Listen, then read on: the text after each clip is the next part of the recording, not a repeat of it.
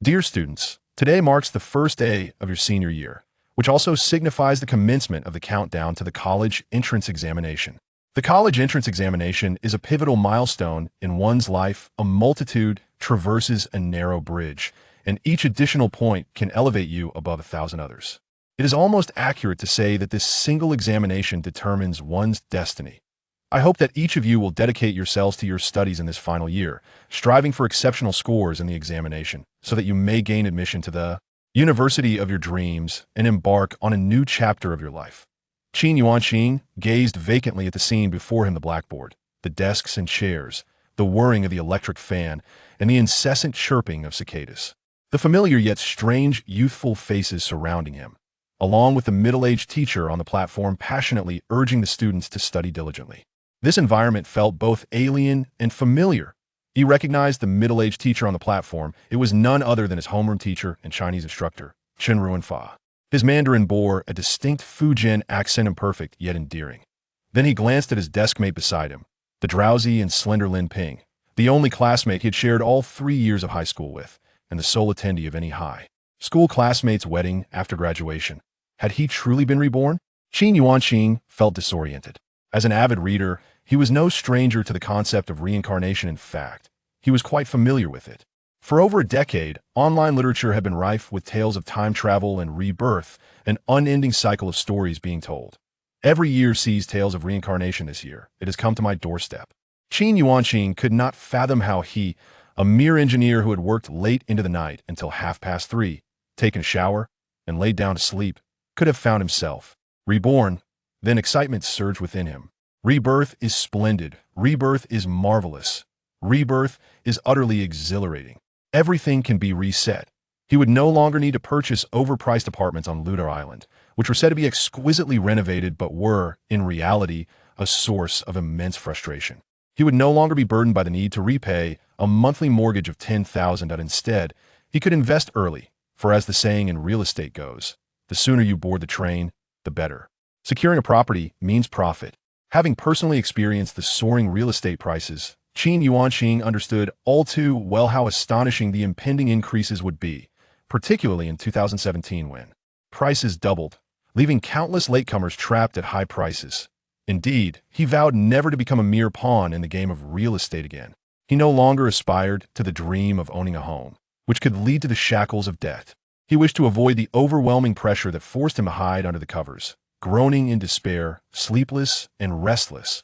Being reborn in this era is truly the best of times. Everything can be reset, and all that he knows will afford him a significant advantage.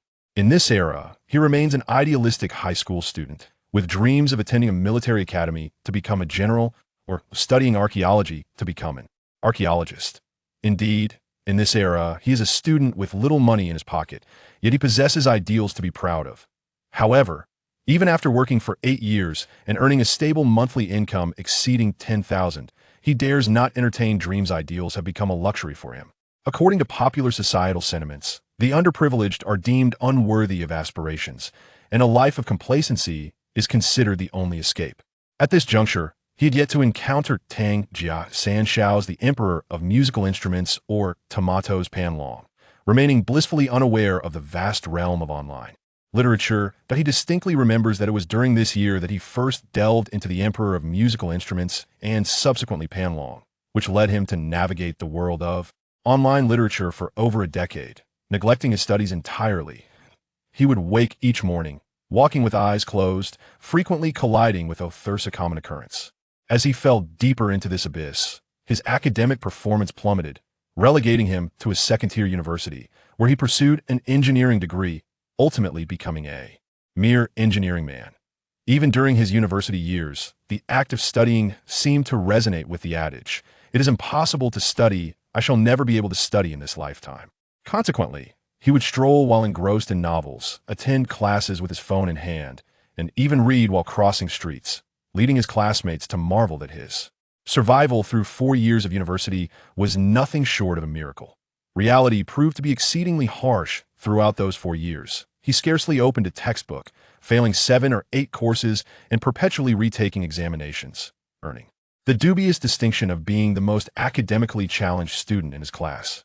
After graduating, as he entered the workforce, he continued his daily ritual of reading novels.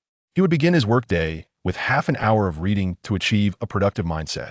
Each night, he would retreat to his cocoon, engrossed in stories.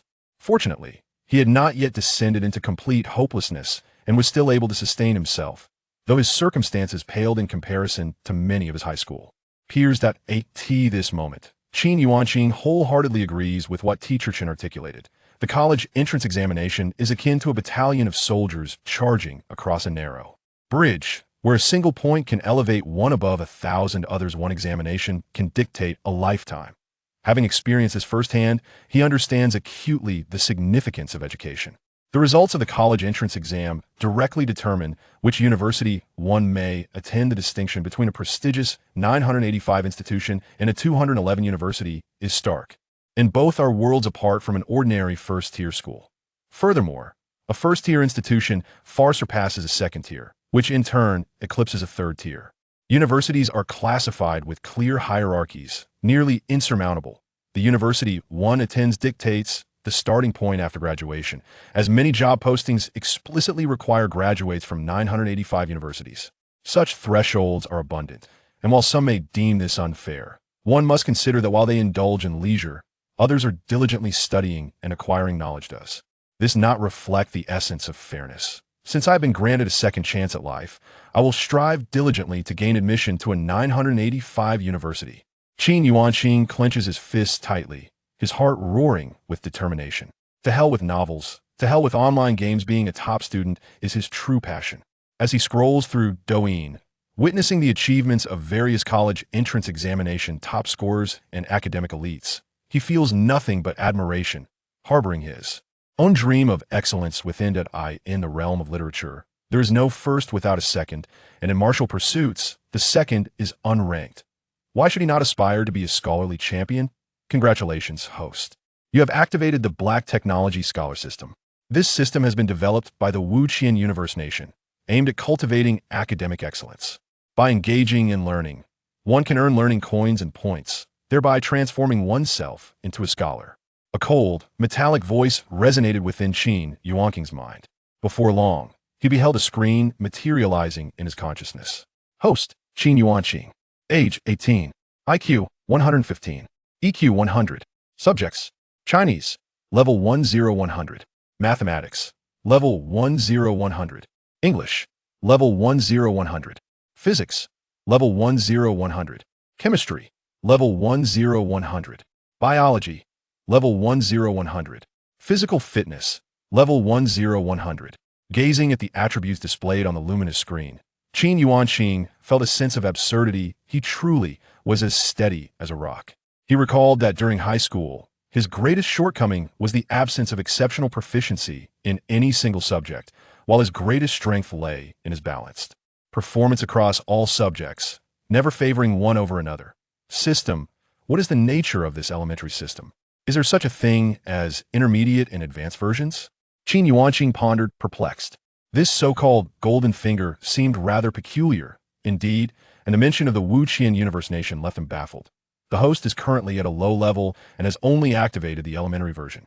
Once the host meets the required conditions, the intermediate version can be activated. The system's voice echoed in his mind, along with an influx of relevant information. In addition to the host's attribute list, there was a system marketplace containing various abilities and skills available for exchange. For instance, IQ and EQ could be purchased and applied to oneself, along with other skills. Undoubtedly, everything in a system marketplace could only be acquired using learning coins. Moreover, there was a taskbar. Congratulations, host. You have activated the Black Technology Scholar System and the elementary tasks. Task 1. Achieve a ranking within the top 50 of your grade in the midterm exam reward. 10 learning coins. Task 2. Secure a position within the top 10 of your grade in the final exam reward. 20 learning coins. Task 3. Attain the highest score in the city in the college entrance examination reward. 500 learning coins. As he contemplated the various system tasks, Qin Yuanqing rubbed his nose thoughtfully. Last semester, he had achieved his best performance in the final exam, ranking 49th in his grade. However, this was not a stable position. His grades varied significantly, typically ranging between 150 and 250 in the midterm exams, while the final exams yielded slightly better results, generally falling between 75 and 120. Achieving 49th in the previous semester's final exam had already been an extraordinary feat for Qin Yuanqing. Even if given another opportunity, he was uncertain he could replicate it. Furthermore, regarding the college entrance examination, he recalled that the top scorer in the science stream from his province had achieved a score of 702, while the first in the city had scored 683. The tasks ahead appear to be daunting indeed. Today, we must commend student Qin Yuanqing, who scored 632 in the final exam, ranking first in the class and 49th in the grade.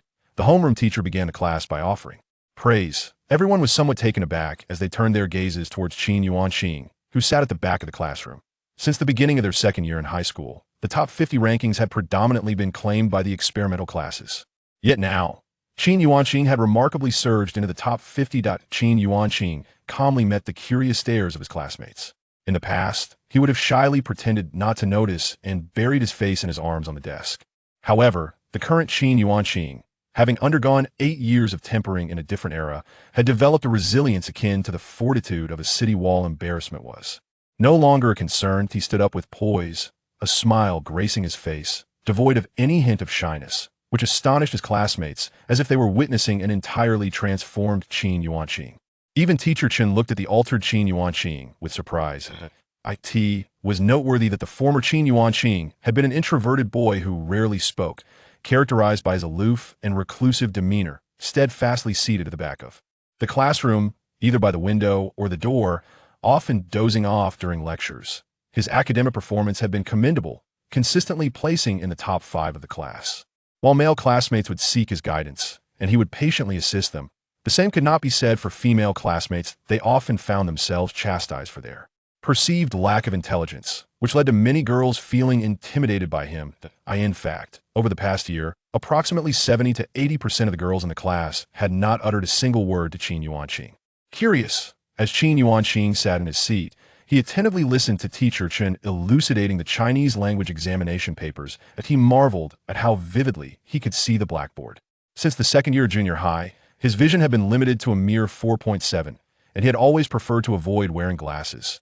Sitting in the back row, he struggled to discern the writing on the board, often relying on guesswork and listening to comprehend the lessons. Yet now, he found everything astonishingly clear, reminiscent of the clarity he had experienced in elementary school, with his vision seemingly restored to at least 5.1. A wave of joy washed over Qin Yuanqing. He had long adhered to the belief that wearing glasses worsened nearsightedness, causing the degree of myopia to escalate. His observations had consistently validated this theory. For instance, a classmate who had similar eyesight to his in their first year had developed a myopia of 400 degrees by the second semester of their third year after donning glasses. This opinion is based on personal experience and lacks scientific backing. Those with myopia should prioritize acquiring a pair of glasses. Now, unexpectedly, fortune had turned his favor, and a miracle had indeed transpired. His myopia had vanished completely. Moreover, it appears my memory has significantly improved, he thought excitedly, realizing how remarkably clear his mind felt. He was able to grasp concepts easily during lectures and retain information effortlessly. Perhaps it was due to his rebirth, which had endowed him with over a decade's worth of memories. A sudden understanding dawned upon Qin Yuanqing as to why Strong Brother lamented about the deterioration of male university students' physiques, lamenting the loss of their virility. He silently resolved to steer clear of the chaotic distractions that life offered. Menggu, as the class bell rang, Shouho, his thin classmate, looked at Qin Yuanqing with astonishment. He sensed that his desk mate had changed. It was a rarity for him to be so engrossed in class, and it was almost a miracle that he hadn't made excuses to flee to the restroom 2 or 3 times during the lesson. Why does Qin Yuanqing consistently choose to sit in the last row, near the door or window? It is not simply because these spots offer a refreshing breeze during the summer. Rather, it is because they're the least conspicuous, allowing him to daydream without the teacher's scrutiny. It has been an eternity since Shouho observed Qin Yuanqing so engrossed in his studies. Shouho, Qin Yuanqing remarked, what Teacher Chen said previously holds true. This year is our final year of high school. We must strive diligently, otherwise we will undoubtedly regret it later. He patted Shouho's shoulder. His desk mate has always been among the lower echelon of the class academically, roughly at the level of a second-tier university. However, Qin Yuanqing recalls that during the college entrance examination, Shouho's results were far from satisfactory. He subsequently spent an additional year at Shui Xianno, one high school, eventually gaining admission to an ordinary second-tier university within the province. In the years that followed, he has been engaged in the real estate sector. While this field is often associated with substantial earnings and an appearance of sophistication in shirts and suits, the reality is quite different. Shoho has lamented during their conversations that his annual income is modest, and after 7 or 8 years of striving in society, he has accumulated no savings. When it came time for marriage, he had to borrow from classmates and friends to amass the necessary fund for the wedding. Later, in the pursuit of purchasing a home, he resorted to borrowing yet again, barely managing to scrape together the required amount. However, despite acquiring property, he remains burdened by considerable debt. After Qin Yuanqing's rebirth, although he feels somewhat disoriented and has yet to fully acclimate, his bond with his soul desk mate from 3 years of high school remains steadfast. That connection has not waned. Even after graduation, he may not be adept at socializing, yet they manage to meet annually and occasionally chat on WeChat. Shoho rolled his eyes. Bro, it's not that I don't put in the effort. I spend more time listening in class than you do, and I diligently complete my assignments, unlike you. Yet, alas, my exam results are perpetually mediocre. The high school curriculum consists of 4 morning classes, 3 afternoon classes, and evening study sessions, dedicating nearly all their time to learning. Qin Yuanqing is gradually adapting to high school life. Devoid of a mobile phone, he relies on a phone card for communication at payphones and in the dormitory. The multimedia in the classroom is only utilized for listening to music after class, which, though monotonous, Qin Yuanqing finds oddly satisfying. As he perused his high school mathematics textbook, a whirlwind of emotions stirred within him. His math scores were not particularly outstanding, hovering around 130. However, due to his immersion in novels during his senior year, he neglected his textbooks, culminating in a dismal score of only 72 out of 150 in mathematics during the college entrance examination, falling short of the passing mark. His overall score was merely 568, just 1 point shy of the first-tier university cutoff, a gap that felt insurmountable. Upon receiving his examination results, Qin Yuanqing felt an overwhelming sense of disappointment, even contemplating abandoning his studies to enter the workforce. It was only through his father's persistent encouragement that he reluctantly filled out a university application. He is profoundly grateful to his father. Had it not been for his father's unwavering support, he might have ventured into the job market, where, no matter how hard he worked, his monthly income would likely have been limited to 5 or 6,000 yuan. Education does not guarantee success, yet remains the most reliable pathway to achievement, with an average standard that surpasses that of the general populace. The most successful investment is the investment in education. Qin Yuanqing flipped through his high school mathematics textbook, first glancing at the table of contents. This particular volume primarily expounded on analytic geometry, with the main focus being the introduction of coordinates for lines, followed by various concepts such as inclination angles, slopes, and their corresponding formulas. Next, it delved into the equations of lines, the positional relationships between 2 lines, the angle of intersection between them, and the calculation of the distance from a point to a line. Understanding analytic geometry necessitates a combination with graphical representation. Thus, upon encountering a problem, the first step is to delineate the coordinate system. Sketch the lines, figures, and coordinates based on the given conditions, and then proceed to solve. After a thorough review, Qin Yuanqing felt confident, having basically grasped the relevant knowledge. With 8 years of work experience and regular practice in calculations, he found that his understanding and memory had significantly improved upon his rebirth, making comprehension much easier. Congratulations, host. You have essentially mastered level 1 analytic geometry, earning you 1 learning coin. Suddenly, the system's voice resonated in his mind, and Qin Yuanqing noticed that his learning coin count had increased from 0 to 1. Who would have thought that reading could also yield learning coins? Qin Yuanqing felt a surge of joy. This was indeed a fortunate development, as there were numerous books to study in his senior year, implying that he could potentially earn 20 learning coins just from reading the AT. This point, Qin Yuanqing paid little heed to the teacher's lecture, which primarily catered to students of average proficiency. The explanations of the problems at the back of the exam papers held far more value. Typically, he preferred self-study, integrating problem-solving to nearly master the knowledge points. His thin, monkey classmate observed that his desk partner had spent the entire day engrossed in his book without rest, feeling somewhat bemused. If only he had shown such diligence in the past, he would have likely excelled in the experimental class, rather than languishing in the ordinary one. Unbeknownst to Qin Yuanqing, his focus was entirely on his studies. The draft paper was densely filled with notes. These were his aids for understanding and organizing knowledge, which he would then reinforce through memorization. A good memory is not as useful as a poor pen. This adage is often emphasized by teachers, yet students frequently forget it. After taking diligent notes, they must review and comprehend them repeatedly to reinforce their learning. Otherwise, mere notation will be of little use.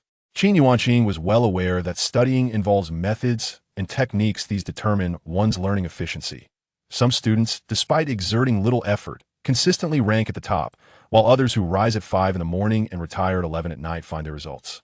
Middling this is often due to issues with methodology. Throughout the first week of school, classmates observed with curiosity the peculiar transformation in Qin Yuanqing. He no longer dozed off in class or became distracted. Instead, he was wholly absorbed in his studies, demonstrating a much greater level of diligence than before. Even the teachers noticed Qin Yuanqing's change, yet they chose not to intervene, feeling rather pleased to them. The critical factor was not how attentively a student listened, but rather the attainment of good grades, which could overshadow any shortcomings. Conversely, students who struggle academically, no matter how earnest or obedient they may be, often leave one exasperated when called upon to solve a problem. Even after reiterating an explanation 2 or 3 times, their inability to grasp the concept can be utterly disheartening. Thus, those who embark on the noble vocation of teaching, particularly in the sciences, undoubtedly possess a remarkable resilience. Yea, Qin Yuanqing, upon completing the final mathematics textbook of his high school journey, could not contain his exhilaration and raised his fist in triumph.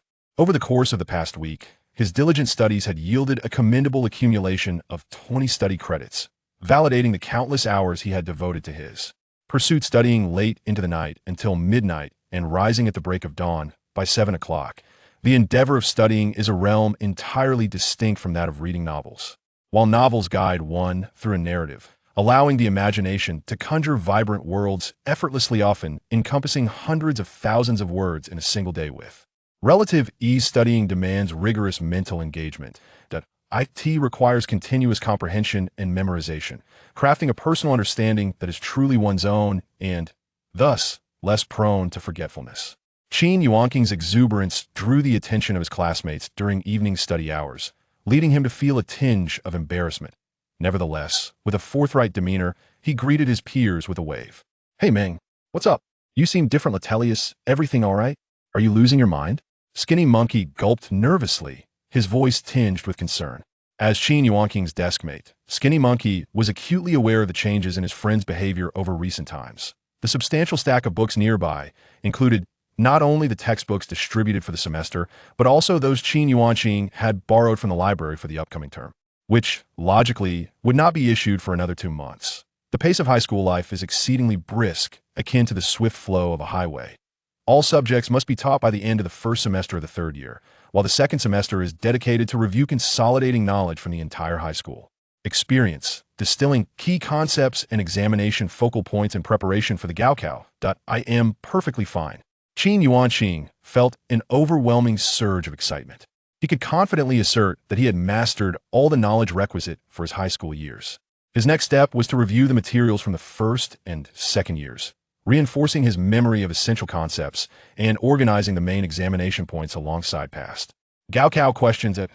As a reincarnated individual, Qin Yuanqing wisely refrained from spending money on previous examination papers. Instead, he accessed the classroom computer, opened Baidu, searched for the 2008 Gaokao examination papers, downloaded them, and had them printed in an off-campus print shop, all for less than 10 yuan.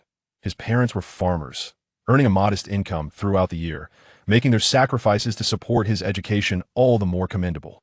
Consequently, Qin Yuanqing's monthly allowance was limited, sufficient for sustenance, but leaving little room for extravagance. He would never spend even a single yuan more than necessary. With a monthly allowance of 600 yuan, while not destitute, it was certainly not lavish, as 3 daily meals alone typically cost around 15 yuan. Each day, Qin Yuanqing immersed himself in problem-solving, diligently checking his answers to discern which were correct and which were not, thereby gaining a clear understanding of his grasp on the material. Approximately 580 points. This indicates that I have just reached the threshold for the first-year universities, yet I am still quite distant from being a top student. Qin Yuanqing mused internally. After completing a practice exam, he earned 1 study coin. By the time he finished the 2008 college entrance examination papers, his total study coins had increased to 25. Simultaneously, he noted down several problems that seemed familiar, as if they were from the 2009 examination. Given the passage of time, he could scarcely recall many exam questions, though he distinctly remembered the composition prompt from the Chinese language section, which he considered an advantage. With adequate preparation, he could potentially elevate his score by several points. His usual composition scores hovered around 45 to 50. Achieving a perfect score would indeed transform his results. Qin Yuanqing diligently worked through the 2008 examination papers, not only from Fujian province, but also from other regions. For questions he found perplexing, he sought guidance from his teachers, who were more than willing to assist him. As educators, they understood that practicing exam questions was an excellent method for improving scores otherwise. There would be no daily tests in the senior year, and the endless stream of papers served to train problem-solving strategies and techniques while also facilitating the analysis of key difficulties. The previous year's examination papers encapsulated the essence of the testing points. After all, those who could serve on the examination committee were undoubtedly skilled, possessing a comprehension of the curriculum that exceeded that of many teachers. Even teachers themselves could falter on certain questions. A seemingly simple problem might conceal hidden traps. Once Qin Yuanqing had thoroughly reviewed the 2008 provincial examination papers, his score saw a significant rise, reaching approximately 630 points, an adequate score for Ludao University. Ludao University, the most prestigious institution in Fujian province, is recognized as a double first-class university, consistently ranking within the top 20 to 30 in national university standings, thus categorizing it as a key 985 university. Moreover, Qin Yuanqing's study coins had amassed to 100, elevating all his subject attributes to level 2. The beginner system's highest level is 10, and attaining level 10 signifies that one has reached the academic standard of a top student in a particular field. Qin Yuanqing glanced at his attribute panel. Host, Qin Yuanqing. Age, 18. Intelligence quotient, 115. Emotional quotient, 100. Subjects, Chinese, level 2 100 1000. Mathematics, level 2 100 1000. English, level 2 100 1000. Physics, level 2 100 1000. Chemistry, level 2 100 1000. Biology, level 2 100 1000. Physical fitness, level 100. As Qin Yuanqing examined his attributes, he understood that while his scores had improved rapidly during this period, he had now reached his current limit. After all, his inherent potential was intrinsically defined, and this time was merely a revelation of that potential. As he progressed further, each point gained would become increasingly arduous. Endlessly solving problems brings immense satisfaction. Qin Yuanqing took a deep breath, momentarily relishing his rebirth. Yet he felt discontent. He yearned to ascend to the status of an academic elite, achieving lofty scores in the college entrance examination and basking in the admiration of others with proud, beaming parents to boot. Qin Yuanqing exchanged all 100 of his study credits for intelligence points. After all, he was still a student, and emotional intelligence seemed trivial. Being a scholar was his sole aspiration. What need had he for emotional intelligence? 1 point of intelligence required 10 study credits. Thus, 100 study credits translated to a mere 10 points of intelligence. As the exchange was successfully completed, his intelligence score rose from 115 to 125. According to international standards, an intelligence quotient of 120 is deemed excellent. His original score of 115 placed him in the upper middle tier. The higher one's intelligence, the stronger their learning and comprehension abilities. Those who achieved 700 points or more in exams invariably boasted IQs exceeding 140. By comparison, he still had a long way to go. Can you solve this problem? As Qin Yuanqing reveled in his newfound intelligence, a gentle voice reached his ears.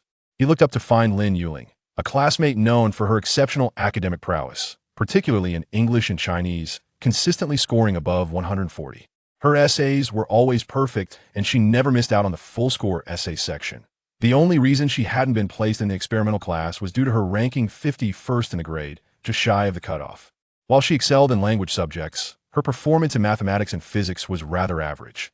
Qin Yuanqing recalled that Lin Yuling had been admitted to Ludao University after the college entrance examination and later pursued a career in civil service.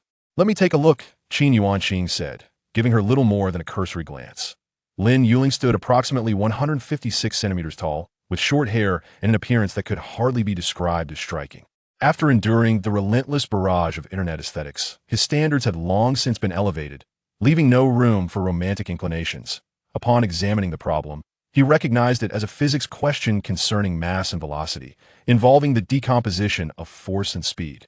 Mechanics fundamentally relies on the clarity of force decomposition. Without this understanding, arriving at the correct answer becomes exceedingly difficult. As an engineering student, Qin Yuanqing excelled in the decomposition of forces that he meticulously labeled each force acting on the small ball, derived the necessary formulas, and subsequently calculated the velocity through the relationship between force, mass, and acceleration. Finally, he employed the law of conservation of momentum to ascertain the mass of the other small ball. Have you grasped it? He inquired, turning his gaze towards Lin Yuling. I understand now.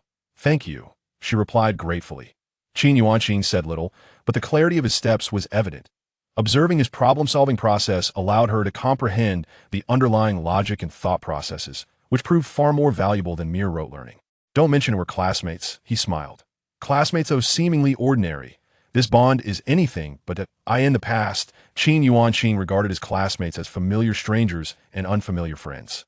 However, after several years of work, having studied in Zhejiang province, he found that most of his classmates were from there, with almost none from Fujian province. While his colleagues could easily obtain information with a simple phone call, he had to rely on his thick skin and diligent efforts to acquire what he needed. Eventually, as his high school classmates occupied positions in township governments and various county bureaus, Qin Yuanqing's professional life became significantly easier. This experience made him acutely aware of the value of camaraderie. Classmates often assist one another without any expectation of reciprocation, solely because they share the bond of having been classmates. Many were taken aback by Qin Yuanqing's transformation, particularly the girls, who could not fathom when he had become so amiable. Had he been privy to their thoughts, he would have vehemently protested his innocence, for his previous demeanor had been merely a manifestation of his reserved nature. In English class, Qin Yuanqing was wholly attentive, recognizing that self-study in this subject often yielded suboptimal results. Despite his previous attempts with past college entrance exam papers, he had yet to surpass a score of 120, which clearly hindered his overall performance. The sciences, on the other hand, were his forte. During his college entrance examination, he had scored 256, and after continuous rigorous training, he was now consistently achieving scores between 280 and 290. With further practice, he was confident he could attain a perfect score of 300. However, English posed a formidable challenge, with progress and scoring being painfully slow. Mastering vocabulary and grammar proved difficult, as the same word could differ in form past, present, future tense, often leaving Qin Yuanqing feeling exasperated. Additionally, his performance in listening comprehension was lacking, typically earning only 18 to 20 out of 30, which constituted a significant loss of points. At times, he could not comprehend the necessity of learning English when a vast majority of Chinese people may never travel abroad. If one wished to study overseas, they could simply learn the language independently. Why was it deemed essential for the college entrance examination? He was aware that for over a decade, calls to eliminate English from the curriculum had never ceased. Countless individuals harbored a deep disdain for the subject, as it had been the stumbling block for many during their college entrance examinations, relegating them to less prestigious universities. While his proficiency in mathematics and Chinese had markedly improved, English remained a significant obstacle, particularly as Qin Yuanqing lacked confidence in his abilities. The challenge was compounded by the fact that English was not his native language, making mastery exceedingly difficult.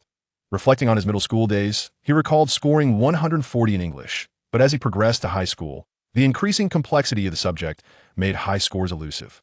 It was no longer sufficient to memorize vocabulary. One also had to commit phrases and grammar to memory. In his cohort, there was an exceptionally talented girl, petite and delicate, who pursued the sciences. Remarkably, she memorized the entire Oxford English Dictionary. From her first year, she consistently ranked first or second in exams, truly embodying the essence of an academic prodigy. In his memory, this girl would soon be accepted into the University of California, Los Angeles, with her acceptance letter prominently displayed in the school's announcement board.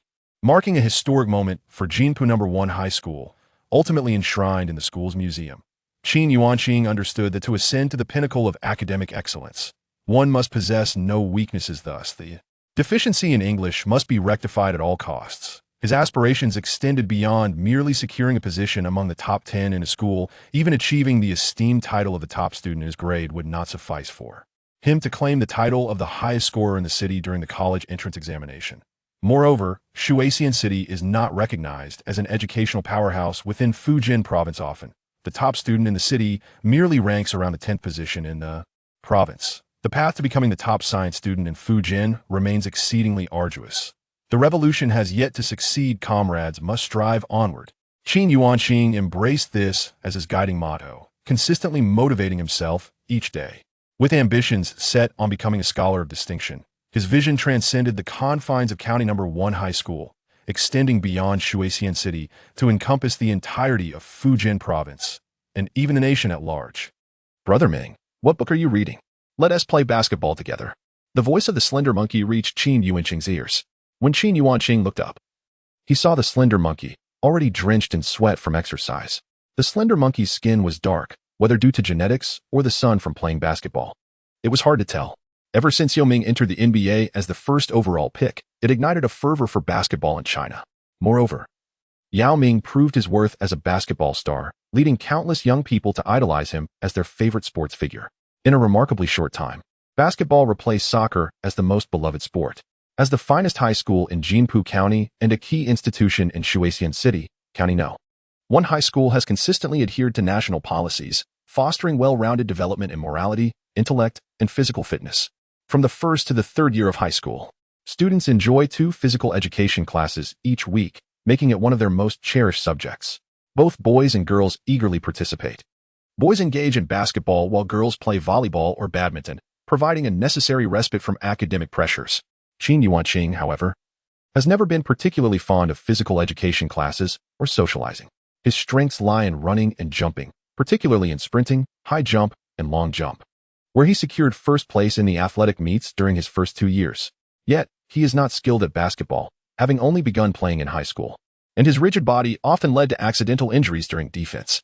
In his freshman year, he accidentally twisted the slender monkey's ankle while playing basketball, which filled him with guilt, prompting him to abandon the sport altogether. As for badminton and volleyball, he lacks proficiency as well. During physical education classes, few would opt for sprinting or jumping events. Thus, since the beginning of his senior year, Qin Yuanqing has often found himself reading under the shade of trees during physical education classes. Currently, he is engrossed in the 300 Tang poems, a crucial resource for the college entrance examination. As it is said that one who thoroughly reads these poems may not compose poetry but can certainly recite it. This practice enhances one's inner cultivation, at the very least. It enables one to articulate the beauty of nature, rather than merely exclaiming, "Oh, the ocean, you are just water." During physical education, Qin Yuanqing primarily indulges in extracurricular literature to broaden his horizons. With the ongoing reforms of the college entrance examination, the proportion of extracurricular content in the Chinese language assessment has been increasing, particularly in reading comprehension and the understanding of classical texts, which seldom appear in the original prescribed articles. Therefore, engaging with supplementary materials has become an essential part of his studies, both to enrich his knowledge base and to strengthen his linguistic intuition. A strong linguistic intuition is fundamental to mastering the Chinese language. Understanding becomes effortless when one possesses it. His homeroom teacher, when teaching poetry, would even sing in Minnan dialect, and surprisingly, it was quite melodious. According to Teacher Chen, Minnan dialect is akin to the ancient Luoyang vernacular, and reciting poetry in this dialect carries a unique charm. Moreover, it is crucial for Qin Yuanqing to prepare meticulously for his college entrance examination essay, aspiring to achieve a perfect score.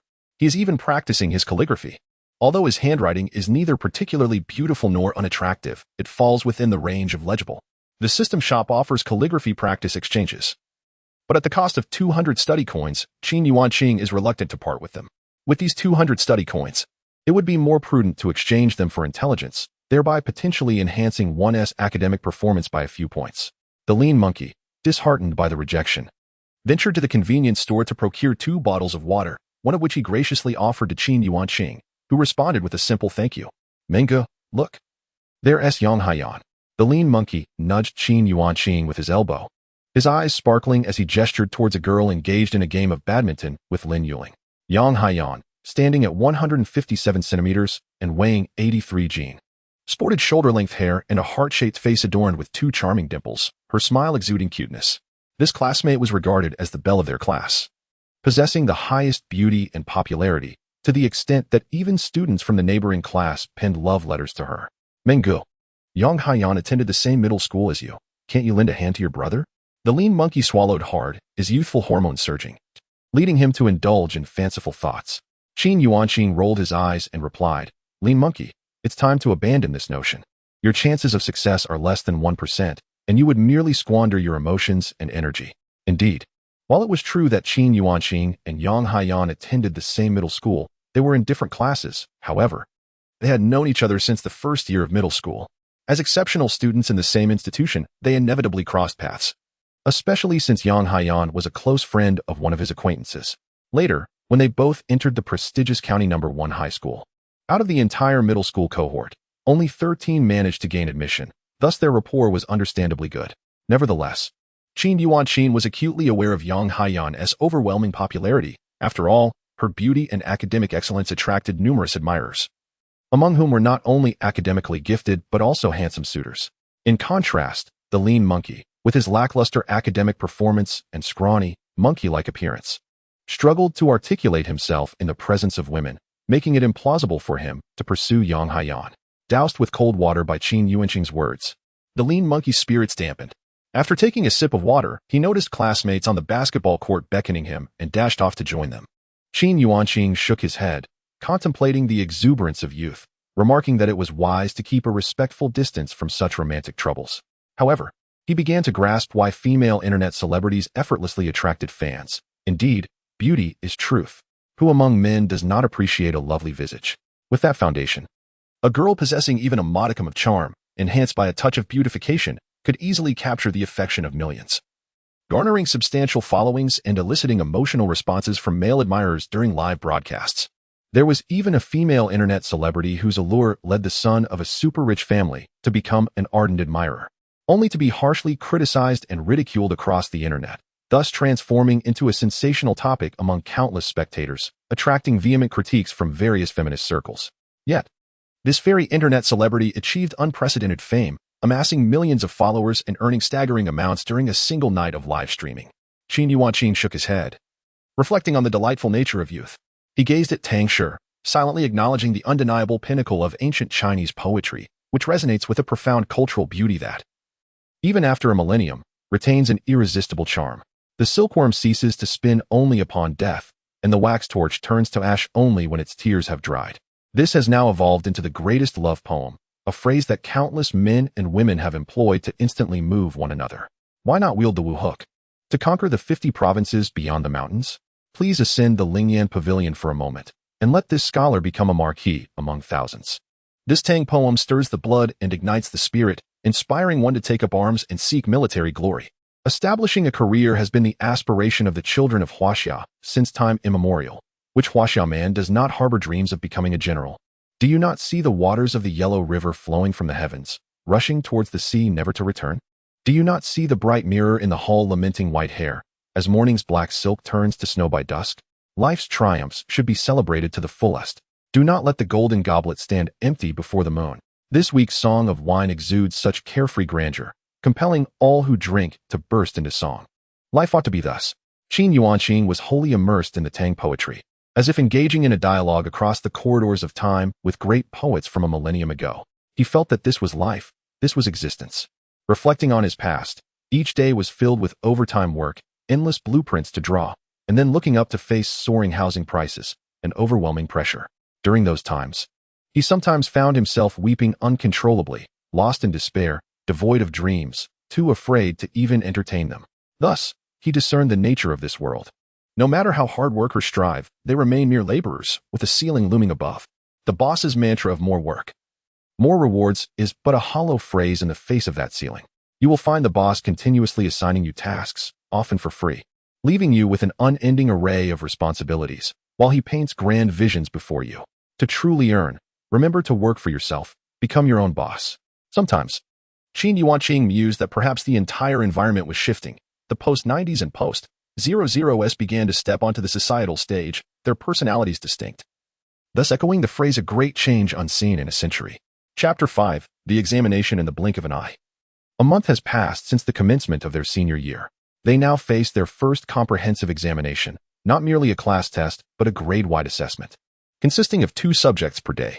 The first subject is the formidable Chinese language, which, though seemingly unimportant, holds significant weight in the college entrance examination, accounting for 150 points. This subject often proves challenging for students from the sciences, making it a potential detractor from their overall scores. Upon receiving the test paper, Qin Yuanqing swiftly scanned the questions, familiarizing himself with the key points and topics, but he refrained from writing until the teacher announced the beginning of the exam. Chinese language is unequivocal. One either knows the material or one does not. The only area that allows for some flexibility is in the composition. Conversely, for the poetry recitation, completion tasks, and classical Chinese, precision is paramount. A single error renders the entire response incorrect, leaving no room for negotiation. In less than 50 minutes, Qin Yuanqing completed all questions except for the essay, after which he began to write. The essay demanded a minimum of 800 words, and for Qin Yuanqing, regardless of his confidence in the content, achieving the word count was essential to secure at least 40 points. If the piece was neatly written and contained substantial content, he could potentially earn 45 points. Previously, Qin Yuanqing would hastily write down the essay topic and adhere to a classic argumentative structure. However, having read numerous exemplary compositions and articles from readers, he began to experiment with new styles. His handwriting, improved through a month of diligent practice, appeared more aesthetically pleasing than before. Writing slowly, he meticulously crafted each character to avoid typos, striving to employ elegant phrases. Occasionally, he included a couplet or two to embellish his work, uncertain if such additions would elevate his score, but he felt compelled to try. Otherwise, exceeding 50 points would be a formidable challenge. As he penned over 900 words and concluded his essay with a period, the bell rang, signaling the end of the examination. With the collection of test papers, Qin Yuanqing exhaled in relief, while his classmates began to engage in animated discussions. Some lamented their performance, others compared notes with frustration, and a few hurried to the restroom, aware that they had merely 10 minutes before the chemistry examination commenced. In the first semester of their senior year, chemistry, physics, and biology had yet to be combined into a comprehensive science paper that would commence in the following term. Presently, each subject was assessed independently, with each test carrying a maximum score of 100 points. Qin Yuanqing felt quite confident in chemistry. As long as he grasped the types of chemical reactions and electron transfers, he could deduce chemical equations. The only aspects requiring memorization were the experimental procedures and the resultant color changes. Among his strengths, chemistry was arguably his most proficient subject, requiring minimal time, yet consistently yielding scores above 90. When the chemistry examination began, Qin Yuanqing received his test paper and, after a brief glance, felt a surge of optimism. The examination followed a repetitive pattern, and at times, he could select answers without calculations, as he could easily eliminate 2 incorrect options, leaving him with a straightforward choice between the remaining 2 alternatives. Even with the subsequent chemical reaction equations, as long as the formulas are correctly balanced, it is quite simple to calculate concentrations and volumes. The precipitates are limited in variety. Qin Yuanqing, with a penmanship that seemed almost divine, swiftly completed the examination. A glance at the clock on the wall revealed that only half the allotted time had elapsed. Without any hesitation, he submitted his paper without reviewing it. His classmates cast surprised glances at him. They were astonished that he had turned in his paper so quickly, pondering whether he had lost his mind. Once the papers were distributed, he would surely face the wrath of their chemistry teacher, affectionately known as Old Child, a seasoned educator with nearly 40 years of experience. Standing at merely 1.60 meters, with a head full of white hair reminiscent of the whimsical Zhou Baodong, he was a beloved figure among the students. Old Child's lectures were infused with humor, endearing him to all, and he was undoubtedly the most popular teacher at County No. 1 High School. Like other educators, he consistently reminded his students not to rush in submitting their papers, but rather to meticulously review them from start to finish. Attention to detail can sometimes yield several extra points. Qin Yuanqing stepped out of the classroom, inhaling the fresh air outside. He left the school and returned to his rented accommodation.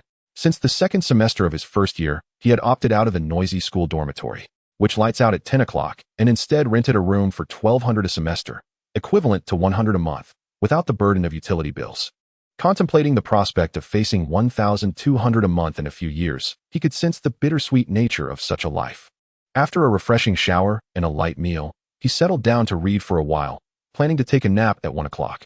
A short rest of 15 minutes to half an hour would suffice rather than an extended slumber. The afternoon examination would encompass mathematics and physics, both of which leaned heavily on logic and reasoning. This month's intensive training had allowed Qin Yuanqing to significantly close the gap in his mathematical skills. As for physics, his performance had always been commendable, typically scoring above 90, though he had yet to achieve a perfect score. These learning credits were ultimately exchanged for intelligence. Reflecting on the 200 learning credits, he contemplated momentarily before deciding to convert them into intelligence points. His attributes now read: Host, Qin Yuanqing, age, 18, intelligence, 145, emotional quotient, 100, subjects, Chinese, level 3, 0-10,000, mathematics, level 3, 0-10,000, English, level 2, 51,000, physics, level 3, 0-10,000, chemistry, level 3, 0-10,000, biology, level 3, 0-10,000, physical fitness, level 1, 0-100, gazing at the line indicating his intelligence. Qin Yuanqing clapped his hands in satisfaction. His intelligence could be considered of genius caliber, placing him among the ranks of top scholars. Compared to those who excelled in the college entrance examination, he felt he held his own. Aside from his English skills, he had made significant progress and believed that entering the top 20 of his entire grade was within reach. However, achieving level 10 would undoubtedly present a formidable challenge. As Qin Yuanqing examined his attributes, he noted that the required points increased significantly with each subsequent level. He realized he needed to read more books, solve more problems, and master a plethora of knowledge points. He began to question whether reaching level 10 implied a complete mastery of high school knowledge, encompassing both prominent and obscure examination topics, thus positioning one as an academic prodigy. Otherwise, how could he still feel so far from this goal? Qin Yuanqing had clearly discerned that advancing a level at this stage did not equate to a substantial increase in scores. Rather, it reflected a more solid and comprehensive grasp of knowledge points. A single exam paper contained a finite number of questions, making it impossible to cover every topic. Even in the context of the college entrance examination, a considerable portion of the knowledge points would remain untested, for otherwise, a single paper would be inadequate. In the afternoon, during the mathematics and physics exams, Qin Yuanqing found the questions remarkably straightforward. Previously, he had performed reasonably well in physics, while in mathematics, he typically scored around 120 to 130 points. However, now, with only a few units of knowledge being assessed, he perceived the exam as rather easy. He began to understand why those with excellent academic performance consistently excelled in tests. After completing the mathematics paper and reviewing it without identifying any glaring mistakes, he submitted it with 15 minutes to spare. As for the physics exam, he finished with ample time remaining, as it revolved around a few key points and formulas, presenting no significant challenge. Qin Yuanqing felt that this examination was far easier than in the past. His thought processes were clearer, and he approached the test with composure. When confronted with problems he could not immediately resolve, he endeavored to analyze and decompose them, employing variations of formulas to arrive at solutions. That evening, a rare absence of evening study hours allowed Qin Yuanqing to forego his usual reading. Instead, he ventured to the school's small garden, which, despite its modest size of about 1,000 square meters, featured a serene lake, a pavilion, and a neatly lined row of willow trees surrounding the water. The pond, adorned with blooming water lilies, appeared particularly enchanting under the soft glow of the lights, making it a favored spot among many students. He noticed some classmates nestled under the lampposts, engrossed in their books, while others softly recited passages aloud. The school resembled an ivory tower, where the student's primary task was to engage in study and learning, devoid of ulterior motives or the complexities of social interactions. It was a place of simplicity and purity, where friendships were genuine and classmates were just that, classmates, without any transactional undertones. As the best high school in Jinpu County, No. 1 high school boasted dedicated teachers with unquestionable professional ethics, earning universal acclaim. The students, having excelled in their entrance examinations, generally exhibited high standards, and incidents of bullying were virtually non-existent. At least, in the 3 years of high school, Qin Yuanqing had never encountered such occurrences. "Ah, you are here as well?" A melodious voice interrupted his thoughts. Following the sound, he spotted a delicate girl, a former classmate from middle school with whom he had shared the same class in the first year of high school before the division into arts and sciences, where she had chosen the latter. Qin Yuanqing smiled and replied, "It's been a while. Are you studying vocabulary?" Regarding this student, Qin Yuanqing still holds a vivid memory of him. The most striking impression he left was during their university days when he visited another classmate's home for tea and invited her to join him. Upon arrival, she remarked, "We are not familiar with each other," which left Qin Yuanqing utterly exasperated. It is worth noting that they hailed from the same middle school. alongside a cohort of 13 individuals who would occasionally gather during high school, maintaining a reasonably good rapport, despite the infrequency of their conversations. How could it be that in university they had transformed into strangers? Since that incident, Qin Yuanqing has not been in touch with Yang Yuqing. It is said that she later pursued a master's degree, becoming the sole graduate student among their group. As for her subsequent whereabouts, that remains a mystery. Indeed, Yang Yuqing and Qin Yuanqing sat down together, engaging in cheerful conversation. She remarked that among their cohort, Qin Yuanqing currently boasts the highest academic performance, evoking envy from their peers. While they were all exemplary students in middle school, consistently ranking among the top 10, the stark disparities became evident in high school, with Yang Yuqing's performance placing her around the 200th mark out of 300 in the humanities. Chapter 6. Restlessness. Are you going home for this exam? Yang Yuqing inquired, gently smoothing her long hair.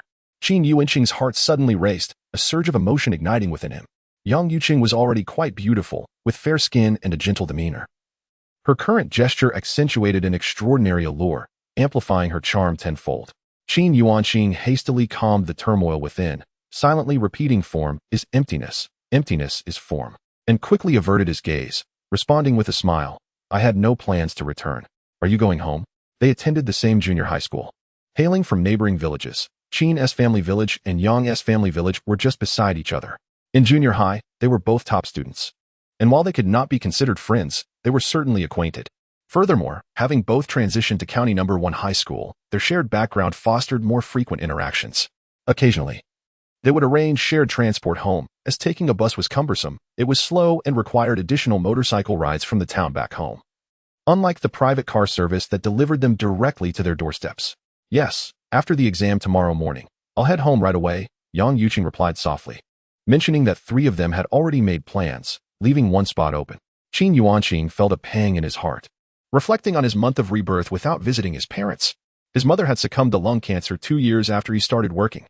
He vividly remembered the day she was hospitalized, coinciding with the Grand Military Parade on September 3, 2015, when he had been in the hospital with his parents.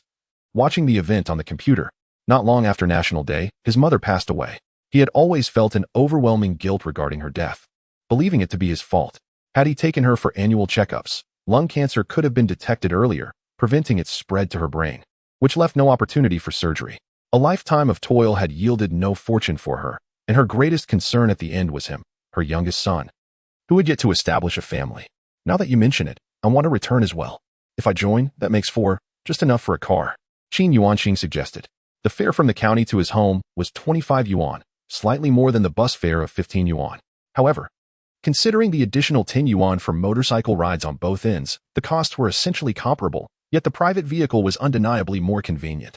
That is wonderful, Yang Yuqing exclaimed, her excitement evident as she grasped Qin Yuanqing's hand. He felt the delicate softness of her touch, and a wave of warmth surged within him. What a transgression! How could he harbor such wicked thoughts? Women were troublesome creatures to be avoided. Did Confucius not say, only women and petty men are to be wary of? Yang Yuqing, realizing the impropriety, quickly withdrew her hand, her face flushed with embarrassment. Fortunately, Qin Yuanqing had a thick skin. He promptly redirected the conversation to the exam, alleviating the tension. For otherwise, the atmosphere would have turned quite awkward. As night deepened and the dormitory lights prepared to extinguish, Yang Yuqing began to pack her books into her bag. Ready to leave, Qin Yuanqing offered to escort her back. There's no need for that. Hurry back. The school gates are about to close. I can walk back to the dormitory by myself. It's just a short distance, Yang Yuqing urged hastily. There's no rush. A few minutes won't make a difference. Let's go? Qin Yuanqing replied with a smile. The most significant change since his rebirth was his newfound audacity, far thicker than a wall. In contrast, the timid boy he once was would blush at the mere thought of conversing with a girl, his words often stumbling out awkwardly, akin to a lanky monkey. Yang Yuqing, being shy, reluctantly acquiesced. It was her first time being escorted back to the dormitory by a boy, and a faint blush adorned her cheeks. After traversing the playground and walking another 50 or 60 meters, they reached the base of the dormitory building. The complex consisted of 2 structures. The first was the girls' dormitory, while the adjacent one housed the boys. During his first year of high school, Qin Yuanqing resided in the dorms, where less than honorable male classmates would occasionally direct binoculars towards the girls' dormitory, claiming to have glimpsed many delightful sights. However, Qin Yuanqing found these tales hard to believe. With clothes hanging in the corridors of both dorms, how could one possibly see across? Moreover, wouldn't the girls' dormitory keep its doors securely shut? After watching Yang Yuqing return to her dormitory, Qin Yuanqing took his leave, flashing a cheeky grin at the security guard to gain passage out of the school grounds. Upon returning to his dormitory, he took a shower and then picked up his English textbook, flipping to the vocabulary section and quietly memorizing the words. To excel in English, one must first commit the vocabulary to memory, distinguishing between verbs and nouns. Next comes mastering grammar, integrating common phrases akin to formulas, and finally discerning past, present, and future tenses. All of this requires diligent effort. There are no shortcuts, only the necessity of taking it step by step. The vocabulary from the 2 units was neither an abundance nor a scarcity, and coupled with the key points from the lessons, Qin Yuanqing felt his head begin to throb by midnight. He turned off the lights, pressed play on his MP4, and listened to the downloaded Martian English, attempting to hone his listening skills. He wasn't certain if this method would prove effective, but it was certainly better than doing nothing at all. At some point, the sounds faded away, and Qin Yuanqing drifted into slumber, where he experienced a delightful dream. The shrill sound of the alarm clock jolted him awake. The day had already brightened. He had set his alarm for 7 o'clock. Recollecting the beautiful dream he had the previous night left him bemused. Indeed, it was true that high school students were at the peak of their hormonal exuberance. He lived quite close to the school, taking merely 3 to 5 minutes to walk there. With some time still remaining before the exam, Qin Yuanqing picked up his English textbook to review. The education system at Huaxia University has a peculiar characteristic: strict admissions, but lenient graduation requirements. Scoring 60 points is deemed sufficient, as long as one achieves this mark. The teachers generally do not impose overly harsh evaluations, thus ensuring that most students pass. Even those who score 50 can still manage to pass with a few flattering words directed at the teacher. This has led to a situation where, apart from elite institutions, the academic pressure at universities is considerably less than that of high school. High school studies are exceedingly demanding. If one adheres to the assignments diligently and is not particularly quick, it becomes nearly impossible to complete everything. A single subject could assign a test paper each day. One can only imagine the anxiety this induces. As all courses conclude and the review phase commences, the pace will inevitably accelerate. In addition to the daily practice papers, the school will also organize monthly examinations and mock tests. Thus, enduring this experience, the rigorous demands of university life will merely mirror the high school routine. The first subject on the morning of the exams is English, commencing unwaveringly with the listening section. Qin Yuanqing recalls that during the college entrance examination, he was engrossed in watching updates of a series at an internet CAF and, regrettably, arrived late, missing the listening portion entirely. His Achilles heel in English lies not in the reading or writing, but in the auditory comprehension. He diligently listened and tackled each question. By the end of the listening section, he transitioned to the multiple choice questions, a segment in which he was confident of not losing points.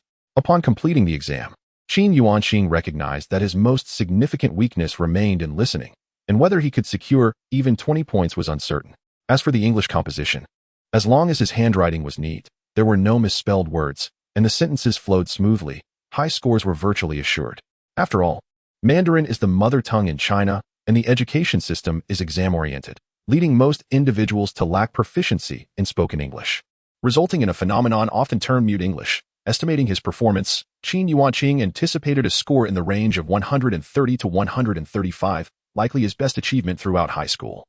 Validating that his recent efforts were not in vain, following the English examination, he proceeded to the biology test. Biology could be described as the least represented among the sciences. Comparatively, Qin Yuanqing was somewhat weaker in this subject, though it could hardly be termed a significant shortcoming. The interconnectedness of mathematics, physics, and chemistry is, in many respects, quite reasonable. The logical reasoning required is similar, and even certain biological reactions can be expressed through chemical formulas. When Qin Yuanqing submitted his paper, 20 minutes remained.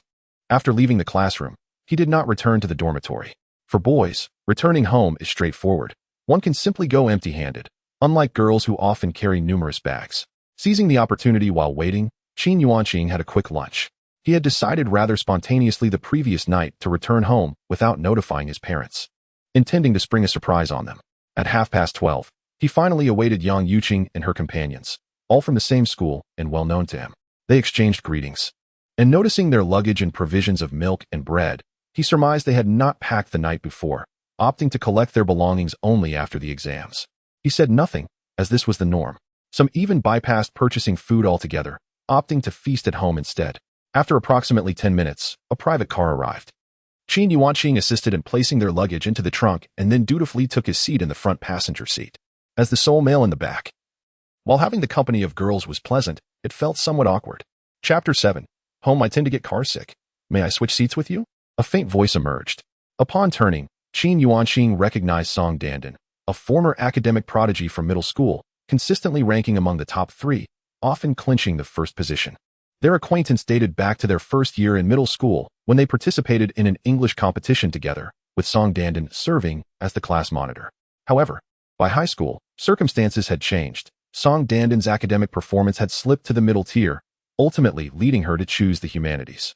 The sciences, particularly physics and chemistry, posed a significant challenge for her, as they could obliterate countless brain cells and lead to excessive hair loss, potentially resulting in premature baldness. Not a problem. Since the request had been made, Qin Yuanqing felt too polite to decline and promptly vacated the front passenger seat. Thank you, Song Dandan expressed quietly as she settled into the front seat. You're welcome, it's nothing, Qin Yuanqing replied with a smile before taking a seat in the back. By chance, she found herself sitting next to Yang Yuqing, who occupied the middle seat due to her slender figure. The driver, an old acquaintance, reminded everyone to buckle up before promptly setting off. The 3 girls indulged in bread and milk, each consuming their snacks with refined grace, which made Qin Yuanqing, accustomed to more robust appetites, feel somewhat out of place. Once they finished eating, the conversation shifted to their recent exams. Song Dandan and Yang Yuqing discussed their performance in the humanities, while Qin Yuanqing contributed sporadically. He noted that their scores were rather lackluster, particularly in mathematics, which bordered on catastrophic. Even achieving a score of 90 seemed challenging, while a score in the 70s or 80s was commonplace for them. It is worth mentioning that mathematics, regardless of whether it fell under the humanities or sciences, totaled 150 points, and the math questions in the humanities were considerably simpler than those in the sciences. However, they were not without strengths. Both girls excelled in politics, often scoring in the 90s. Speaking of politics, it was a constant source of distress for Qin Yuanqing. Although he had a preference for the humanities, a dismal score of 45 on his political exam, coupled with an onslaught of criticism from his homeroom teacher, led him to despair and ultimately choose the sciences instead. He could only admire those who achieved high marks in politics. Despite being well informed about current events and possessing a strong grasp of history, he consistently felt confident in his answers during political exams, only to be met with disappointment when the graded papers returned. Perhaps it was true that the passionate youth were ill-suited for the study of politics. After discussing their examinations, the vehicle finally merged onto the highway, and the conversation shifted to the Beijing Olympics, the breathtaking opening ceremony, and the remarkable achievements of the Chinese athletes, who brought glory to their nation and topped the medal tally, setting a historic record. Sports icons such as Yao Ming, Guo Jingjing, and Zhang Yining became subjects of lively discussion, each earning resounding nicknames such as Giant of China, Great Wall of China for Yao Ming, Diving Queen for Guo Jingjing, and the Great Demon King for Zhang Yining, all of which resonated throughout the nation. Qin Yuanqing's favorite athlete is none other than Zhang Yining, who triumphed at the Beijing Olympics by winning both the women's singles and doubles titles. This, combined with her victory at the 2004 Athens Olympics, crowned Zhang as the first dual Grand Slam champion in Chinese history, earning her the moniker the Great Demon King. Even years later, during the Tokyo Olympics, her name remains frequently mentioned. However, he did not anticipate that the 3 young women's most adored sports star would not be Yao Ming, but rather the flying man, Liu Xiang. Regrettably, during this Beijing Olympic Games, Liu had to withdraw from the competition due to injury, a decision that continues to attract significant criticism, with many attacking him. Nevertheless, it is essential to recognize that Liu Xiang has garnered innumerable international accolades for China over the years, shattering world records and demonstrating that individuals of Asian descent can soar. He has instilled confidence in countless Chinese people and has reshaped the global perception of China. A hero who brings glory to the nation deserves affirmation and admiration. Alas, despite China emerging as the world's 3rd largest economy and poised to surpass Japan to become the 2nd largest soon, a lingering lack of self-confidence, compounded by the pervasive proclamations of public intellectuals and the media, has left the Chinese populace still somewhat insecure. Unlike at the Tokyo Olympics, where athletes like Sun Yimin faced injuries and Liu Yufei stumbled, leading to the loss of gold medals to the Japanese, the Chinese athletes wept as they apologized to their compatriots.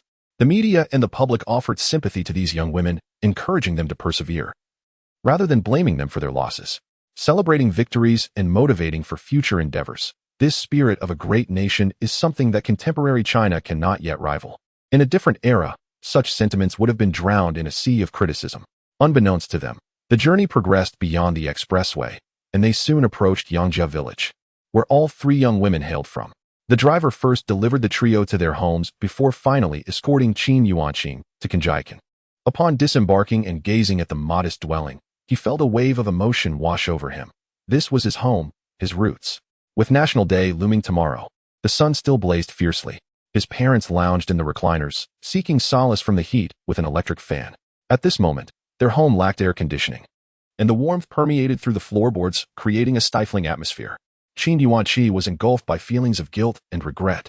His father had once been the most carefree man in the village, enjoying a life of ease without the need for labor, even indulging in evening games of mahjong. However, everything changed after Qin's earnest request. "Dad, I want to pursue an education. Will you support me?" This plea transformed his father, who began rising before dawn and retiring well after dusk, renting over 10 acres of land and laboring tirelessly alongside his mother to provide for his education. Ultimately, his own caprice and obsession with novels led to a dismal performance in the college entrance examinations, failing to meet even the cutoff for a first-tier university. His stubbornness to abandon further studies compelled his father to plead earnestly for him to reconsider. As he embarked on his university journey, the burden of financial pressure fell squarely on his parents' shoulders. Although tuition was a mere 3,600 yuan, the additional costs of accommodation and living expenses accumulated to a significant sum over the year, particularly during those challenging years when circumstances were unfavorable and agricultural prices plummeted. His parents' annual earnings barely exceeded 50,000 yuan, yet they never spared any expense when it came to his education. No matter how impoverished one may be, education should never be compromised. No matter how arduous life may seem, children should never endure undue hardship. This sentiment has been exemplified by my parents, which is why, while I often extol the greatness of maternal love, I have never neglected to recognize the profound significance of paternal love as well. The loss of my mother to lung cancer after 15 years has left me with an enduring sense of guilt. Following her passing, I felt as though our home had lost its essence, and subsequently, I found myself visiting less frequently. In my earlier days, I could not comprehend this feeling until I encountered a video featuring a professor from Fudan University discussing philosophy, particularly the concept of dependent origination and emptiness. It was then I realized that a home is defined by the presence of one as parents. Without them, the very notion of home dissipates. My father, too, has been a source of guilt for me, as he continues to bear substantial burdens even past the age of 60. Facing pressures related to home renovations and financial obligations, while others enjoy their twilight years in peace. Standing silently at the doorway, I gazed at my parents and recalled a song titled Mother in the Candlelight, and another by the Chopstick Brothers called Father. Indeed, our parents owe us nothing. Yet we have continuously sought from them, expecting more and more, while they selflessly give without the desire for recompense. I often lament my modest salary and the pressures of life, wishing for the ease enjoyed by individuals in the West. However, it is imperative to remember that my parents endured far greater hardships. Their despair during their time was unfathomable, especially when one considers the disparity in incomes between our nation and America. My parents possessed the strength and desire to earn, yet opportunities were scarce. A profound discomfort settled in my heart, and I clenched my fists, vowing silently to study diligently and to spare my parents further disappointment. I envisioned a day when, during the college entrance examination, our home would be filled with guests, and my parents would joyfully set off fireworks in celebration. Wiping away tears from the corners of my eyes, I pondered how, in this second chance at life, I could not afford to be ordinary. A man of ambition should live a life of grandeur. Moreover, I possess a unique advantage, a one-of-a-kind scholarly system equipped with cutting-edge technology. With relentless effort, even if I do not become a scientist, I can aspire to be a great entrepreneur. Dad, Mom, I exclaimed with heartfelt emotion as I saw my parents awaken. Yuanqing, you've returned, they exclaimed in delight. Just days prior, during a phone call, I had mentioned that I would only have 3 days off during the National Day holiday and would not be coming home. Indeed, this year, while the first and second-year students enjoyed a week-long holiday, the third-year students had a shorter respite of just 3 days, resuming studies on October 4th. Have you eaten? I've prepared a meal for you, my mother said, grasping my hand, her face radiating joy. Mom, I've already eaten. I had a meal in Qingguan before coming back. I quickly replied. How has your studying been? Is life difficult? You must take good care of yourself while you're alone in Qingguan. My mother's myriad of inquiries filled me with warmth rather than annoyance. Instead, I felt a profound sense of contentment. Those who find their mother's concerns burdensome will never understand that this, too, is a form of happiness. Once lost, the chance to experience such joy again, no matter the cost, becomes unattainable. It is precisely this sentiment that inspired Qin Yuanqing's essay for the college entrance examination. Entitled "This is also a form of happiness," wherein he skillfully weaves his reflections into the narrative. Chapter 8. High School Mathematics Competition. The 7th National Day holiday marked the onset of the Golden Week. However, for Qin Yuanqing and his fellow senior students, it was merely a brief 3-day respite. During this time, Qin Yuanqing remained at home, engrossed in his studies while savoring the meticulously prepared stewed duck and chicken made by his mother. The remainder of his days was devoted to studying, as he also took the time to explain mathematical problems to his cousin, who had just entered junior high. Among his peers, she was the most accomplished, having secured admission to the county's top high school after excelling in her entrance examination, and subsequently achieving a remarkable score of 600 in her college entrance exam, gaining entry into Fujian Medical University to pursue a degree in clinical medicine. Moreover, his cousin was quite considerate, often contemplating her parents' financial burden, and expressed her desire to work immediately after her undergraduate studies. It took several conversations for Qin Yuanqing to persuade her to pursue further studies, making her the only graduate student among her peers and the second one in their entire village. The 3 days passed swiftly. On the evening of October 3rd, Qin Yuanqing returned to the county's top high school in a private vehicle, only to find that the results of the recent grade examination had already been posted on the bulletin board. Under the dim light, he approached the board and discovered that he ranked 3rd in his class, having scored 130 in Chinese, 142 in mathematics, 131 in English, 98 in physics, 100 in chemistry, and 96 in biology, totaling 697 points. The 2 students ahead of him scored 705 and 702, respectively, the latter being a remarkable individual who had memorized the Oxford Dictionary, a testament to the potential hidden within their seemingly frail physique. Upon seeing his results, a smile graced Qin Yuanqing's face.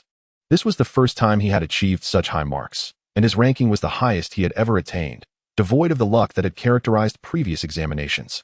This time, his performance was consistent. Even if he were to retake the test, he was confident he would achieve the same score. Nevertheless, Qin Yuanqing was aware that such examinations were not truly indicative of his capabilities, as they only assessed a limited scope of knowledge rather than the entirety of high school curriculum. The breadth and depth of content could not be compared to the college entrance examinations. However, it did signify that his efforts over the past month had not been in vain, yielding substantial results. Around him, fellow students were abuzz with curiosity, inquiring about Qin Yuanqing's identity. The top 20 rankings had been dominated by a stable group of individuals, and it was unusual for a stranger to emerge among them, let alone ascend to the 3rd position. In high spirits, Qin Yuanqing returned to his dormitory, as the holiday was still in effect and the classroom lay in darkness, devoid of electricity. Once in his room, he gradually composed himself. Although he now ranked among the top 3, he understood the importance of humility. Pride could lead to complacency, complacency to arrogance, and arrogance to decline, an inherent flaw he had previously battled. He picked up his mathematics materials, continuing his review. Having completed the semester's coursework, Qin Yuanqing had already entered the revision phase. To surpass his peers, he knew he must exert greater effort and attention to detail. Genius is but 1% talent combined with 99% hard work. While that 1% of talent holds significance, the 99% of effort is equally crucial. He possesses a system akin to a golden finger. However, this system does not advocate for unearned rewards.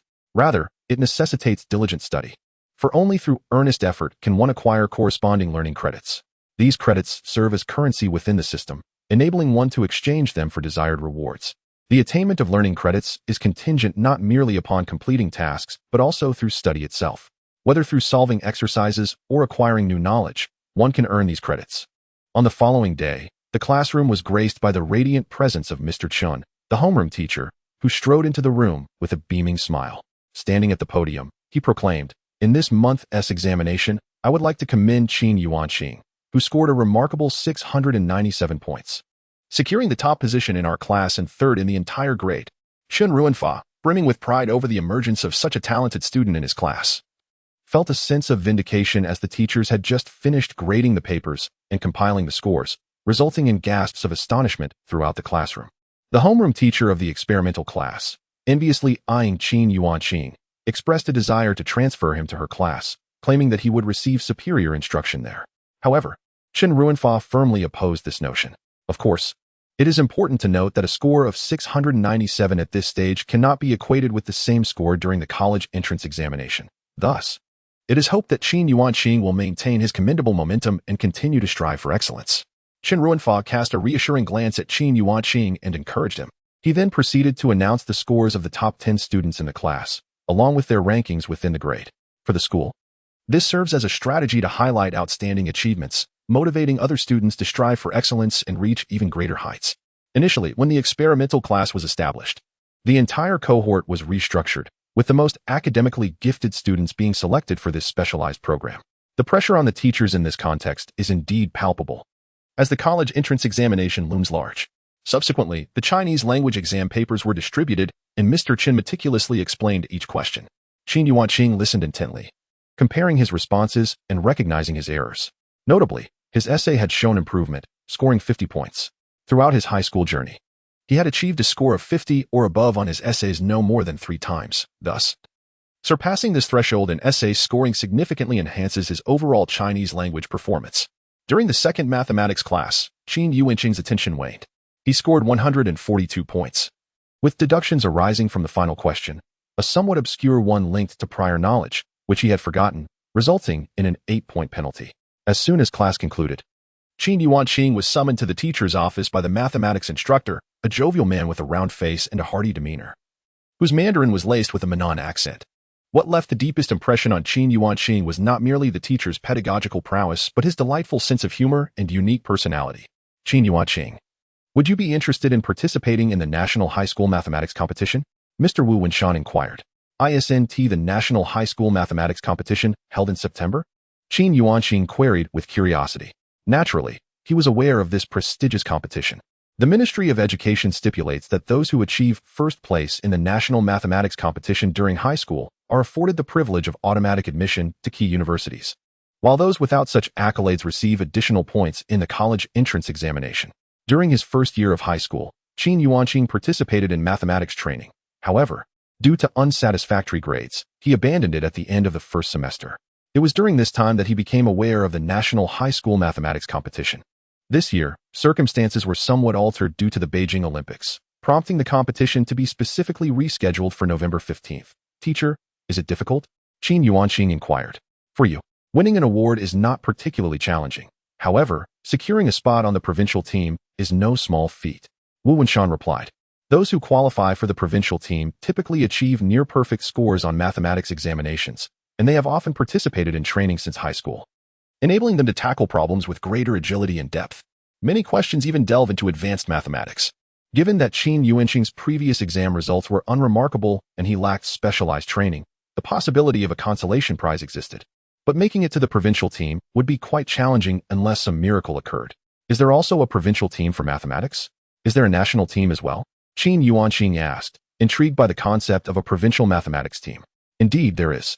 Each national team consists of a maximum of 6 members who represent China in international competitions, Wu Wenshan explained. If one can secure a gold medal at the International Mathematical Olympiad, IMO, admission to prestigious institutions like Tsinghua University and Yenjing University is guaranteed without the need for the college entrance examination. Qin Yuanqing recalled a peculiar-looking individual who had gained immense popularity before his rebirth. He was none other than Wei, a remarkable scholar who had garnered an IMO gold medal. Teacher, what do I need to prepare? Qin Yuanqing could not restrain his curiosity, eager to give it a try, especially since there was still a month left. The provincial competition begins on October 25th. You should purchase several books on high school mathematics competition problems to study.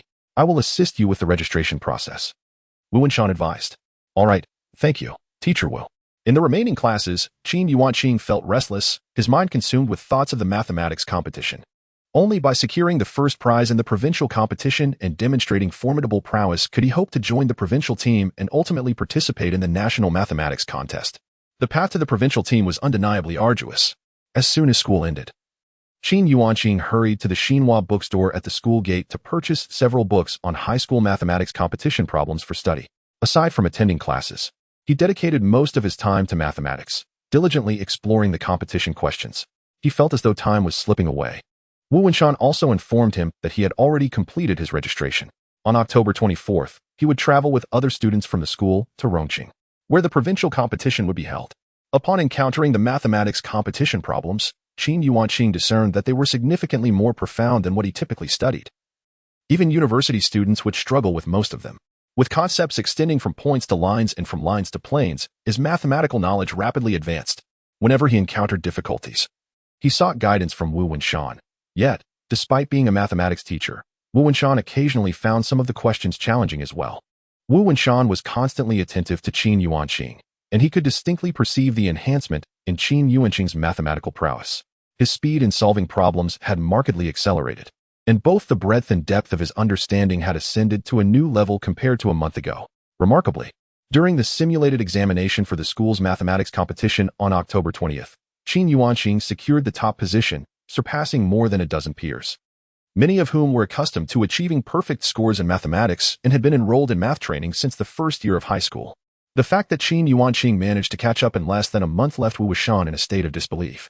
He harbored a strong intuition that perhaps in the upcoming provincial competition, Qin Yuanqing would achieve exceptional results, potentially earning a place on the provincial team to participate in the national competition. Unbeknownst to him, Qin Yuanqing was solely focused on studying the problems from the national high school competition. To enhance his problem-solving skills, he even purchased a set of advanced mathematics textbooks, integrating them into his studies.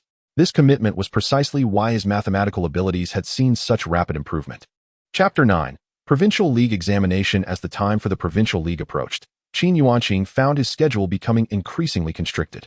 Having just completed the midterm examinations, he quickly gathered with his peers and, under the guidance of the head of the mathematics group, boarded a coach bound for Rongqing. The journey from Jinpu County to Rongqing took 4 hours. Qin Yuanqing promptly took out past examination papers from the High School Mathematics League to continue his study, fully engrossed in the material. Compared to the college entrance examination questions, the league problems delved deeper and encompassed a broader scope, even touching upon advanced mathematics. Among the 15 participants, the one who achieved the best results secured a first prize, but unfortunately failed to qualify for the provincial team to compete in the National High School Mathematics League. This would be their last opportunity to participate, as failing to make the provincial team would mean missing out on the national competition, let alone the chance to join the national team and compete internationally. After 4 hours of arduous travel, the coach arrived at Rongqing Experimental Middle School, the venue for this year's Provincial High School Mathematics League. Contestants from various cities and counties would compete here, earning a first prize. Even without the guarantee of admission to prestigious universities, could still provide valuable points during the college entrance examination. According to tradition, 40 of participants would receive a second prize, while merely 10 would be awarded a first prize, with less than 0.5 qualifying for the provincial team. The head of the mathematics group, Zhang Jiaji, briefed everyone and instructed them to locate their examination rooms to avoid any last-minute panic on the morning of the exam. They would be staying at a nearby hotel, which lacked any star rating. After surveying the examination venue, Qin Yuanqing returned to the school gate, where the others had not yet arrived. It took about half an hour for everyone to gather.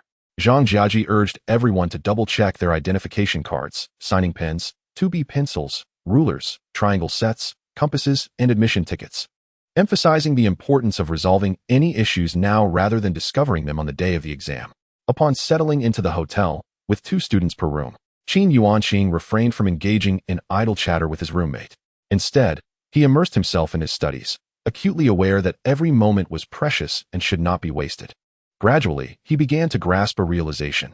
While many league problems may seem beyond the syllabus, they are merely extensions intended to increase difficulty. With persistent analysis, they can indeed be solved. Suddenly, Qin Yuanqing's expression brightened with joy, for he discovered that his attributes had changed.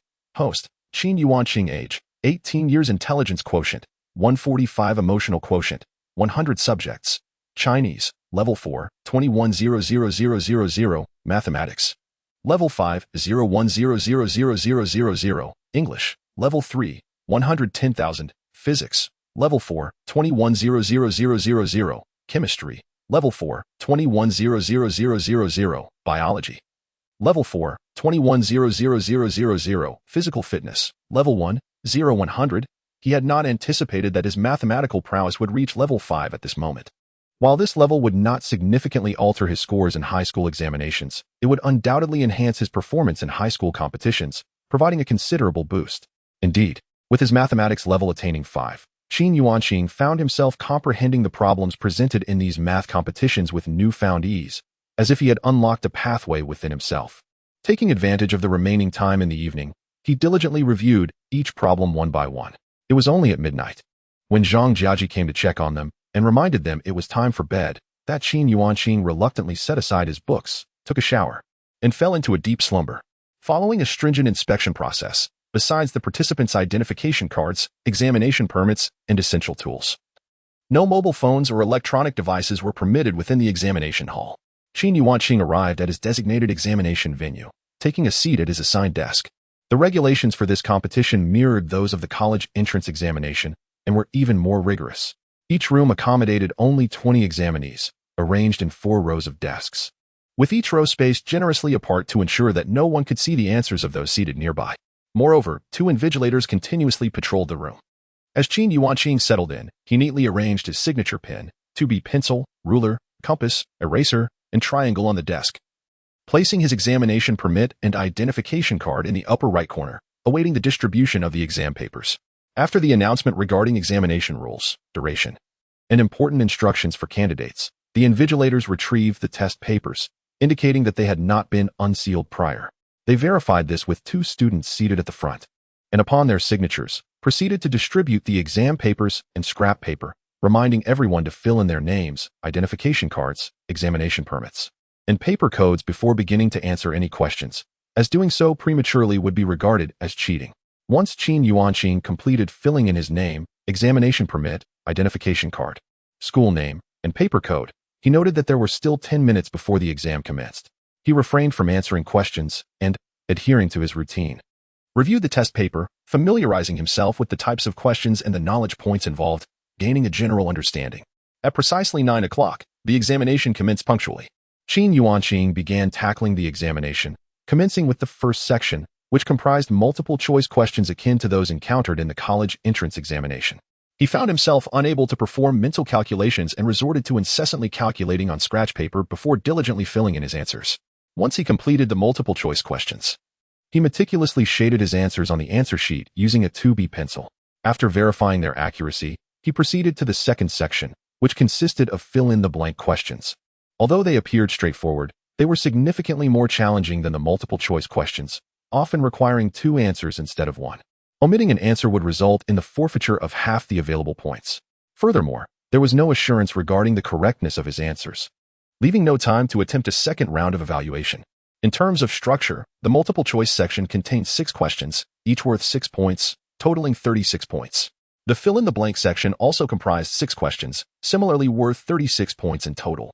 The third section featured proof and problem-solving questions, consisting of 4 questions, each valued at 20 points, culminating in a maximum score of 80 points, bringing the overall total to 152 points. The first problem of this section, which was also the 13th question, examined the intersection of a parabola and a line. The question stated, given the parabola C, y-axis, with a 0, and the line YA, which intersects the parabola at points A and B, with M as the midpoint of segment AB, draw a perpendicular from M to the x-axis, intersecting the parabola C at point N. 1. Prove that the tangent line to the parabola C at point N is parallel to line AB. 2. Does there exist a real number as such that if it exists, find the value of A? If it does not exist, please explain why. Qin Yuanqing set down the equations for the parabola and the line as a system of equations, noting that the intersection points indicated equal y values, leading to the equation x, 20, 0. He designated A, x, y, and B, x, y, and proceeded to derive values, transitioning to a new equation to demonstrate the slope k of the tangent line to the parabola C at point N and to prove the parallelism.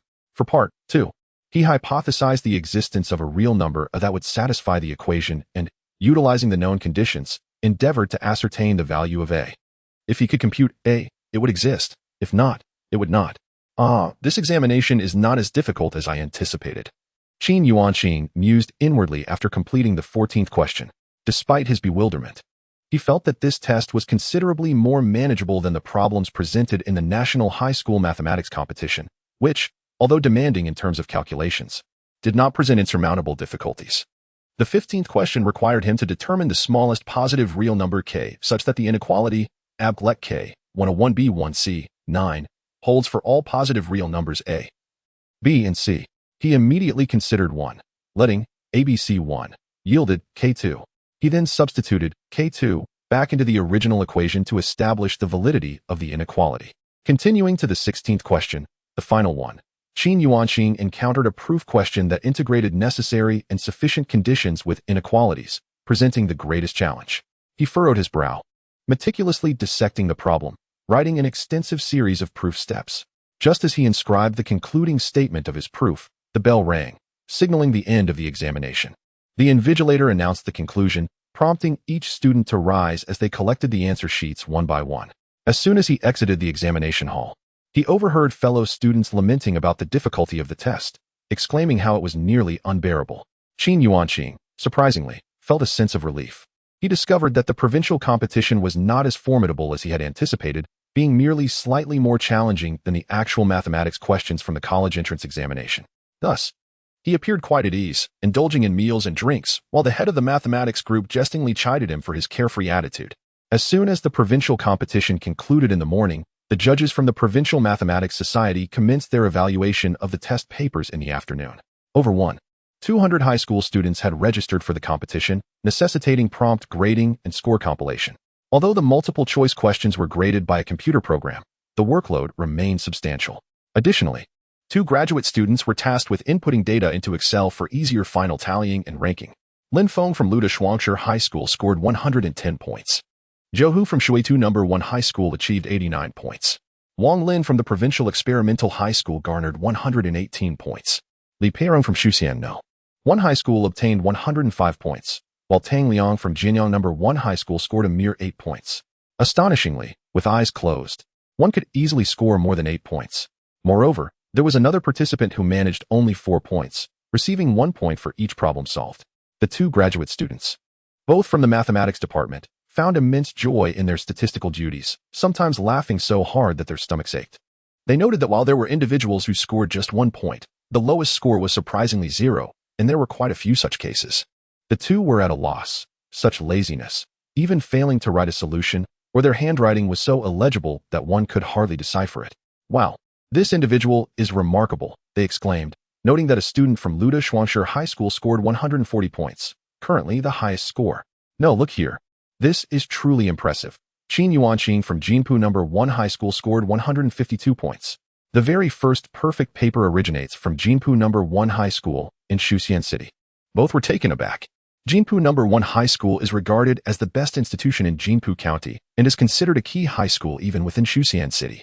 However, on a provincial scale, it seemed somewhat insignificant, lacking fame, as it was not recognized as a provincial key school. Everyone was familiar only with those esteemed provincial institutions, oblivious to the existence of an ordinary county high school. Chapter 10. The First Honor in the Dead of Night.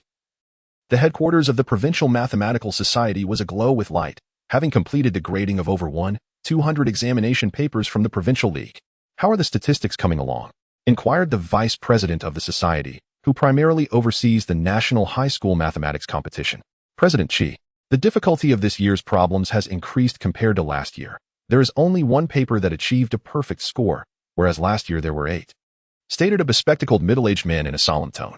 He was one of the question setters and also responsible for grading this year's provincial competition. The National High School Mathematics Competition is set to commence in mid-next month, and time is of the essence. President Chi remarked, a slight frown creasing his brow. Since its inception in 1981, the National High School Mathematics Joint Competition has a history of over 20 years, representing a continual effort by the Huaxia Mathematical Society and various provincial, municipal, and autonomous regional mathematical societies. Its aim is to foster the rapid development of exceptional talents, selecting a group from the Provincial League to participate in the national competition, from which the top 400 students with outstanding results are chosen to attend the Huaxia Mathematical Olympiad (CMO) and National Student Mathematics Winter Camp organized by the Huaxia Mathematical Society's Olympic Committee. The presence of several perfect papers from our province signifies the accomplishments of the past year. However, the fact that this year there is only 1 perfect paper leaves President Chi at a loss for words. How can one achieve such results? Yet, there is little that can be done. While he possesses influence, it is challenging to sway the idiosyncratic individuals involved. Much like the elder who leads the mathematics question-setting group for the college entrance examination, whenever he is involved, the mathematics scores tend to plummet, leading to widespread lamentation. unbeknownst to the events transpiring at the Provincial Mathematical Society. Qin Yuanqing and his companions had taken a brief stroll through the Sanfang Qixiang and Rongchen before boarding a bus back to Jinpu No. 1 High School. They were organized and disciplined, adhering strictly to the rules. As they returned on a Saturday, the following day was Sunday, and they were not required to attend school. Unlike the first and second-year students who enjoyed 2 days off each week and didn't have classes on weekends, the third-year students only had Sunday off, with no evening study sessions on Saturday nights. After this round trip, Qin Yuanqing felt somewhat fatigued, spending the entire Sunday resting in bed, listening to music, relishing a rare moment of leisure. On Monday, in a certain third-year class at Jinpu No. 1 High School, as Qin Yuanqing entered the classroom early in the morning, he sensed an unusual atmosphere. Every classmate's gaze was fixed upon him as he made his way from the back door to his seat. After taking his seat, he stroked his chin, puzzled. What is going on today? Why are my classmates staring at me? Did I forget to wash my face this morning? Rubbing his eyes, he found nothing amiss. Picking up a mirror from his desk, he checked and saw no dirt on his face. Why are you all staring at me? It's making me shy. Qin Yuanqing waved at everyone. I have thin skin and can get embarrassed easily. Huh, you have thin skin? Your skin is thicker than a city wall. The slender monkey showed little respect for Qin Yuanqing. Qin Yuanqing, do you realize how impressive you were in this midterm exam? Do you know your score and your ranking?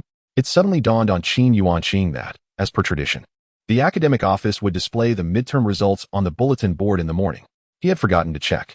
I believe I did reasonably well. I shouldn't have fallen behind too much, right?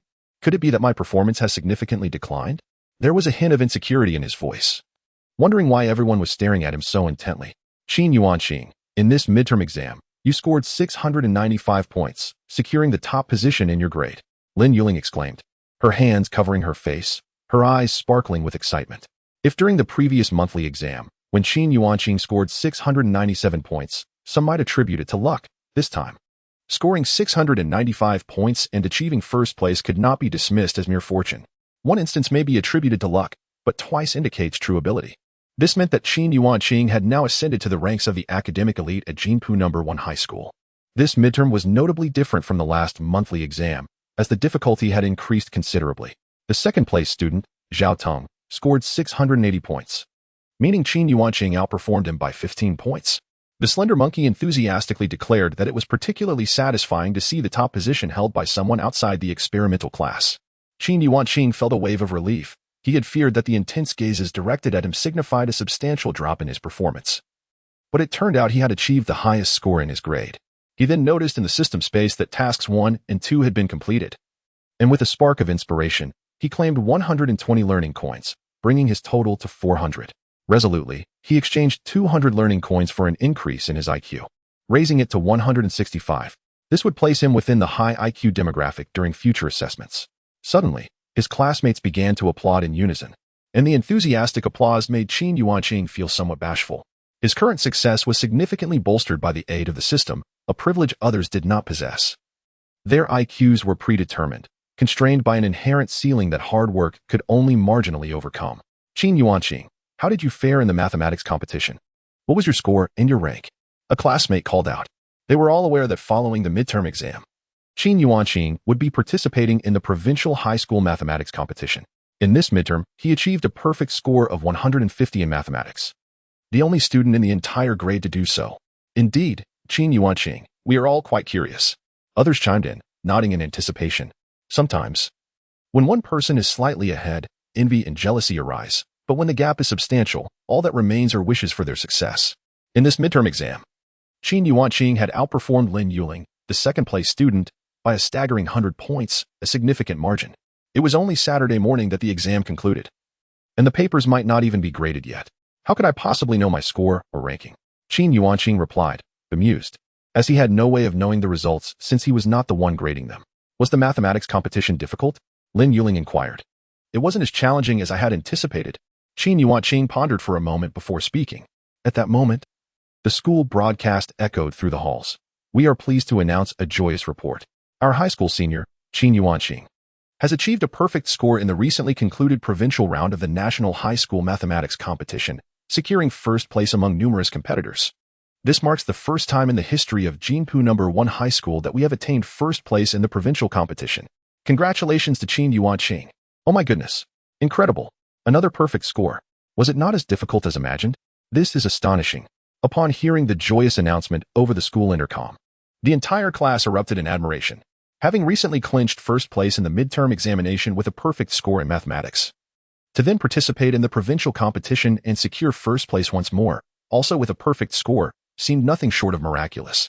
They could not comprehend how Qin Yuanqing had suddenly transformed into a figure akin to a heroic character from a television drama, effortlessly mastering the intricacies of mathematics and making such remarkable progress. Previously, Qin Yuanqing's academic performance was commendable, with a ranking within the top 100 being quite normal. An accepted reality as the gap did not seem insurmountable. Yet, in such a short span of time, Qin Yuanqing had ascended to a lofty height. Gazing down upon his peers as if they were mere mortals, it was simply unfathomable. Moreover, they recalled that those who secured first prize in the provincial competition would be granted the opportunity for direct admission to prestigious universities, or at the very least, receive additional points in the college entrance examination. According to the policies in Fujian province, this could translate into an additional 5 points. "Brother, you are simply phenomenal," exclaimed Shouho, who excitedly embraced Qin Yuanqing, the first to extend his congratulations. In that moment, Shouho felt an overwhelming sense of honor and exhilaration, realizing that such an impressive individual was his deskmate, and for 3 consecutive years no less. Qin Yuanqing, too, beamed with joy. He had not anticipated achieving a perfect score in the provincial competition, let alone ranking first. Yet, this accomplishment was a testament to nearly a month of relentless effort and dedication to tackling the competition's problems. The elation of this success was indescribable, a sense of achievement that others could scarcely fathom. Congratulations, host, on receiving your first honor in life. First place in the provincial competition. Reward, 200 study coins. May the host continue to strive for excellence and reach new heights. At that moment, the system's voice resonated in his mind. Simultaneously, his study coin balance was restored to 400. Qin Yuanqing felt a surge of delight. He had fortuitously acquired a small fortune. These study coins were truly valuable, something money could not buy. Indeed, when mathematics teacher Wu Wenshan entered the classroom, radiating joy, to announce Qin Yuanqing's achievements in the provincial competition, the applause that erupted from the entire classroom was thunderous. The students clapped fervently, for it is known that each year, only about 2,000 students qualify to participate in the National High School Mathematics Joint Competition, averaging around 40 from each province. Being selected for the provincial team is a rare honor, as each member can be regarded as a prodigy in mathematics, consistently achieving perfect scores on examinations.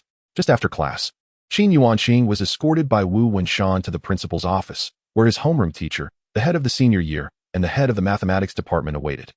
Qin Yuanqing has just learned that the school intends to take a group photograph and produce a promotional video to effectively showcase its achievements.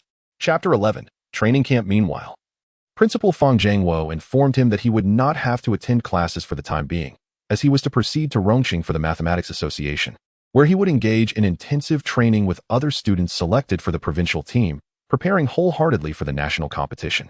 Holding the special leave note issued by Principal Fang, Qin Yuanqing felt a mix of amusement and disbelief. It seemed the school regarded the national competition as more significant than regular classes.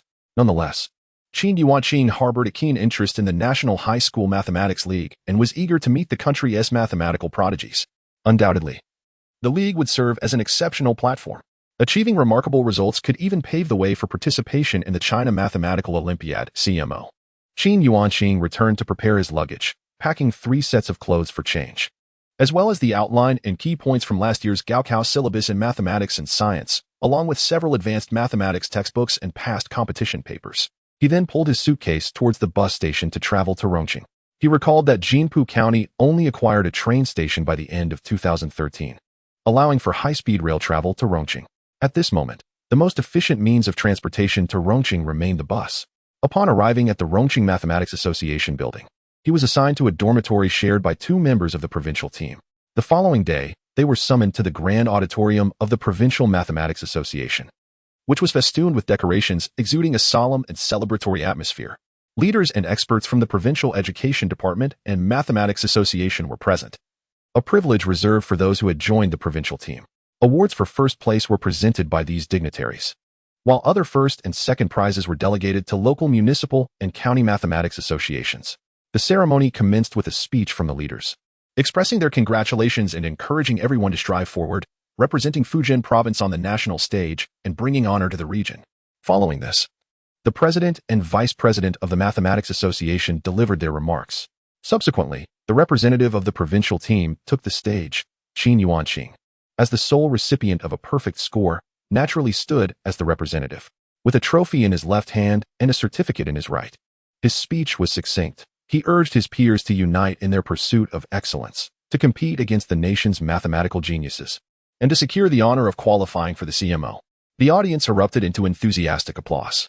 For the students fortunate enough to join the provincial team, there was a sense of pride. They too were eager to confront the nation's mathematical talents and vie for victory, all while striving to earn qualification for the CMO.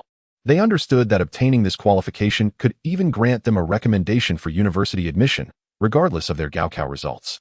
After all, only about 400 students nationwide were eligible to compete in the CMO. Following the award ceremony, a celebration banquet ensued. For Qin Yuanqing, who had recently returned to this life, it was his first experience of such lavish dining, and he found himself indulging heartily. Unbeknownst to him, as he attended the award ceremony, a red banner was already hung at the entrance of Jinpu High School, proclaiming, "Joyful news, heartfelt congratulations to our senior student, Qin Yuanqing, for triumphing as the provincial mathematics champion." Additionally, in Jinpu television, aside from news of county leaders inspecting various initiatives, Qin Yuanqing also made headlines. At this moment, Qin Yuanqing found himself almost isolated from the world, residing and dining within the confines of the mathematics building. Mornings and afternoons were filled with lectures from mathematical experts, while the remaining hours were devoted to self-study and personal reading. Like a sponge, Qin absorbed an abundance of mathematical knowledge, delving not only into high school mathematics but also engaging deeply with advanced university-level subjects such as calculus and algebra. With merely half a month left until the national competition, and their departure scheduled for November 13th to reach the mountain city, followed by a day of acclimatization on November 14th, time was exceedingly tight. Here, Qin was privileged to learn from instructors of a higher caliber, which markedly accelerated his learning pace. Concepts that once eluded him were now grasped with just a hint of guidance.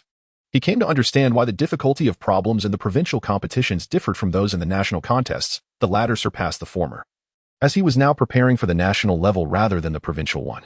The provincial competition, while fostering exceptional talent, also aimed to cultivate a passion for mathematics among students, hence the problems could not be excessively challenging. Otherwise, the majority of students might find themselves overwhelmed, succumbing to a fear of mathematics rather than developing a love for it. In contrast, being part of the provincial team meant being surrounded by a cohort of top achievers, naturally leading to higher expectations. For instance, in addition to attending lectures and consulting teachers at any time, Qin and his peers had access to two prestigious mathematical publications: the Mathematical Journal published by the Huaxia Mathematical Society and the Mathematical Gazette from Yen University. These journals are core publications in the field of mathematics within the country, and it was not uncommon for questions in the national competitions to draw from the articles published therein, reflecting the latest advancements in Chinese mathematical research. Engaging with these papers expanded their horizons and provided insights into the profound understandings of mathematics held by the elite in the field. Mathematics is a discipline that heavily relies on innate talent. The deeper one delves, the greater the demands on that talent become. Without this talent, mathematics can seem as incomprehensible as deciphering cryptic symbols or an unintelligible script. For instance, the content taught in high school mathematics textbooks is merely foundational and does not delve into the essence or encourage further exploration. In truth, mathematics at the high school level is quite profound. The emphasis should be on extension and expansion rather than just foundational knowledge. During this training session, the instructor teaching functions began by asserting that the essence of functions lies in the study of change and constancy, bypassing foundational concepts to address permutations and combinations directly. The focus was on developing thought processes and methodologies, while problem-solving was reserved for independent study, with students encouraged to seek clarification from teachers during their spare time. Functions, algebra, geometry, algebraic geometry. Half a month can feel both long and short. On November 13th, the vice president of the Fujian Mathematical Society personally led the team, flying directly from Rongqing to the mountain city, where they were scheduled to stay at Mountain City University. In a hotel room, Qin Yuanqing reclined on the bed, his eyes gently closed as he accessed the system space within his consciousness. Host, Qin Yuanqing, age, 18 years, IQ, 165 EQ, 100 subjects, Chinese, level 4, 60,000 Mathematics, Level 7010000000. English. Level 3, 7000 10,000. Physics. Level 4, 90,000 100000. Chemistry. Level 4, 90,000 100000. Biology. Level 4, 70,000 100000. Physical fitness. Level 1, 100. In merely half a month. A brief training session had propelled Qin Yuanqing's mathematical prowess to an impressive level 7. Although this elevation would not necessarily enhance his score in school examinations.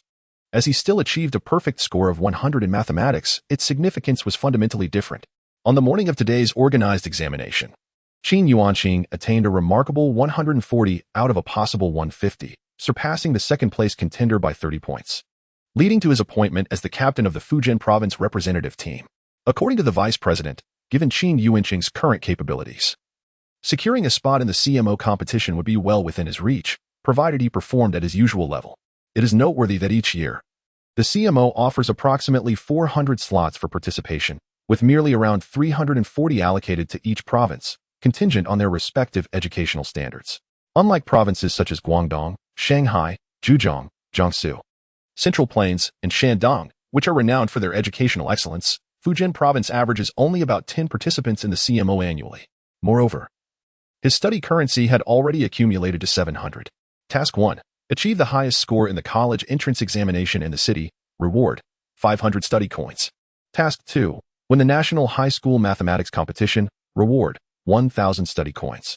Task 3. Secure the CMO Championship. Reward. 2,000 study coins. Reflecting upon these tasks, he felt confident about completing Task 1, the college entrance examination scheduled for the following year. However, Tasks 2 and 3 presented a considerable challenge.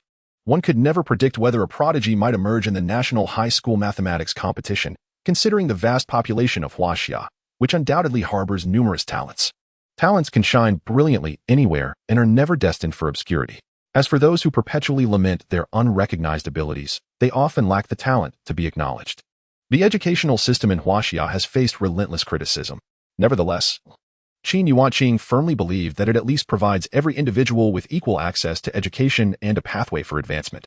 Even children from impoverished families, if diligent in their studies, are guaranteed to complete their compulsory education and progress to the 9th grade, with commendable performance during the high school entrance examination.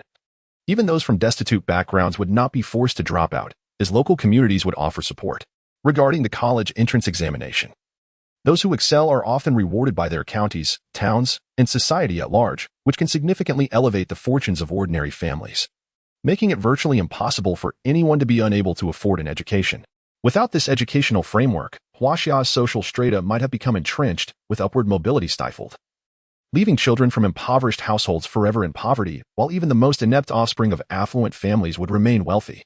The following morning, the vice president convened everyone in a small conference room at the hotel. He reiterated the structure of the upcoming competition, emphasizing that it would consist of 2 sessions. The morning session would feature 3 major types of questions: multiple choice, fill in the blank, and problem-solving proofs. There would be 6 multiple-choice questions, each worth 6 points for a total of 36 points, 6 fill-in-the-blank questions, each valued at 9 points, totaling 54 points, and 3 problem-solving questions, each worth 20 points, summing to 60 points. The entire examination would be graded out of a maximum of 150 points. The afternoon session would comprise an additional test solely consisting of problem-solving questions, with 3 questions worth 50 points each, culminating in 150 points. The vice president announced that the examination would commence at 9 o'clock the following morning, with representatives from 32 provinces, municipalities, and autonomous regions taking the same paper simultaneously. Victory and defeat would be determined solely by merit. He further stated that the top 400 scores would automatically qualify participants for the CMO competition. The number of qualifications for the CMO is a reflection of a province's mathematical society's performance, prompting each provincial society to fervently hope for the acquisition of even 1 or 2 additional qualifications with each iteration of the competition. He then requested everyone to verify their identification, admission tickets, and examination tools, noting that any discrepancies could still be rectified at this stage. However, once the following day arrived, it would be too late. Such a nationwide competition is, in fact, even more stringent than the college entrance examination, as it aims to select the most exceptional 400 individuals to represent the nation at the CMO, ultimately narrowing it down to 6 individuals who will form the Chinese representative team to compete on the world stage. leaving no room for error. Chapter 12. National Competition. As the captain of the provincial team, Qin Yuanqing delivered an inspiring speech to encourage everyone. While many may find motivational platitudes tiresome, they can prove invaluable at critical moments. Dear companions, we are gathered here at Shanqing University, a convergence of the nation's most exceptional mathematical minds. The stage is set. Are you ready? Qin Yuanqing scanned the crowd. Ready. The multitude bellowed in unison. At times, an abundance of words may seem futile. As representatives of the provincial team, they are the finest mathematical talents from Fujian province, imbued with a sense of pride that fuels their determination to excel. The vice president observed this scene with a sense of satisfaction. On November 15th, the atmosphere at Shanqing University was tense. Contestants, clutching their identification and admission tickets, proceeded in an orderly fashion under the guidance of volunteers to the examination hall, where no mobile phones or electronic devices were permitted. Upon entering his designated examination room, Qin Yuanqing took his seat, closed his eyes momentarily to gather his thoughts. With half an hour remaining until the exam commenced, he resolved to utilize this time wisely to adjust his mental state. At precisely 8:58, the announcement system began to relay the examination regulations and candidate reminders. Simultaneously, the invigilators distributed the test papers. At 9 o'clock sharp, the broadcast declared the examination officially underway. Qin Yuanqing set to work, meticulously filling in his name, admission number, and identification number before refraining from answering questions immediately. Instead, he swiftly reviewed the questions. The multiple-choice questions were evidently more challenging than those encountered in the provincial competition. Each required a detailed solution process to arrive at the correct answer. Although all the material was derived from high school knowledge, without further exploration and extension, it was insurmountable. After completing the multiple-choice section, Qin Yuanqing refrained from rushing into the fill-in-the-blank questions.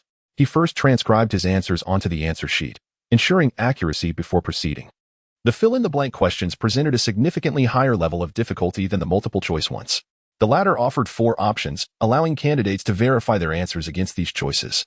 If one's answer did not align with any of the 4, it indicated an error that could be traced back through their working steps.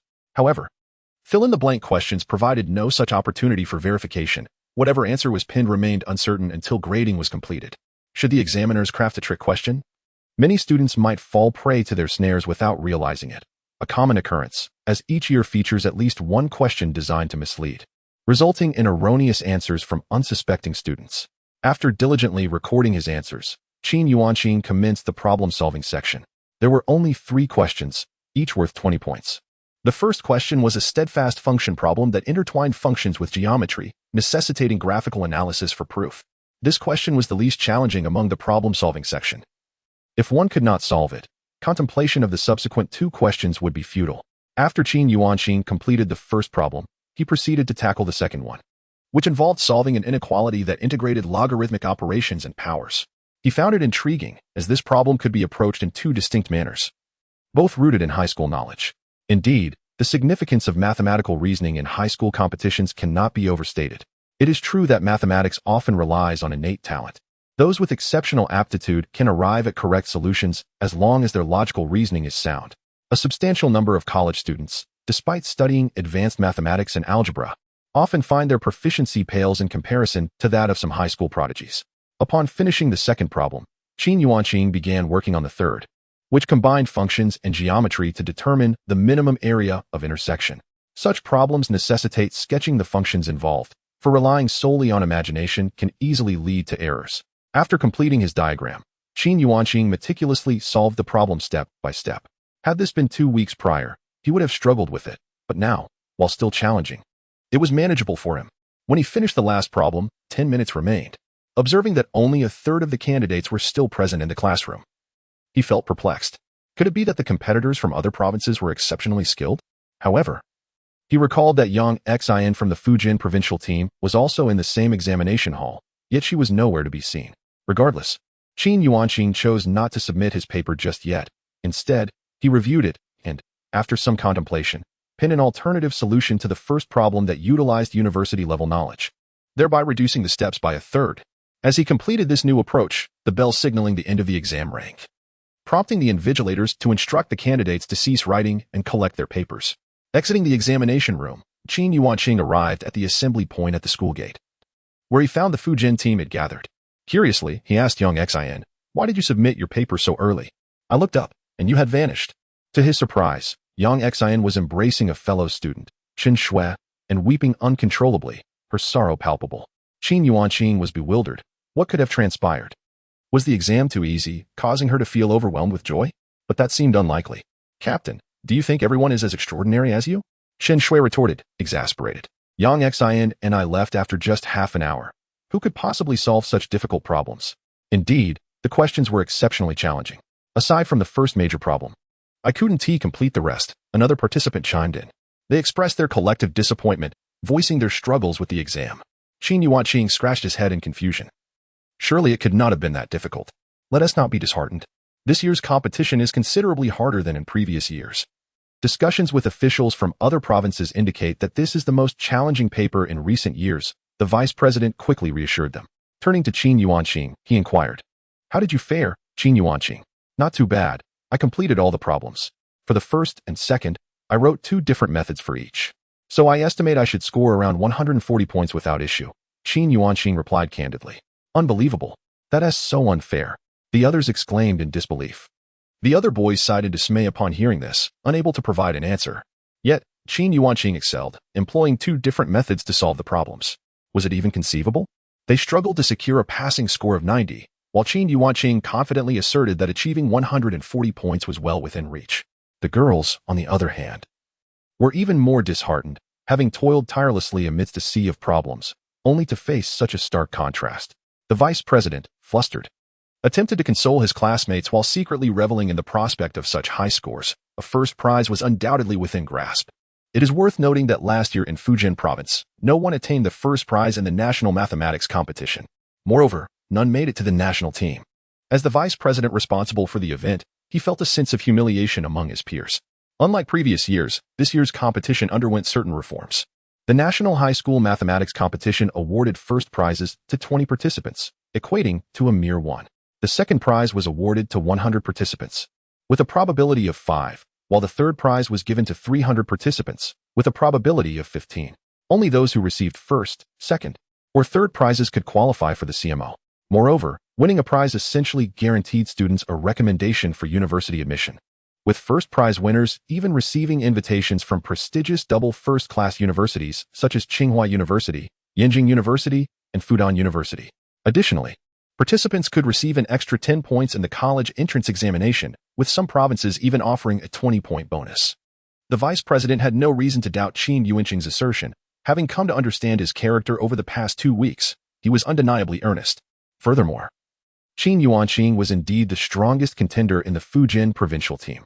If he truly scored 140 points, he could even be in contention for the national team. However, the vice president refrained from pressing further, opting to take everyone out for a meal before encouraging them to rest well, as the afternoon's supplementary exam was equally significant. Qin Yuanqing chose not to study, but rather listened to music to unwind, lying down for a nap at 1:30. At precisely 3 o'clock in the afternoon, the supplementary exam commenced on schedule. Qin Yuanqing observed the exam paper, which contained only 3 questions, yet required 6 pages for responses, an average of 2 pages per question. If space proved inadequate, candidates could request additional pages from the invigilator. Upon inspecting the first question, he realized its difficulty rivaled that of the second question from the morning session, indicating that the supplementary exam was even more challenging than the morning's. Qin Yuanqing completed the first and second questions with relative ease, yet the third question caused him to furrow his brow. It consisted of 3 parts, each grounded in high school knowledge but necessitating an understanding of advanced mathematics, algebra, and linear algebra. The first part involved Gauss's theorem. Without a profound comprehension of this theorem, one could only provide a superficial response. The second part was closely related to the first and revolved around calculus, which was taught at the high school level but only in a rudimentary manner. Attempting to solve this question with high school mathematics alone seemed utterly fanciful. After completing the second part, Qin Yuanqing found himself stumped on the third part, which was worth a significant 30 points, more than the combined total of the first and second parts. After a moment of contemplation, Qin Yuanqing began to respond. For this seemingly simple question, he meticulously filled 4 pages, surpassing even the previous answers in length. Just as he inscribed the final line with the answer, he realized that only a minute remained before the examination concluded. A quick glance around the room revealed that he was the sole occupant left.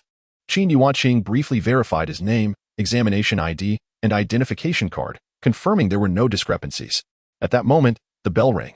"Impressive, young man," exclaimed the invigilator as he collected Qin Yuanqing's examination paper, giving him a thumbs up. After the other candidates had departed, the invigilator stood behind Qin Yuanqing, observing him as he diligently inscribed formula after formula. To their bewilderment, the symbols appeared as incomprehensible as hieroglyphics, some of which they had never encountered before.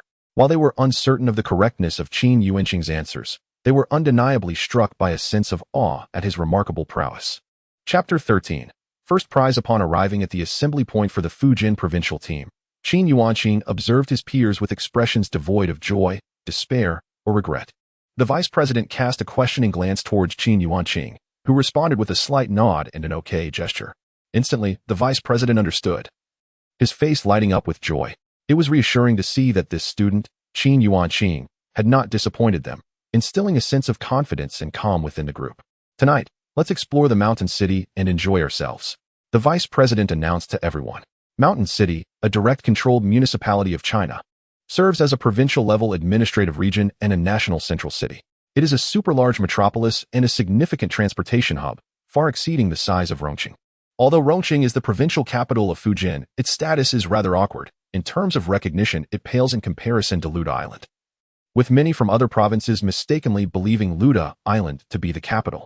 In terms of GDP, Rongqing also falls short of Liqing, where commercial associations are widespread across the nation, and merchants from Liqing and Dongyu are renowned for their business acumen. When it comes to population, Rongqing is drastically outnumbered by Mountain City.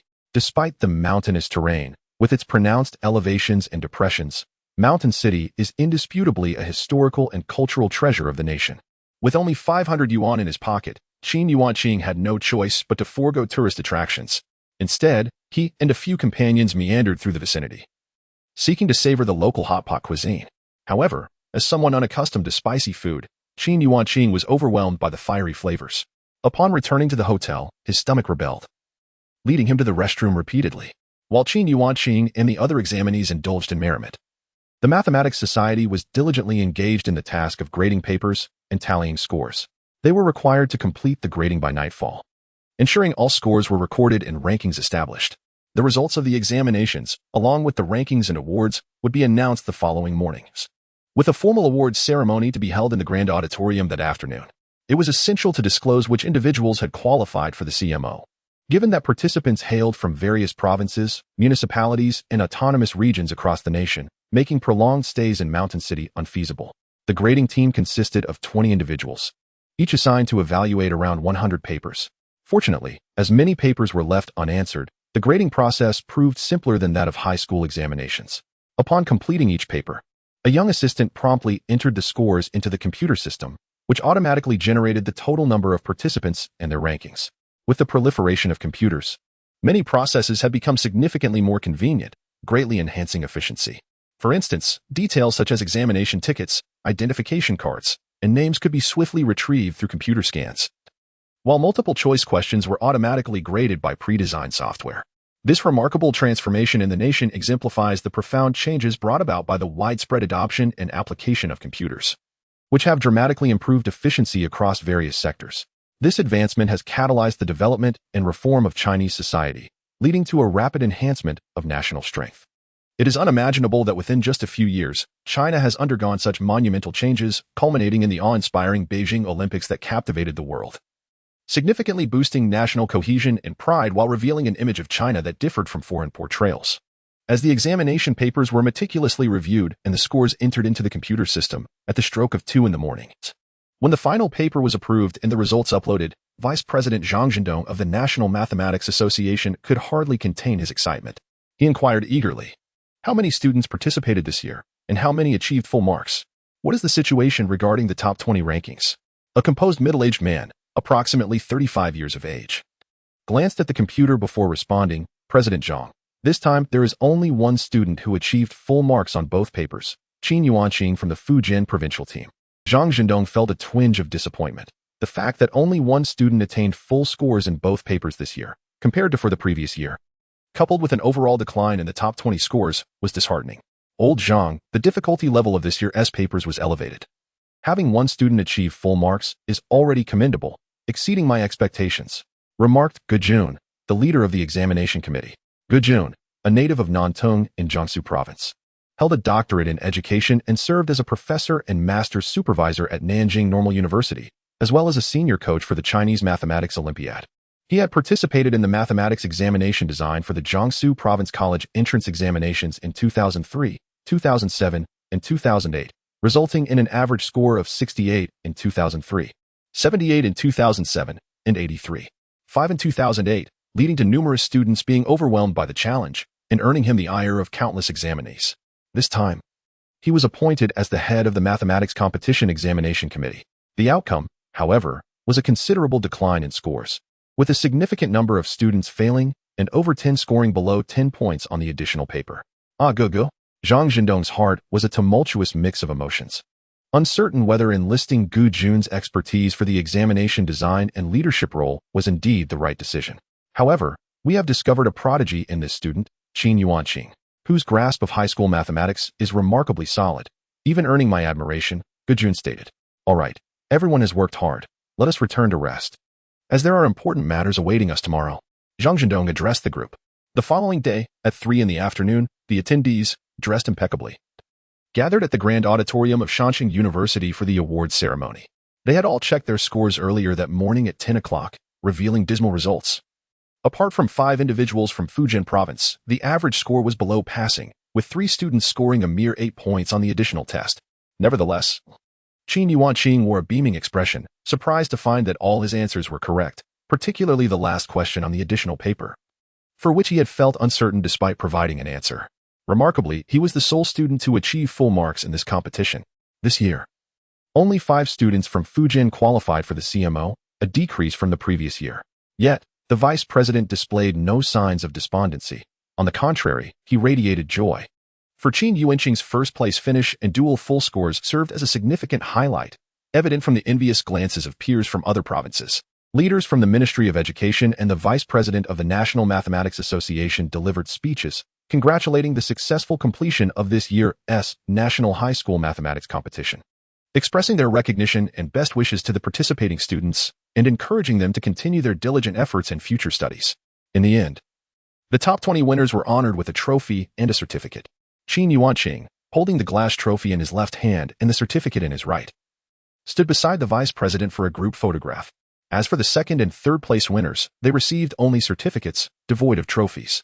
The students who qualified for the CMO competition also gathered for a group photo, followed by a grand celebration banquet, attended by both the representatives and the organizers. As students, Qin Yuanqing and his peers abstained from alcohol, opting instead for juice. During this occasion, Qin Yuanqing met numerous mathematical prodigies from other provinces, one of whom, named Shini, excelled in mathematics but struggled significantly in language subjects, barely passing Chinese and English. Nevertheless, he ranked just below Qin Yuanqing in this competition. At the banquet, Yin University extended an invitation, which Shini accepted. Qin Yuanqing received several university invitations as well, but he graciously declined, stating that he wished to focus entirely on preparing for the CMO, not wanting to divert his attention elsewhere. However, deep within, Qin Yuanqing harbored different aspirations. While being directly admitted to a prestigious university was indeed appealing, he yearned to excel in the college entrance examination and secure a high score. The significance of this examination in life was paramount, and he did not want to miss the opportunity. How could he respond to inquiries about his exam results in the future if he claimed to have been exempted? Would he admit to relying solely on his looks despite possessing real talent? Everyone gazed at Qin Yuanqing with envy, captivated by his distinctive trophy, which bore a touch of gold and was inscribed with his name. Naturally, Qin Yuanqing felt elated, for he had amassed a total of 700 study coins, 1,000 of which were awarded upon the announcement of results and rankings. Such a substantial sum of study coins prompted the question, what should he redeem? Upon returning to his hotel room, Qin Yuanqing contemplated a matter. 700 study coins represented a significant fortune, and he had never accumulated such a wealth of study coins before. Intelligence points? He quickly dismissed this notion, for with an IQ of 165, he was already among the brightest of the bright, sufficient for his current stage. Any additional would be superfluous. Emotional intelligence? As a high school student, what need did he have for such elevated emotional acumen? It was better to remain simple-minded at this age. Why complicate matters? Physical enhancement? He was not pursuing a career in athletics, and his physique was merely adequate. Enhancing it would be an imprudent use of resources. A proficiency card for intermediate English? Upon discovering a card available in the system shop for 1,000 study coins, his eyes sparkled. English was indeed his weak point, significantly hindering his progress. And his listening skills were lacking, with his spoken English being a disaster, as he had learned what was termed mute English. However, redeeming this intermediate English proficiency card would resolve all these issues. With this thought in mind, he promptly decided to exchange for the card. As he spent 1,000 study coins to acquire the intermediate English proficiency card and activated it, he felt as though he had grown up in London, with English becoming an instinctual ability. Remarkable! Incredible! Qin Yuanqing was utterly astonished, and he discovered that his proficiency in the English subject had reached level 10, which felt like an act of sheer deception. Should others become aware of this, they would likely be driven to fury, lamenting the unfairness of fate.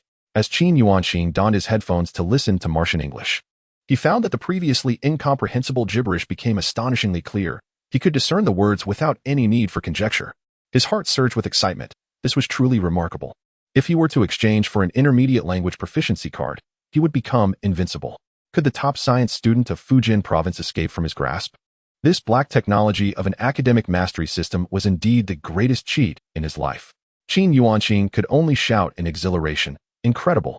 Chapter 14. Bonus exciting news. Heartfelt congratulations to our school's outstanding senior, Qin Yuanqing, for triumphing in the National High School Mathematics Competition.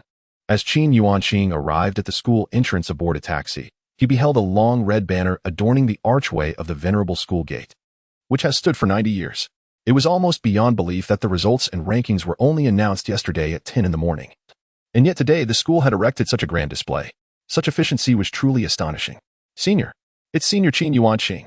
A girl with short hair and acne on her face paused in disbelief before erupting in excitement. It really is Qin Yuanqing.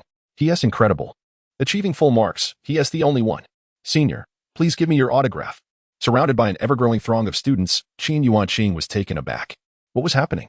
He wasn't the school heartthrob or a basketball star. How had he garnered such fame? In a state of mild panic, he hastily sought an escape, realizing that if he didn't leave now, he might be trapped. With his suitcase in tow, he found it increasingly difficult to navigate through the crowd and, exasperated, exclaimed, "Everyone, please, quiet down. I just got back. Could you allow me to rest for a moment?" At that moment, he felt a mix of trepidation and bewilderment.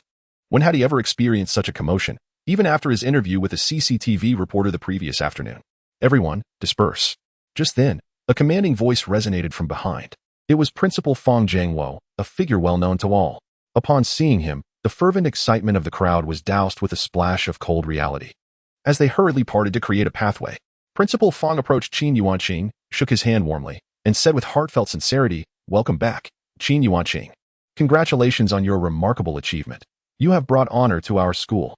Every year, during the first assembly for new students, the principal would proclaim, "Today, you take pride in your alma mater. In the future, your alma mater will take pride in you."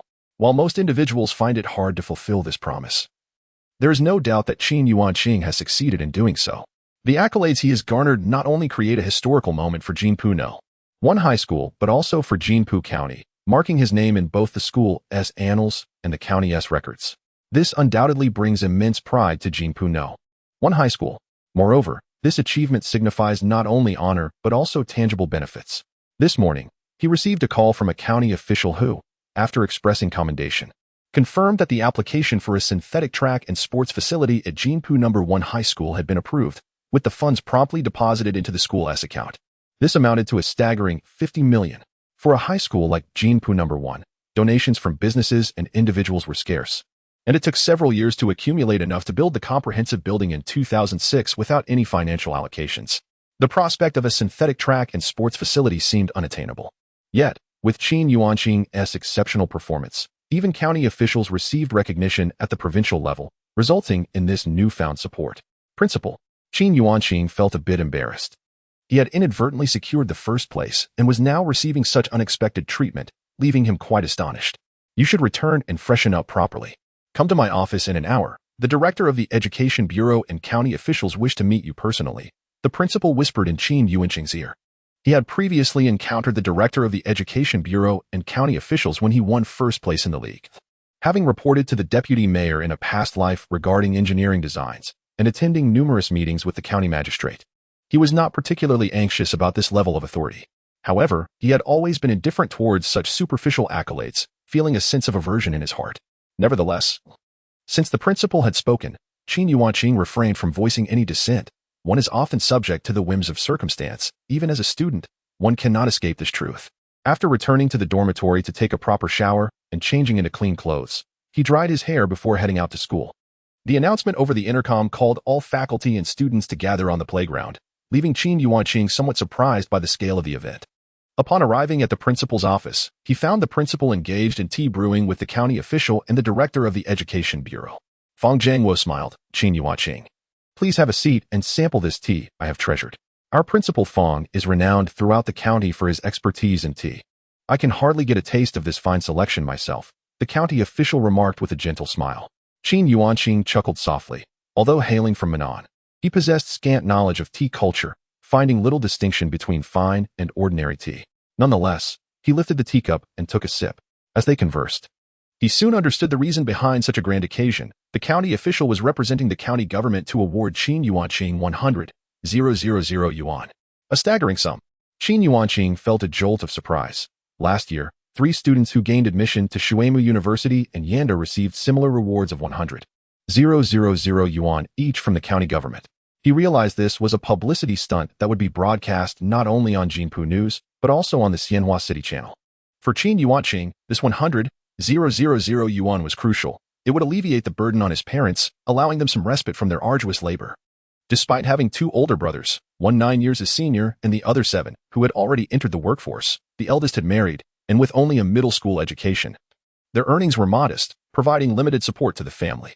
Indeed, children from impoverished households often mature quickly. Qin Yuanqing had always been remarkably responsible, taking on household chores to assist his parents as much as possible. While studying in the county, he controlled his desires, rarely indulging in new clothes, purchasing only twice a year, and had never even set foot in a KTV. He promptly expressed his gratitude. Qin Yuanqing, I hear you turned down offers from Shuimu University and Yanda University? What are your thoughts on that? The county official inquired gently. This was a significant matter. A county could only produce a few students from prestigious institutions like Shuimu University and Yanda University, which would reflect positively on their governance. A historic breakthrough would certainly earn commendations from their superiors. Education has always been a paramount concern in the land of Huaxia. Globally, Huaxia stands out as the most dedicated to education, both in ancient times and today. No matter how impoverished one may be, education must never be neglected, and no hardship should be allowed to diminish a child's opportunities. This reflects Huaxia's profound reverence for education. Another notable manifestation of this is the association of real estate with educational districts, where property prices soar, and parents, even when faced with financial strain, resolutely purchase homes to ensure their children receive a superior education. County official Gao, recognizing the significance of the college entrance examination in one's life, expressed his determination not to miss this pivotal moment and his confidence in gaining admission to prestigious universities through his performance. However, he secretly criticized Qin Yuanqing for opting to endure challenges when a more straightforward path was available, deeming him an immature child. I wish you the fulfillment of your dreams and hope you achieve excellent results in next year's examination, was all the county official could say. As the clock struck 4:50, Qin Yuanqing, accompanied by the principal and 2 leaders, proceeded to the playground and ascended the platform. The principal personally presided over the event, first highlighting Qin Yuanqing's outstanding achievements in the National High School Mathematics Competition, where he secured a perfect score, ranked first, and earned the prestigious CMP competition qualification, bringing honor to the school. The principal then invited the county official to deliver a speech. On the playground, reporters and photographers from Jinpu Television had already trained their cameras on the podium. The county official began by representing the county government and the county committee to congratulate Qin Yuanqing, showering him with commendations that stirred the excitement of the thousands of high school students present, who applauded fervently. Subsequently, the county official announced a reward of 100,000 yuan for Qin Yuanqing from the county government, encouraging him to strive for further honors. Finally, a few individuals displayed a plaque inscribed with 100,000, and a group photo was taken amidst the enthusiastic applause, concluding the awards ceremony. Qin Yuanqing received the check, thrilled to possess his first substantial sum since his rebirth.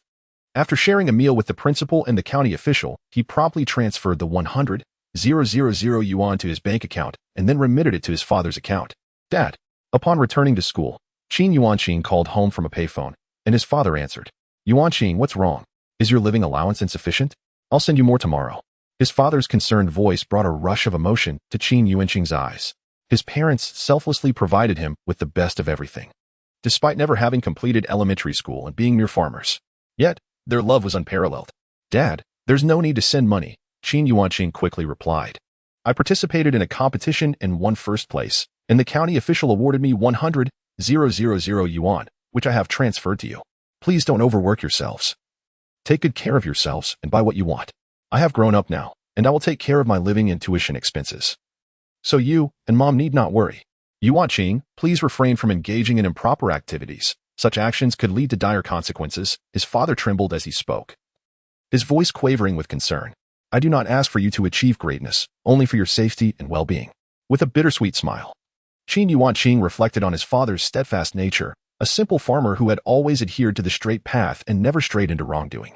The moment his father expressed his doubts, Yuanqing felt compelled to clarify. Father, please remember to watch the Jinpu news tonight. It will assure you of my intentions. There was no alternative. Yuanqing could only convey this, hoping that once his father witnessed the news, he would find reassurance. At that moment, the classroom lights blazed brightly, signaling the imminent commencement of evening study. With a deep sigh, Qin Yuanqing ascended the stairs, his class situated on the 5th floor. He hurriedly made his way, reaching the classroom in just a minute. Chapter 15. Dear classmates, let us extend a warm round of applause to welcome our esteemed Qin Yuanqing back in triumph. As Qin Yuanqing stepped into the classroom, a resounding voice echoed throughout, followed by a fervent applause orchestrated by his peers in celebration of his return. Qin Yuanqing smiled modestly. He had joined this class later than his classmates and had spent merely one semester with them, making his social interactions somewhat limited. His reserved nature set him apart, and he did not engage in the usual boisterous camaraderie. After graduation, he had little contact with his high school friends, with only a few maintaining occasional gatherings, typically during weddings or celebrations. The depth of their relationships could be described as neither profound nor trivial. Nonetheless, at that moment, Qin Yuanqing felt deeply touched. He bowed respectfully to everyone and expressed, "Thank you all for your warmth and applause, for your blessings and recognition. I am truly fortunate to have you all." As his words settled, the classroom erupted once more into enthusiastic applause, even drawing curious students from the adjacent class. Half of the semester had already passed, and Qin Yuanqing hoped to motivate one another in the days to come as they prepared for the college entrance examination. If anyone encounters questions they find challenging, please bring them to me. I assure you, I will do my utmost to assist, he proclaimed. Instantly, the classroom resounded with fervent applause once again. At that juncture, their English teacher, Mr. Jean, entered the classroom and instructed everyone to take their seats as the English listening exercise was about to commence. The students complied, settling down to prepare for the listening test.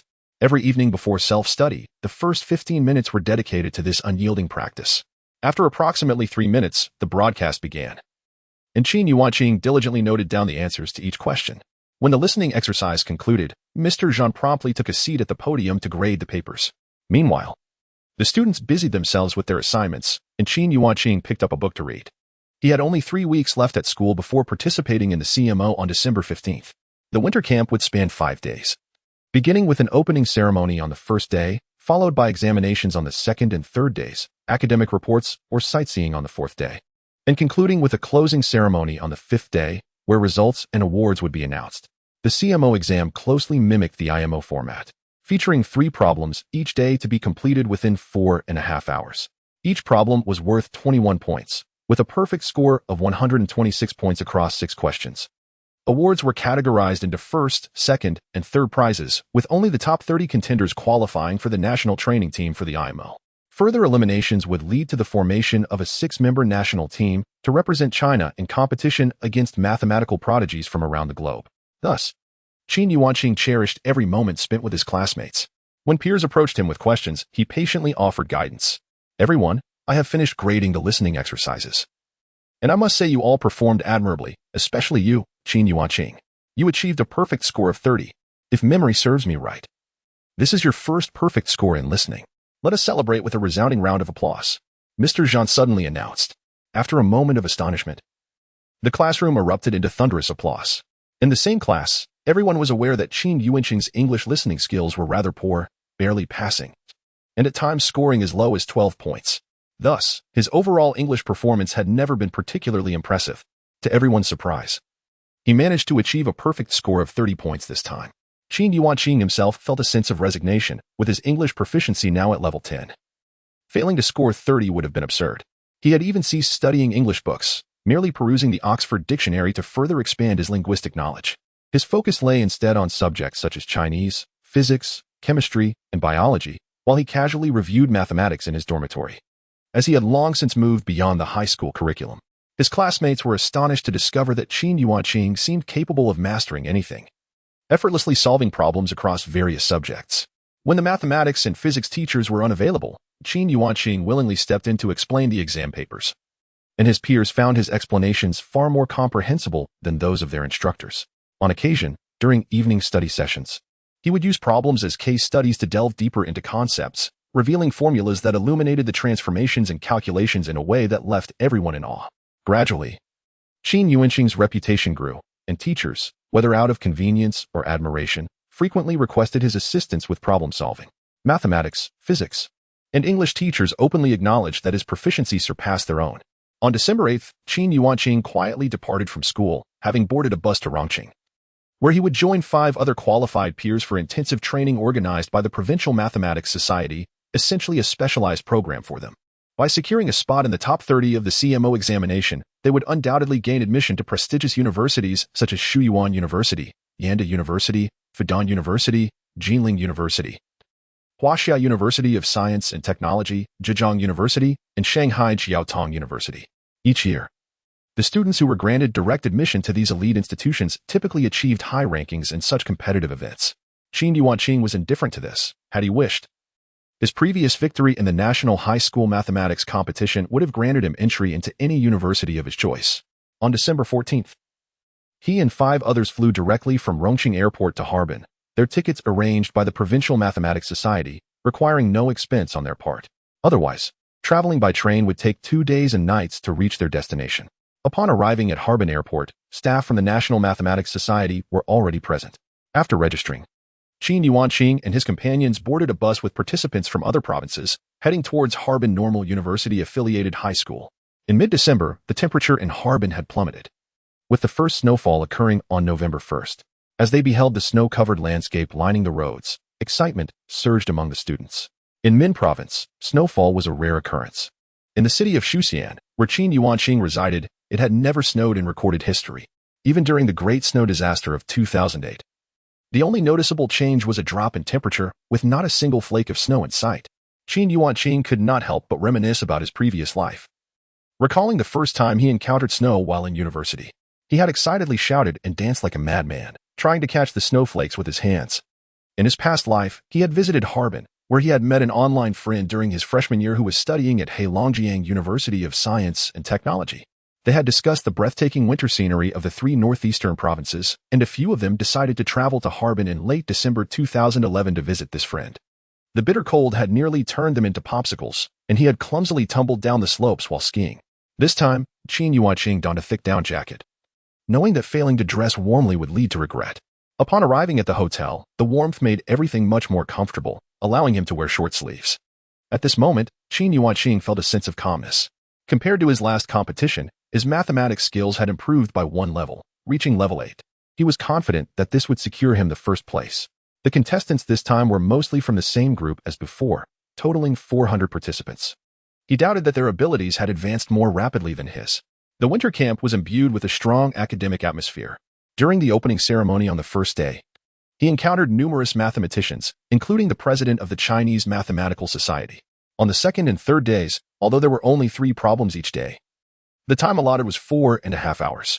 The difficulty of these problems was even greater than that of the previous national competition, explaining why the CMO exam was renowned for being more challenging than the International Mathematical Olympiad. After 2 consecutive days of examinations, Qin Yuanqing felt a surge of confidence. The championship was within his grasp. He provided more than 1 solution for 3 problems and utilized 2 different methods for 2 others. The 4th day featured an academic conference with several presentations by mathematicians, allowing anyone to freely choose which talks to attend. Qin Yuanqing opted for a lecture on algebraic geometry by a young mathematician, where he encountered concepts he had never heard or seen before. He was struck by the vastness of mathematics, realizing he had only scratched the surface and had yet to truly delve into its depths. During the QA session, Qin Yuanqing raised his hand and was granted the opportunity to ask questions about 3 areas he did not fully comprehend. The young mathematician graciously answered each one, leaving Qin Yuanqing exhilarated, feeling that this journey had been worth every moment. He then attended a session on topology, a field he had recently begun to explore. Compared to algebraic geometry, much of topology eluded his understanding, so he silently noted key points to study further in the future. On the 5th day, during the closing ceremony, the president announced each participant's examination results. Qin Yuanqing achieved full marks once again, amassing a total score of 252, which rightfully earned him the CMO first prize. Holding a glass trophy in his left hand and a certificate in his right, a joyful smile adorned his face. The sense of accomplishment was simply overwhelming, an achievement that even billionaires could not rival. Equally thrilling for Qin Yuanqing was the reward of 2,000 learning coins that accompanied his victory in the CMO competition. Meanwhile, Qin Yuanqing's task list transformed into the following. Task 1. Achieve the highest score in the college entrance examination in the entire city. Reward: 500 study coins. Task 2. Earn an individual gold medal at the International Mathematical Olympiad. Reward: 3,000 study coins. Task 3. Attain a team gold medal at the International Mathematical Olympiad. Reward: 3,000 study coins. It was evident that the International Mathematical Olympiad required competing against prodigious talents from other nations, thereby increasing the difficulty of securing a gold medal, while the rewards became exceedingly generous. However, at this moment, Qin Yuanqing's focus was solely on his study coins, which totaled a remarkable 3,000. Despite possessing such a substantial amount, he had not yet contemplated how to utilize them, so he decided to set them aside for the time being. Others, one by one, extended their congratulations to Qin Yuanqing. And concurrently, he accepted the invitation from the Huaxia Mathematical Society to join the national training team for the Olympic mathematics competition. Chapter 16. Intensive training. The top 30 contestants, having achieved the highest scores, received invitations from the Chinese Mathematical Society to join the national training team for the International Mathematical Olympiad. Consequently, they, along with other participants, were required to spend some time in Beijing. The news of Qin Yuanqing clinching the gold medal at the CMO was broadcasted for a brief 10 seconds on the national news that very day. As the premier and most influential mathematics competition for high school students in China, the CMO garnered significant attention, warranting a spot on CCTV's news segment. Upon this news reaching Jinpu No. 1 High School, the entire institution erupted in excitement, capturing the attention of not only county officials, but also municipal authorities, as this marked the first time a student from Shuixian City had won the CMO gold medal. News outlets flocked to interview Qin Yuanqing's classmates, teachers, and principal, and even ventured to Qin's village to speak with his family and local residents. In an instant, Qin Yuanqing became a renowned figure in Shuixian City, creating a fervor that led parents to perceive him as an exemplary child, one whose achievements overshadowed their own offspring, inciting a wave of envy among students. Shortly after Qin Yuanqing's arrival in Beijing, the admissions office of Yin University approached him with a formal invitation, expressing their desire for him to sign a contract as a special admissions student. Qin Yuanqing, our mathematics department is ranked first in the nation. While some institutions may be just a street away from us, their cultural depth and scientific prowess fall woefully short compared to Yin University. They merely produce skilled technicians, whereas we cultivate academic masters, proclaimed the head of the admissions office, Chen Lin, with unwavering conviction.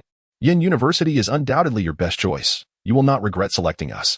Qin Yuanqing took a sip of water, deep in thought. Just as the representative had asserted, Yin University indeed boasted the finest mathematics program in China, dominating the field with its significant stature. Although the mathematics department was not ranked among the top 10 globally, it held the 18th position, while Shuimu University languished at the 50th, even falling behind Fudan University, which was ranked 22nd worldwide. If he were to choose a mathematics program, Yin University was undoubtedly the premier option. However, who said he must necessarily choose mathematics? Moreover, as he had contemplated before, since he could gain admission to Yin University through the Gaokao, why should he opt for special admission? He could rely on his talent rather than his appearance. He had a strong aversion to the notion of being a little fresh meat. If he chose special admission, wouldn't he be relegated to that label? Director Chen, I appreciate your kind offer, but I cannot sign a contract with Yin University just yet, as I have not yet decided which university I wish to attend. Qin Yuanqing stated, I intend to take the Gaokao and will choose my university after the results are released. Qin Yuanqing, as long as you agree to sign with Yin University as a special admissions student, you will not need to take the Gaokao. Furthermore, you are not limited to the mathematics department. You can select any major you desire. Chen Lin hastily remarked, The college entrance examination is fraught with risks, sometimes. If one does not perform well, it can lead to. His words implied that once a poor performance occurs, regret would be futile. I have made up my mind. Director Chen, there is no need for further persuasion, Qin Yuanqing declared. It is uncertain whether it was the influence of his previous life. But Qin Yuanqing harbored little fondness for Shuimu University and Yin University. As stated online, there are far too many students from these institutions studying abroad, and most remain overseas, creating a sense of nurturing talent for foreign lands. This reality weighed heavily on Qin Yuanqing's heart. While studying abroad is not inherently problematic, the crucial aspect is returning. Huaxia is the homeland, the root. Although he was not mindlessly critical, the phenomenon indeed provoked discomfort. Some may counter, arguing that there are shortcomings within the country, however. Rather than evading these issues, one should strive to resolve them.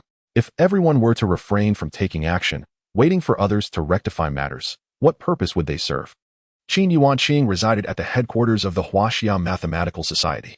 His suitcase, aside from a change of clothes, contained only books. This session of the National Olympiad training team consisted of 30 individuals, who would undergo a rigorous 15-day training camp, ultimately selecting the top 6 to form the national team representing Huaxia at the International Mathematical Olympiad, IMO. The IMO is scheduled for March 2009, traditionally held in July. This year has been exceptionally designated for March 15th to honor a great mathematician. This training camp will last for 15 days, and following the conclusion of the current semester, they would have another training session, allowing only 7 days for the participants to celebrate the Spring Festival. Subsequently, on March 1st, training would resume until their departure to Germany for the competition. 3 training sessions. As for the training breaks, special approval from the school has been granted. Since Huaxia's participation in the IMO began in 1985, they have attended 23 sessions, securing the championship title 13 times, a remarkable achievement, especially in recent years as they have become strong contenders for the title. In the dormitory building, the cafeteria is located on the first floor, while the upper floors house the dormitories. The dormitories are shared between 2 individuals, each room featuring a bunk bed, private restroom, balcony, water heater, air conditioning, wardrobe, and computer desk. The building is equipped with broadband, providing all necessary amenities for comfortable living. Although designed for 2, due to the presence of female participants, Qin Yuanqing was assigned a room to himself. Upon their arrival at the mathematics building, each contestant was assisted in obtaining a meal card, granting them the freedom to dine at the cafeteria below. Qin Yuanqing hung his clothes in the wardrobe and transferred his books from the suitcase to the desk. Aside from a few outlines and summaries for the college entrance examination, the rest comprised solely of mathematics textbooks.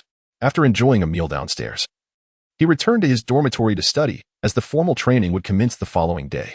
Host: Qin Yuanqing. Age: 18. Intelligence quotient: 165. Emotional quotient: 100. Subjects: Chinese, level 5, 30,010,000,000. Mathematics, level 8, 0100. 000. English, level 10. Physics, level 5, 90,001,000,000. Chemistry, level 5, 70,001,000,000. Biology, level 5, 50,001,000,000. Physical fitness, level 1, 0100. Furthermore, he possesses a substantial amount of 3,000 study coins. The task list comprises 3 assignments. Task 1. Achieve the highest score in the college entrance examination in the city. Reward: 500 study coins. Task 2. Obtain an individual gold medal at the IMO. Reward: 3,000 study coins. Task 3. Secure a team gold medal at the IMO. Reward: 3,000 study coins. As a novice system, only 3 tasks exist, and only upon the completion of one will new tasks emerge. Task 1 remains stagnant, unable to move forward, perpetually lingering due to its incompletion. The next day, at 8 in the morning, 30 contestants gathered punctually at the meeting point. Their youthful faces still bore traces of innocence, yet they appeared more mature than the majority of high school students. Among the 30 team members, 9 were girls and 21 were boys, thus establishing a clear numerical advantage. Mathematics, reliant on innate talent and emphasizing logical reasoning, tends to place girls at a disadvantage compared to boys in this domain. Moreover, all members of this cohort were, without exception, from the science stream, with not a single arts student among them. Dear students, congratulations on joining the IMO training team. The leader addressed the assembly. However, you should be aware that each national team comprises only 6 members, meaning that 24 of you will be eliminated over the course of the next 2 weeks. The rules are straightforward. An examination occurs every 5 days, and the 6 individuals with the highest scores will be selected for the national team to represent China and Germany at the IMO. competing against prodigies from over 100 countries. The leader surveyed the group. You should understand the significance and weight of the IMO. Indeed, it is the Olympic mathematics competition, the Olympics of the mathematical world. The 6 who are ultimately selected will bear the noble mission of bringing glory to our nation and will enjoy unparalleled honor. The leader continued. If you wish to become a member of the national team, you must strive diligently over the next fortnight. Upon hearing this, the crowd was instantly filled with fervor, each individual clenching their fists. To bring glory to the nation is a dream cherished by every Chinese citizen. Observing those athletic champions at the Olympics, fiercely competing for a gold medal against international athletes, is a testament to the desire to elevate the national pride. Chapter 17, The Chinese Mathematical Olympiad Team Next. A teacher surnamed Huang specializes in intensive training in the field of geometry. The International Mathematical Olympiad, IMO, encompasses a range of subjects including algebra, geometry, number theory, combinatorial mathematics, and probability theory. For each competitive branch, the national team has appointed specialized coaches. Unlike the CMO, the IMO consists of 6 problems on each paper, each worth 7 points, culminating in a total score of 42, which is incomparable to the frequently inflated 150 points in domestic competitions. However, this does not imply that the IMO papers lack value. On the contrary, they are of exceptionally high caliber. The IMO examination spans 2 days, with participants allocated 5 hours each day to tackle 3 problems, typically from 9 a.m. to 1:30 p.m. Generally, the first problem of the day is the simplest, the second is of moderate difficulty, and the third is the most challenging. All problems are selected from various domains of the high school mathematics curriculum, usually including combinatorial mathematics, number theory, geometry, algebra, and inequalities. To solve these problems, contestants do not necessarily require advanced mathematical knowledge. The most possess it and indeed need a wealth of knowledge and skills beyond the standard curriculum. But they must exhibit imaginative thinking and strong mathematical abilities to discern the solutions. The competition awards first prizes, gold medals, second prizes, silver medals, and third prizes, bronze medals, which are further divided into individual and team categories. Teacher Huang, specializing in geometry, lectures for an entire morning. After a lunch break at the small cafeteria, the afternoon session begins at 2:30 p.m. Qin Yuanqing utilizes the midday interval to further consolidate his understanding of geometry, and his appointment as a professional coach for the national team attests to his unquestionable expertise. In the afternoon, another coach addresses number theory, a branch of pure mathematics primarily concerned with the properties of integers. Integers can serve as solutions to equations, and number theory can be broadly categorized into elementary and advanced number theory. Elementary number theory employs basic methods to study integers, focusing on properties of divisibility and encompassing theories such as divisibility theory, congruence theory, and continued fraction theory. Advanced number theory, on the other hand, incorporates more profound mathematical tools, including algebraic number theory, analytic number theory, and computational number theory. Classic conclusions in elementary number theory include the fundamental theorem of arithmetic, Euclid's proof of the infinitude of primes, the Chinese remainder theorem, Euler's theorem, Gauss's law of quadratic reciprocity, the theorem on the heights of Pythagorean equations, and the continued fraction method for solving Pell's equation. With such an extensive scope of number theory, the coach does not concern himself with whether the students comprehend or digest the material. Falling behind is deemed the student's responsibility. As for problem solving, they are expected to practice independently and seek help privately if needed. Under the intense training regimen, 2 female team members succumbed to exhaustion on the second day, falling ill with high fevers and requiring ambulance transport to the hospital. Subsequently, the team leader announces their disqualification from the competition. Everyone, the IMO demands not only profound knowledge but also robust psychological and physical resilience. Otherwise, under pressure, one's mind and body will be the first to falter, the team leader remarked coldly. The others exchanged glances, but at that moment, none of them wished to withdraw. What a jest! The opportunity to bring glory to the nation lay before them. How could anyone possibly consider retreating? Upon returning to his dormitory, Qin Yuanqing gently closed his eyes. Previously, he had believed his physical condition was adequate. After all, he wasn't preparing for a sporting competition, nor was he required to perform heavy labor. However, he now recognized the paramount importance of physical fitness. Before him lay the Olympic athlete physical fitness card in the system marketplace. With a mere click, he expended 1,000 learning coins. Almost instantaneously, he felt as though countless ants were gnawing at his body, an unbearable sensation. He stuffed a towel into his mouth, emitting a primal roar. This torturous ordeal persisted for an entire hour before he sensed that the metamorphosis of his physique had finally concluded. Qin Yuanqing felt utterly astonished. His body had undergone a monumental transformation. It was no exaggeration to say he had been reborn. His muscles had developed to an astonishing degree, his entire being brimming with explosive power. He even harbored the notion that if he were to unleash a full-force punch upon someone, he could potentially deliver a fatal blow. Had he truly become a muscle-bound man? He grasped his bicep in disbelief, caught between laughter and tears. Yet, one could not deny the exhilarating sensation brought by such a significant enhancement in physical prowess. Qin Yuanqing even contemplated strolling through the bustling streets of Beijing clad in a short-sleeved shirt. Soon after, he detected a foul odor and promptly made his way to the shower. After a refreshing hot bath, he felt an unparalleled sense of comfort. Should anyone dare to claim he was an unathletic scholar, Qin Yuanqing would surely demonstrate to them the iron fist of a muscle man. The subsequent training sessions retained their intensity. Yet Qin Yuanqing, with his newfound physical capabilities, managed to persevere with ease. Unfortunately, the others fared less favorably, even before the final examination. 8 had succumbed to illness and fever, resulting in their elimination. The remaining participants appeared drastically changed, as though they were on the verge of collapse. Finally, as the ordeal drew to a close, Shani lamented, "If this were to continue for another fortnight, I would surely perish." His eyes were devoid of vitality, filled with exhaustion.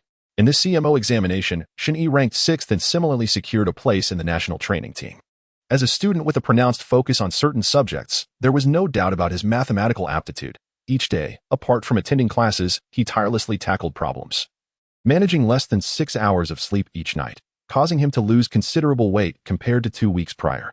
"Qin Yuanqing, you are simply a freak," Shani observed, his gaze fixated on him as if he were a creature of another world. In truth, they were all aware that with 6 spots available on the national team, Qin Yuanqing had already secured one, having achieved perfect scores in the previous 2 examinations, the only one in the team to do so. The rest were thus vying for the remaining 5 positions. "Shani, this is the price you pay for neglecting physical exercise in the past." Qin Yuanqing gleefully remarked that Shani was his closest friend in the team. Having spent day and night together over the past few days, they often engaged in discussions, swiftly forging a bond of friendship. "Let me tell you, back at our school, I would rise promptly at 6 every morning for a run, dedicating an hour to it. In the evenings, I would jog for another hour. That's how my physical fitness surpassed yours." Despite this assertion, no one could discern the transformation of Qin Yuanqing's physique, as he always donned a sweater even in the classroom. Little did they know that he had undergone a remarkable metamorphosis. If the lanky fellow were to hear Qin Yuanqing's claim, he would surely scoff at him for his audacity. Since entering high school, Qin Yuanqing had only participated in a handful of morning runs. In truth, during his elementary school years, his physical prowess was exceptional. He often climbed trees, fished, and gathered firewood, which contributed to his strength. In 6th grade, he could easily uproot a sugarcane with one hand. However, due to his dedication to academics in middle school, he neglected physical activities, leading to a decline in his fitness. By the time he reached the 3rd year of middle school, he could only manage to pull up the sugarcane with both hands.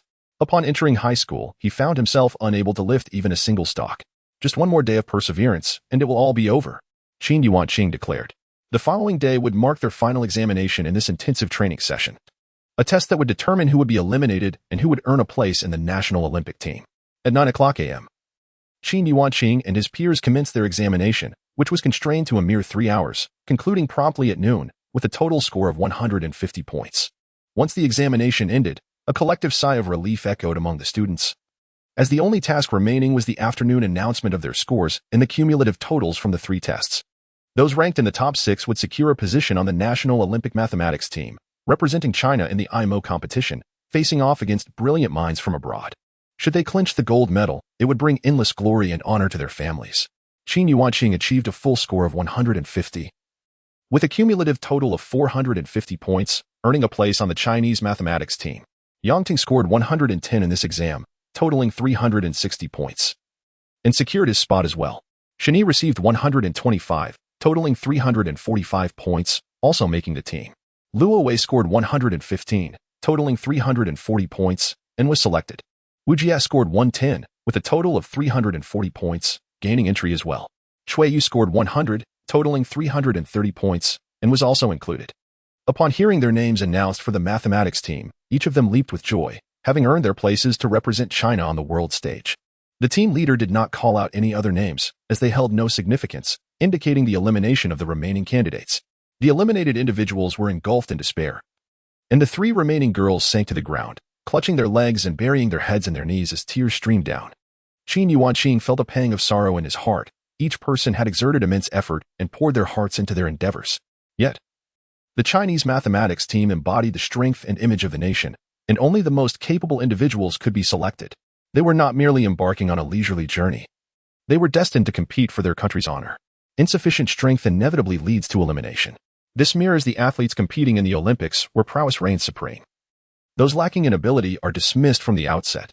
In the realm of sports, the strong are revered. The same principle applies in mathematics, where excellence is the ultimate measure of merit. Qin Yuanqing stepped forward one by one to offer solace. After half a month of intensive training, bonds of friendship had formed, and he could not bear to witness their helplessness. The team leader, however, withdrew from the classroom, having witnessed this scene unfold year after year, too many times to count. Indeed, it is harsh. Yet, for the sake of national honor, such harshness is unavoidable. Everything is dictated by strength. Otherwise, how could China secure gold medals at the International Mathematical Olympiad? This principle transcends mathematics. It is the essence of society and the world at large. The strong are esteemed. Only with a powerful fist does one command respect. Chapter 18. Returning to school on the evening of January 3rd, as the sun dipped below the horizon, Qin Yuanqing stood at the school gate, gazing at the crimson banner that celebrated his triumph in the CMO competition. Even though more than half a month had elapsed, the banner remained unfurled. This time, he had flown directly from Beijing to Lai Island Airport. Upon his arrival, Qin Yuanqing opted not to return to County No. 1 high school as the New Year's holiday was in full swing, and even the third-year students were granted a 3-day respite. Consequently, he took a boat home from Lai Island to relish this rare holiday. His parents were overjoyed upon learning of his CMO gold medal, and they informed him that reporters had come to interview them, as well as local officials who paid visits to express their congratulations, which included a monetary reward of 50,000 yuan. With this prize, combined with the 100,000 yuan he had previously sent to his father, their family's financial situation had significantly improved. His father expressed a desire to add another floor to their home to alleviate the summer heat. Although Qin Yuanqing specialized in engineering design rather than architectural design, he found many principles to be interconnected. The old house had been built over a decade ago, reflecting the outdated construction concepts of rural areas in the 1990s, where the foundation consisted merely of a single stone beam without any columns, leading to structural flaws. The house, situated close to the road, had suffered from uneven subsidence over the years, resulting in cracks in the walls and leaks in the ceiling during rainstorms. Thus, it was inadvisable to build upon the existing structure, as it could become a dangerous dwelling, rendering any investment futile. After careful consideration of whether to build a new floor atop the old foundation or to construct a new, Qin Yuanqing decided on the latter. At this juncture, labor and material costs were relatively low. Approximately 200,000 yuan could suffice for a 3-story shell house. If he were to wait until 2015, prices for cement, steel, and sand would rise, along with labor costs, making the same construction project soar to 380,000 yuan. Having persuaded his parents, Qin Yuanqing visited an internet CAF to download CAD software, and, relying on his memory, he redesigned the house he had previously envisioned. He learned from past experiences, widening the staircase to 1.5 meters, as narrow staircases are impractical in rural settings. The original design, at 1.25 meters, had drawn much criticism from his father. The master bedroom was also optimized, with a smaller bathroom divided into dry and wet areas, creating space for a wardrobe, resulting in a far more rational layout than before. After his father engaged a skilled mason, Qin Yuanqing meticulously conveyed all necessary details regarding construction, structural integrity, plumbing, and electrical systems before he felt reassured enough to depart. Upon returning to school, Qin Yuanqing received an even grander welcome than before. The principal held a celebratory assembly on the playground, and this time, as he had not spoken previously, he could not evade the opportunity. He chose to address the theme: the 90s generation is not a lost generation. Dear classmates and esteemed teachers, I was born in 1990, and I believe that the majority of you present here are also from the 90s or the post-90s generation.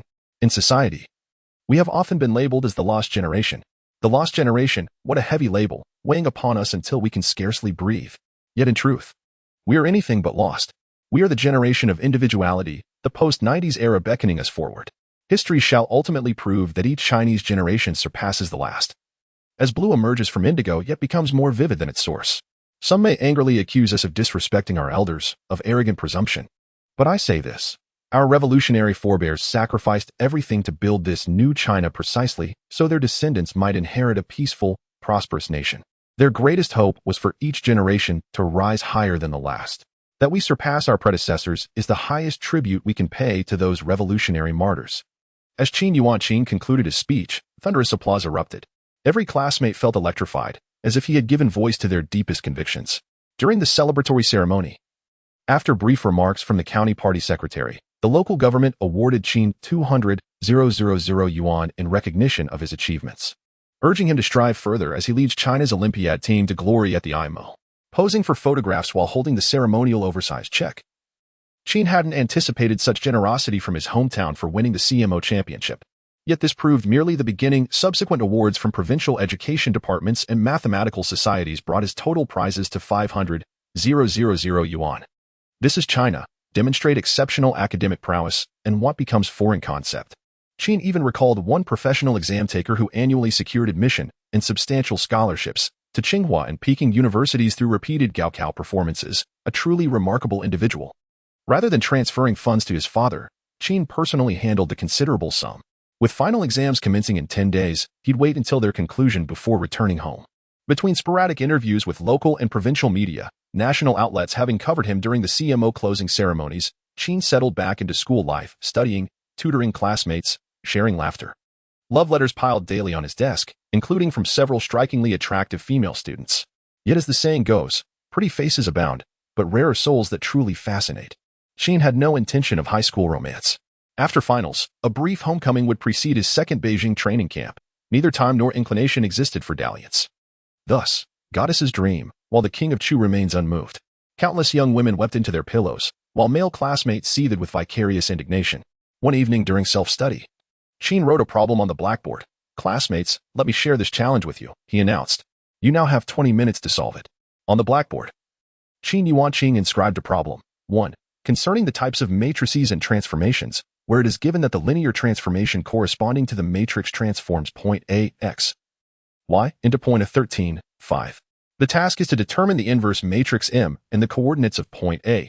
2 pertains to coordinate systems and parametric equations, requiring the determination of the number of common points between line L and circle C. 3 involves inequalities, specifically solving the inequality 2x, 1, 1.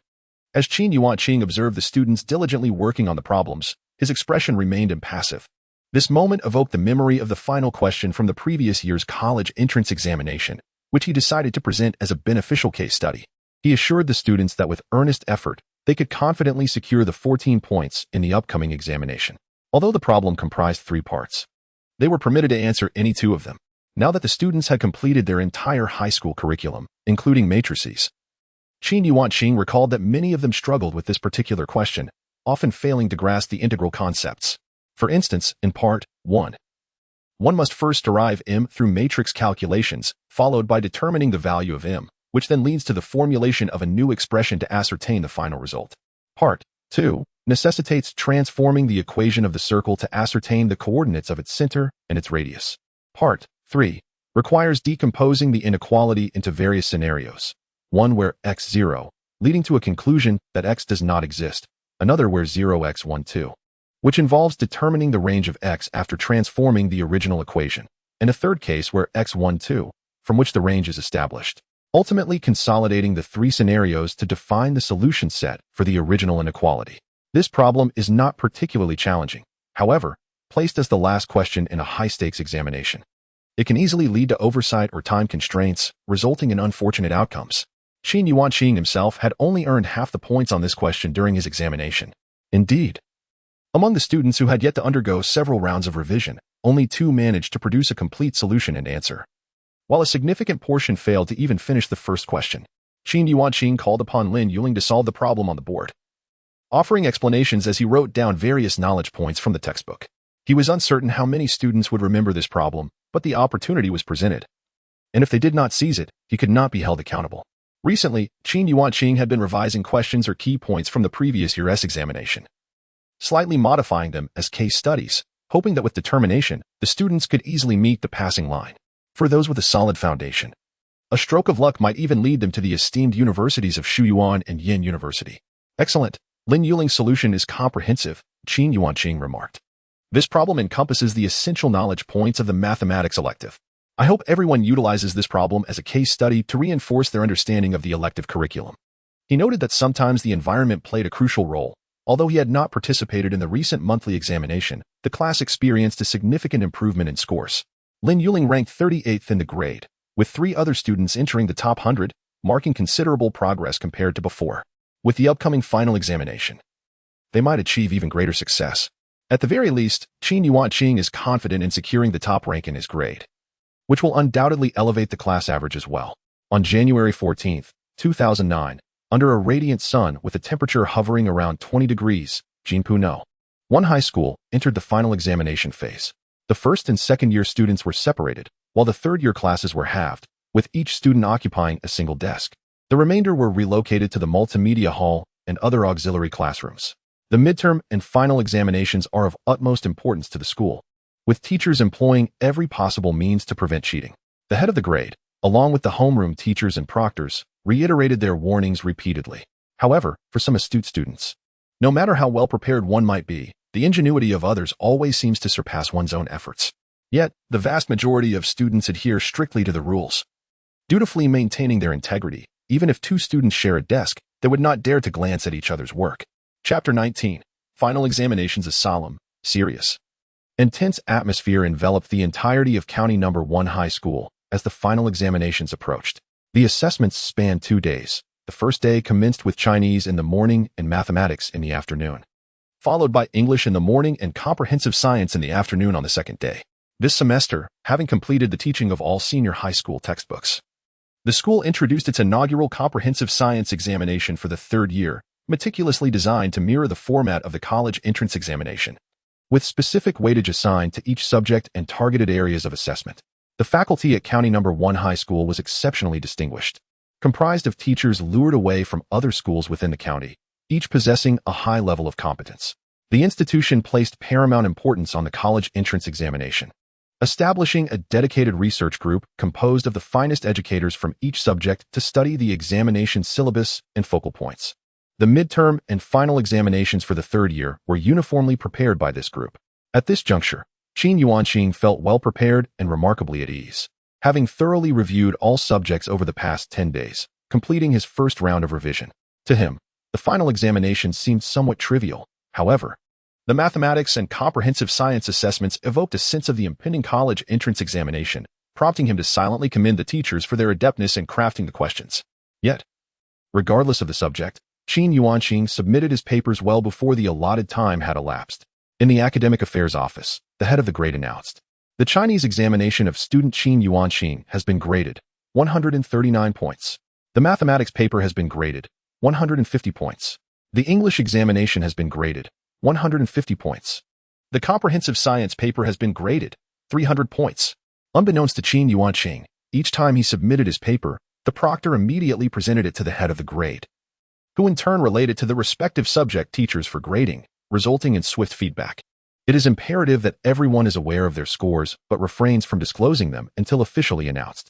Is that understood? The head of the grade reiterated earnestly. This directive had been preordained by the principal.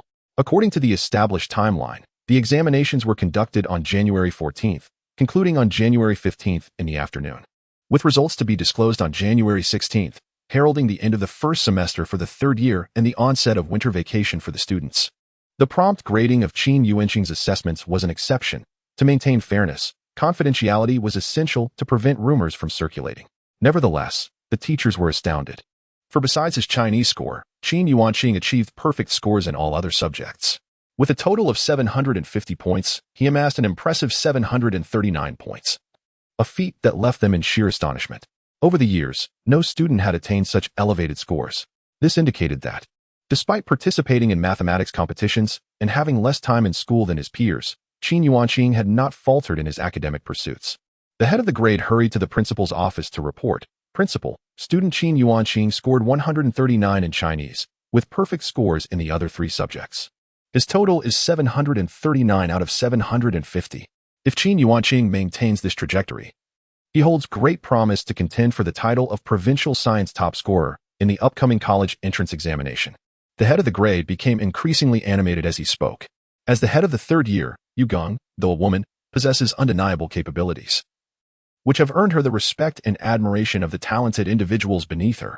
Upon hearing this, Principal Fang Jianguo's mood instantly brightened. The repeated accolades garnered by Qin Yuanqing have significantly enhanced the standing of Jinpu No. 1 High School in the eyes of county officials. The design for the gymnasium and the synthetic track has already been completed, and the bidding process was conducted a couple of days ago. Construction will commence as soon as the students embark on their winter break. As the principal of Jinpu No. 1 High School, it is the duty of every head to leave a legacy for the institution. Otherwise, future historical records may regard their tenure as merely mediocre. This is clearly not Fang Jiangwo's ambition. He aspires to be the most outstanding principal in the school's history. Each year, 23 students from Jinpu No. 1 High School gain admission to prestigious institutions such as Shuyuan University and Yin University. Yet unless a breakthrough occurs, these numbers do not reflect exceptional achievement. In recent years, Fang Jiangwo has worked diligently to facilitate the completion of a comprehensive teaching building, leading to the establishment of modern multimedia classrooms and computer labs. With every classroom equipped with computers and projectors, thereby realizing a multimedia teaching approach. However, this alone is insufficient for him to be deemed the most illustrious principal of Jinpu No. 1 High School. He eagerly anticipates the completion of the gymnasium and track, hoping that if Qin Yuanqing secures the title of top science student in Fujian province during the college entrance examination, his status as the most distinguished principal will be assured. Not only will he surpass many predecessors, but Fang Jiangwo is also strategizing for the future, eagerly awaiting Qin Yuanqing's performance in the International Mathematical Olympiad. Should he achieve exceptional results, Fang plans to propose the construction of a new dormitory building to improve student accommodations. He has even secured land, acquiring 40 acres near the branch school, which was included during the gymnasium land acquisition. Although 2 dormitory buildings do not require such an expanse, it is prudent to consider future needs. Lacking land could lead to dire consequences. Fang Jiangwo picked up the phone and called the Education Bureau, discussing matters with officials. The conversation naturally flowed to Qin Yuanqing's recent examination results, and after 5 minutes, he ended the call. Unbeknownst to Qin Yuanqing, following the conclusion of the exams, he invited his classmates out to celebrate. Instead of dining at a restaurant, they opted for a feast at KFC. The students, exuberant and ecstatic, regarded KFC as a luxury. They were well aware of Qin Yuanqing's affluence, having witnessed his numerous rewards firsthand. An array of burgers, fries, and chicken wings soon filled their table, and before long, they were all patting their round bellies in satisfaction. Afterward, the group ventured to Westlake, which was still pleasant at this time, though in 2 years, the waters would likely become foul and unbearable. Westlake Park, the largest park in Jinpu, is a popular locale for residents to stroll and engage in activities, frequently visited by students as well. Qin Yuanqing, somewhat indolent, had only been to Westlake Park 5 or 6 times. On one occasion, he attempted to learn ice skating but ended up twisting his ankle. He greatly admires those who possess exceptional skating skills, as the adept male skaters at the rink tend to garner significant attention from the female students, effortlessly attracting romantic partners. Qin Yuanqing engages in light-hearted banter with his classmates, while several boys discreetly glance at the girls, in a classroom where the male population outnumbers the female, with 40 boys and only 20 girls. In Qin Yuanqing's eyes, only 2 or 3 girls possess a semblance of attractiveness. The others are rather ordinary in appearance. However, the perception among his peers differs, as they are often overtaken by youthful exuberance, daydreaming incessantly. Yet, during their high school years, only a rare few possess the courage to confess their feelings to a girl. Most boys remain shyly enamored, harboring their affections in silence, only to regret it later as these feelings fade into mere memories post-graduation. This phenomenon is commonly referred to as crushes. He recalls that ultimately, only 2 classmates ended up together, in a rather surprising pairing: the boy, unremarkable in looks, and the girl, though possessing decent features, had darker skin and a rather playful demeanor, often mingling with the boys. Astonishingly, after university, they became a couple, one pursuing a career in engineering, the other teaching at a high school. They even welcomed a child early on, proudly presenting their family before their peers. On this particular day, having completed their examinations, the students felt a sense of relief and stayed at school until after 9 o'clock before returning to their dorms. The following afternoon, the school posted the exam results on 2 notice boards, instantly drawing a throng of students eager to see their scores. Goodness! A perfect score in 3 subjects. A total of 739 points. How can Qin Yuanqing achieve such heights? Is this even fair? The student in second place scored 630 points, over 100 points behind the first, leaving others in disbelief. This is outrageous. I only managed 450 points. This exam was particularly challenging, and most students experienced a significant drop in their scores, yet Qin Yuanqing seemed to defy the odds, surpassing his midterm results. As the senior students gazed at the posted scores, they lamented in frustration. Typically, students would scan the list from the top, searching for their own results, which often leads to the top 20 students becoming well-known figures among their peers. Thus, when they first laid eyes on Qin Yuanqing's remarkable total of 739 points, they were left utterly dumbfounded, their astonishment palpable, as such a high score was beyond their wildest dreams. It is important to note that this examination mirrored the rigors of the college entrance examination, encompassing a vast array of knowledge, some of which had been learned in earlier grades and was now forgotten, while others required the integration of multiple concepts. Consequently, the overall performance of the students had declined significantly. They all understood this, yet witnessing Qin Yuanqing's astounding score felt like a crushing blow. Reminiscent of a grand spectacle where a formidable figure proclaims, "Greetings, I am the illustrious Sazawi, welcome to strike me." Each blow inflicts a staggering 999 damage. And then they glanced at the second-place score of 630 points, which fell 109 points short of Qin Yuanqing's. This individual had consistently ranked first, until Qin Yuanqing's unexpected rise this semester, where he had consistently secured the second position in several examinations. At 4 o'clock, Qin Yuanqing entered the classroom to collect his report card, only to be met with a wave of envy from his peers. He felt a sense of helplessness. Having been reborn and transformed into an academic prodigy, he was still adjusting to this new reality. Perhaps, with the passage of time, everyone would eventually become accustomed to it. He mused inwardly. As the teacher distributed the examination papers and handed out the report cards, he reiterated the importance of safety during the winter break, cautioning against swimming and wishing everyone a happy new year before officially announcing the start of the holiday. Instantly, the classroom erupted in enthusiastic applause, a collective expression of joy at the arrival of the winter break.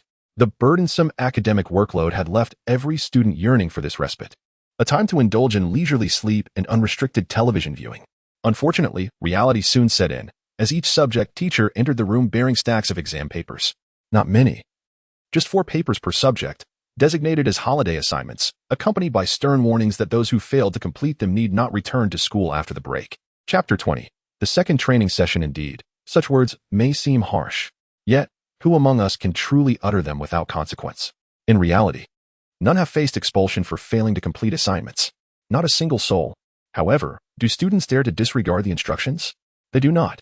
The esteemed position of a teacher inherently wields immense authority and influence over students. When students encounter a teacher, it is akin to a mouse confronting a cat. Except for a rare few who possess quick wits and enjoy playing tricks, the rest of the students diligently complete their winter break assignments. Ironically, those few clever yet mischievous students often find themselves at the bottom of the class rankings. There exists a saying that holds some truth: obedience leads to rewards. As Qin Yuanqing returned to his dormitory clutching his report card and winter break exam papers, having lent out his final exam papers to a classmate, he prepared his luggage, awaiting the gathering of Yang Yuqing and others to head home. Qin Yuanqing, you become quite extraordinary. You scored an impressive 739 on this final exam, Yang Yuqing exclaimed, sitting beside him, utterly astonished. Reflecting on their initial similarities, the current disparity felt monumental, as if one were soaring while the other remained earthbound. Indeed, I barely match half your score, lamented another girl, visibly disheartened. Among the trio, she was the only one pursuing the sciences, quiet, slender, and sporting a short haircut.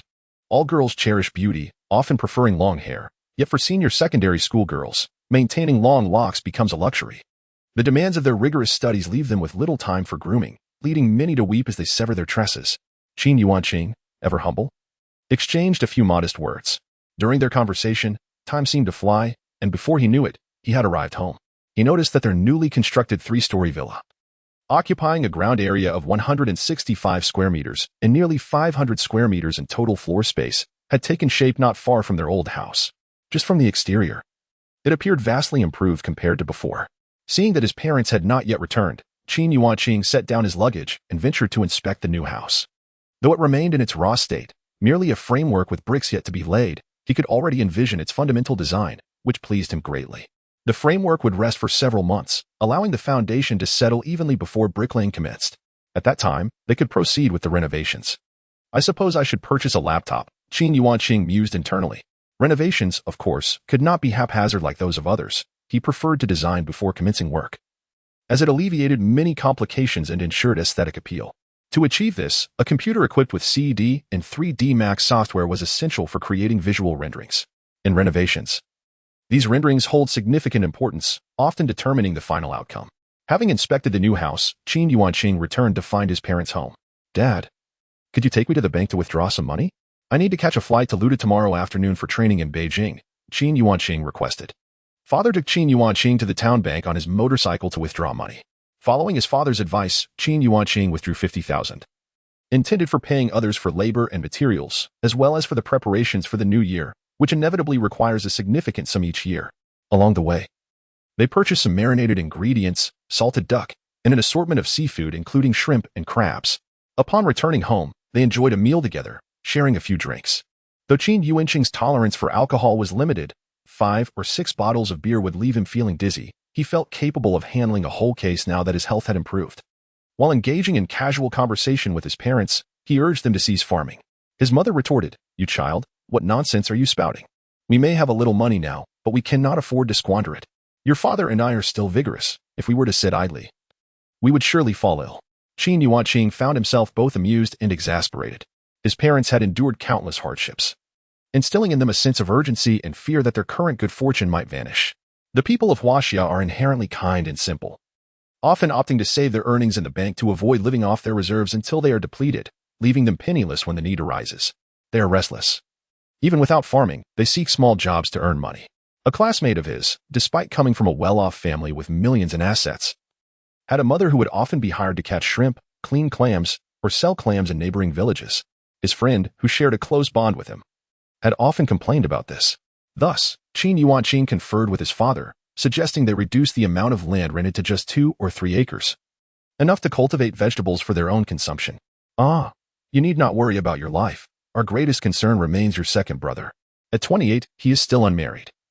While children of the same age in the neighboring family are already 5 or 6 years old, his father sighed as the conversation shifted to the second brother.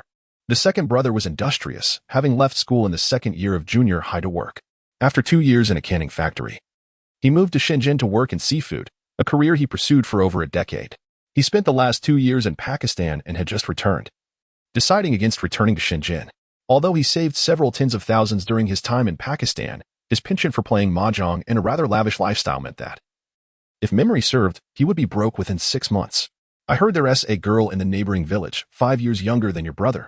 In a few days, I'll buy some wedding candies and visit to propose. If all goes well, they could marry this year, his mother announced.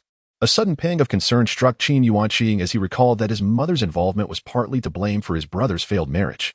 He remembered his brother mentioning that they had initially been mere acquaintances enjoying meals together, but when their mother went to propose, the news spread quickly through both villages, leaving his brother trapped in a situation where he felt compelled to marry her.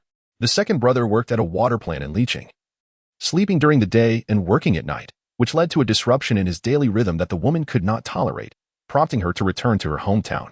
Coupled with her lack of diligence and unfilial behavior towards their parents, the situation escalated when their mother fell and became the catalyst for their separation. Shortly after his brother turned 15, he divorced the woman. However, since that incident, my elder brother has not married again. Mother, please do not act so hastily. My brother has no affection for that woman. Do not meddle with matters of the heart, Qin Yuanqing interjected, wishing to avoid any discord within the family and prevent a tragic fate for his elder brother. Isn't my brother fond of the daughter from Haidong? It would be better to propose to her family. They look down upon us. Why should we approach them, presenting our warm faces to their cold indifference? His mother was displeased. Naturally, she had attempted to initiate a proposal, but they were rather snobbish, offering nothing but scorn and ridicule, leading her to sever ties with them. Mother, for the sake of my brother's happiness, what does it matter if you endure a little discomfort? Qin Yuanqing said with a playful grin. Otherwise, when I return from Beijing, I shall accompany you to propose. His father remained silent for a moment before declaring, this year, we will complete our renovations and move into our new house. I intend to see why they deem themselves superior to us. His father, a man of integrity, believed that their disdain stemmed from the family's past poverty.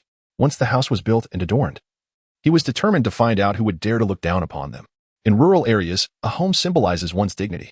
This is why children from the countryside strive to work in the city, earning money not merely to buy a house, but to ensure their family home is well constructed. This concept is one that women often fail to comprehend. I may not compare to Haidong, but I have succeeded in raising a fine son.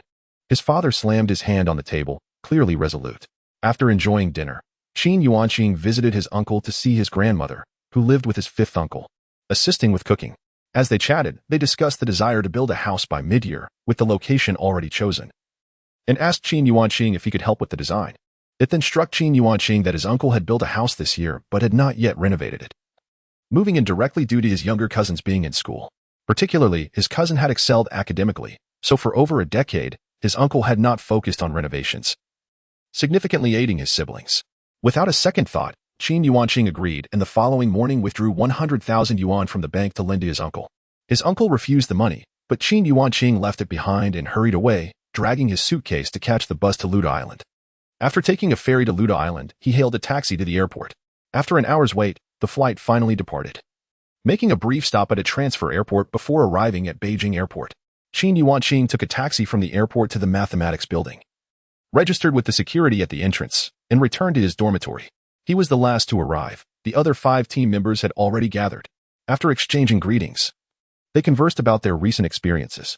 This training camp would last until New Year's Eve, and they had all booked their return tickets.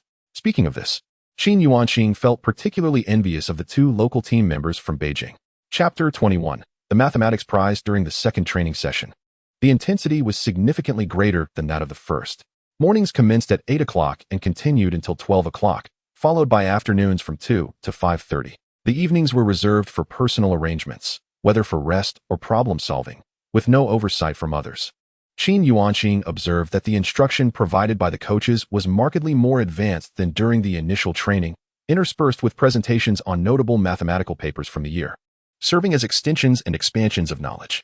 It was during this training that Qin Yuanqing became acquainted with the 7 millennium problems of mathematics, which are the P versus NP problem, the Hodge conjecture, the Poincare conjecture, the Riemann hypothesis, the existence and mass gap of Yang-Mills theory, the existence and smoothness of the Navier-Stokes equations, and the Birch and Swinnerton-Dyer conjecture.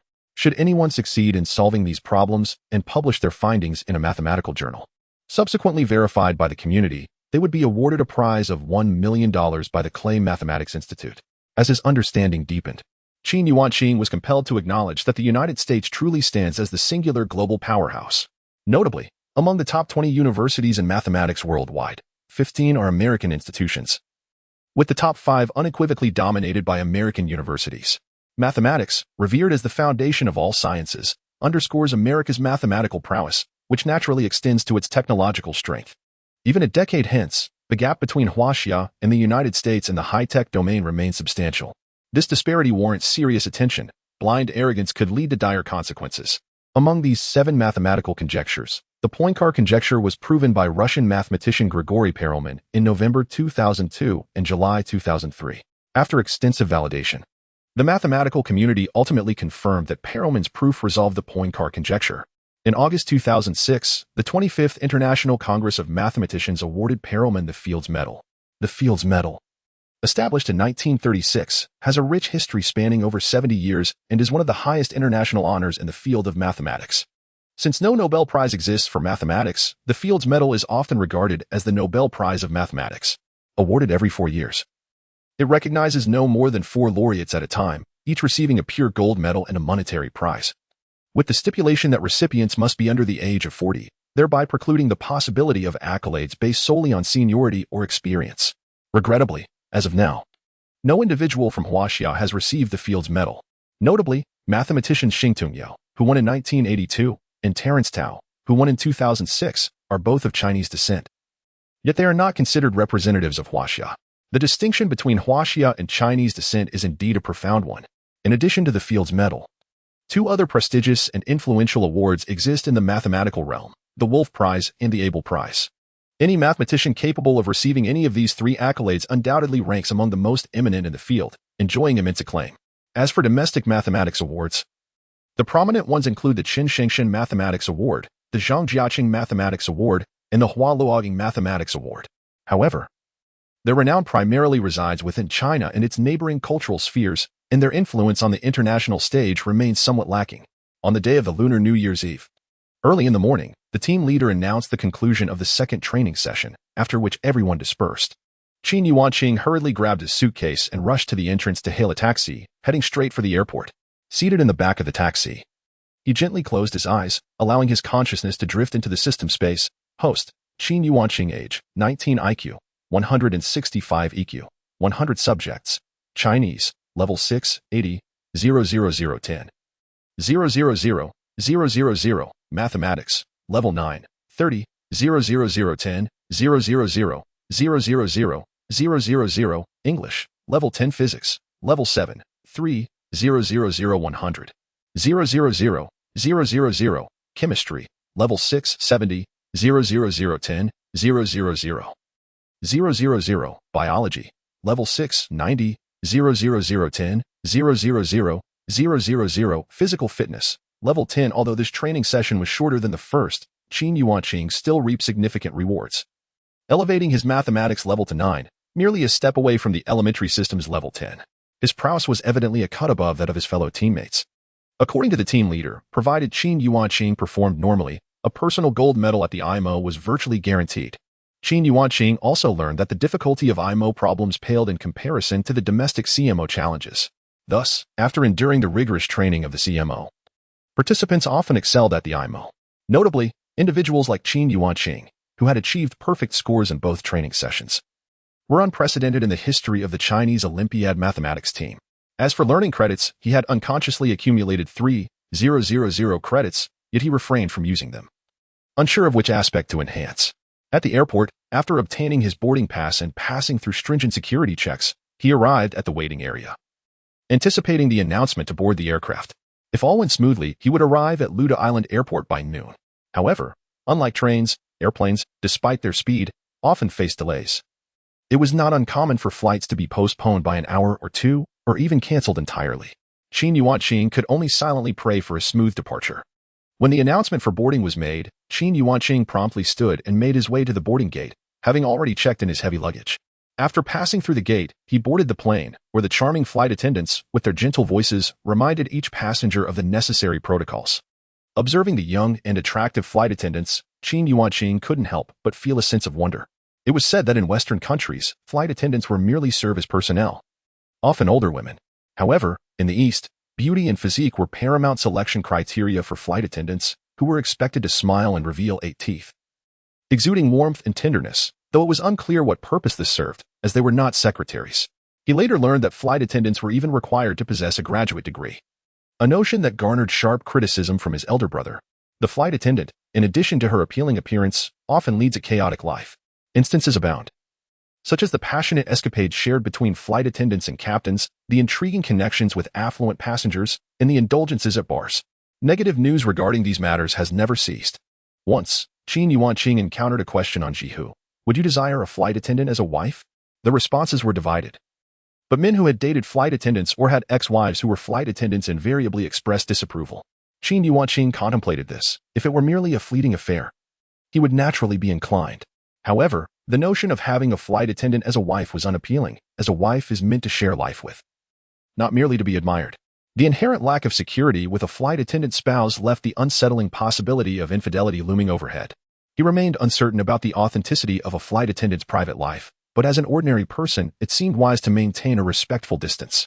As the plane ascended, the roar in his ears was somewhat uncomfortable, but it was only during takeoff and landing that the sensation proved bothersome. After enjoying a boxed meal and some snacks, Qin Yuanqing picked up a mathematics journal, an entirely English-language publication. Previously, he would have found it as incomprehensible as ancient scripture, but now he encountered no significant barriers. Since the second training session, the coach had encouraged them to read professional mathematics journals, as China's voice on the international stage remained woefully insufficient, a reality that would persist even a decade hence. Quietly engrossed in the journal's articles, he lost track of time until the plane began its descent, prompting him to stow the publication away, as he would need to return it by the next training session. Gazing out at Luda Island, he noted the somber atmosphere of the place during the spring festival. This was to be expected, as the majority of the island's population comprised migrants, particularly from the Minnan region. When the festival approached, most returned home for the celebrations, resulting in a noticeable drop in the local populace. After the plane landed, Qin Yuanqing waited half an hour to retrieve his luggage. Rather than heading straight home, he took a taxi to Zhongshan Street to purchase gifts, some for his parents, others for his 2 elder brothers and their wives, as well as for his 6-year-old niece. Zhongshan Street, the commercial heart of Ludu Island, appeared unusually quiet on New Year's Eve, with a significant portion of shops closed. After an hour of browsing, he finally gathered all the gifts. As he prepared to leave, a gust of wind carried a flyer into his hands, initially intending to discard it. He glanced at it and noticed it advertised a new real estate project at Wuyuan Bay, boasting astonishingly low prices. Indeed, the Jianfa community, constructed in 2008, had an initial listing price of 9,000 yuan per square meter. However, in the wake of the financial crisis, the real estate market had plunged into a winter of discontent, with prices now reduced to 5,000 yuan per square meter, equivalent to the original land cost. A severe loss for the developers, remembering that this area would one day become the most expensive in Huli. With an excellent environment and property values soaring to an average of 100,000 yuan per square meter, Qin Yuanqing mused that the funds he possessed could easily be invested in a property here, predicting a 20-fold increase within just 8 years. What other investment could rival such potential?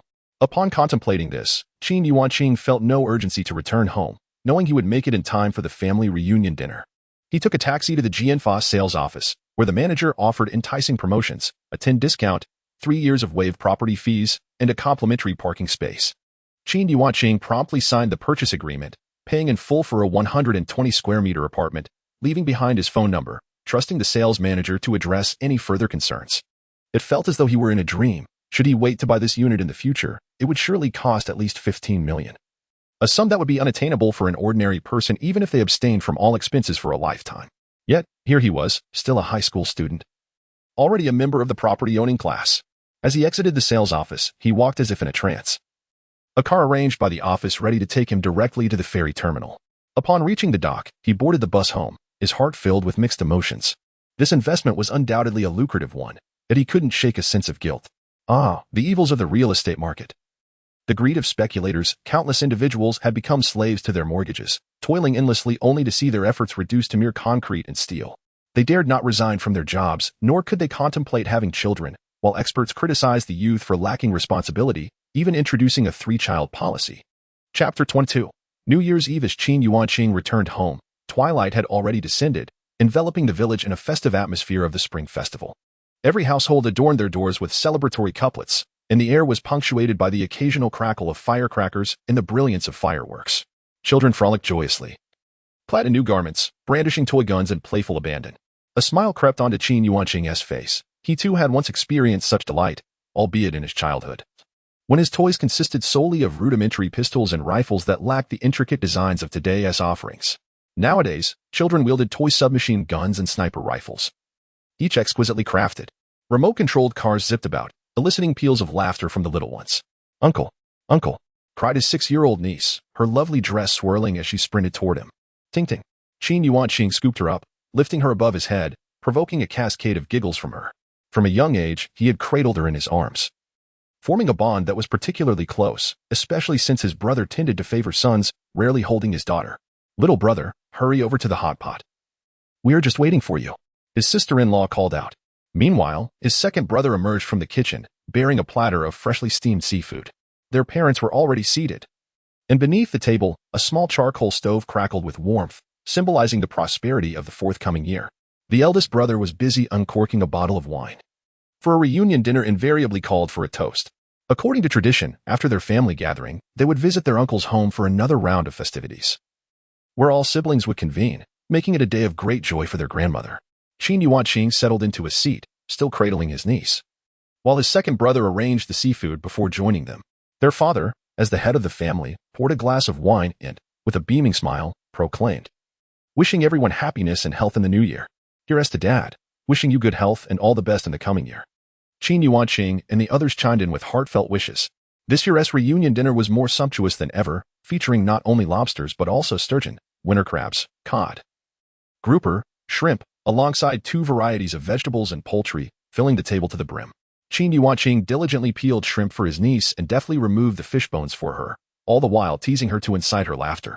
Their father regaled them with tales of recent events, such as how his second brother had contributed 50,000 for renovations, while the eldest brother mentioned he would pitch in 20,000, with plans to complete the renovations by the National Day holiday and move in by year-end, possibly coinciding with his second brother's wedding.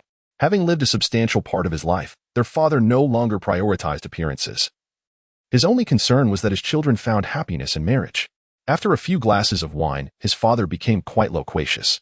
Qin Yuanqing then presented the gifts he had prepared for his parents, brother, sister-in-law, and niece.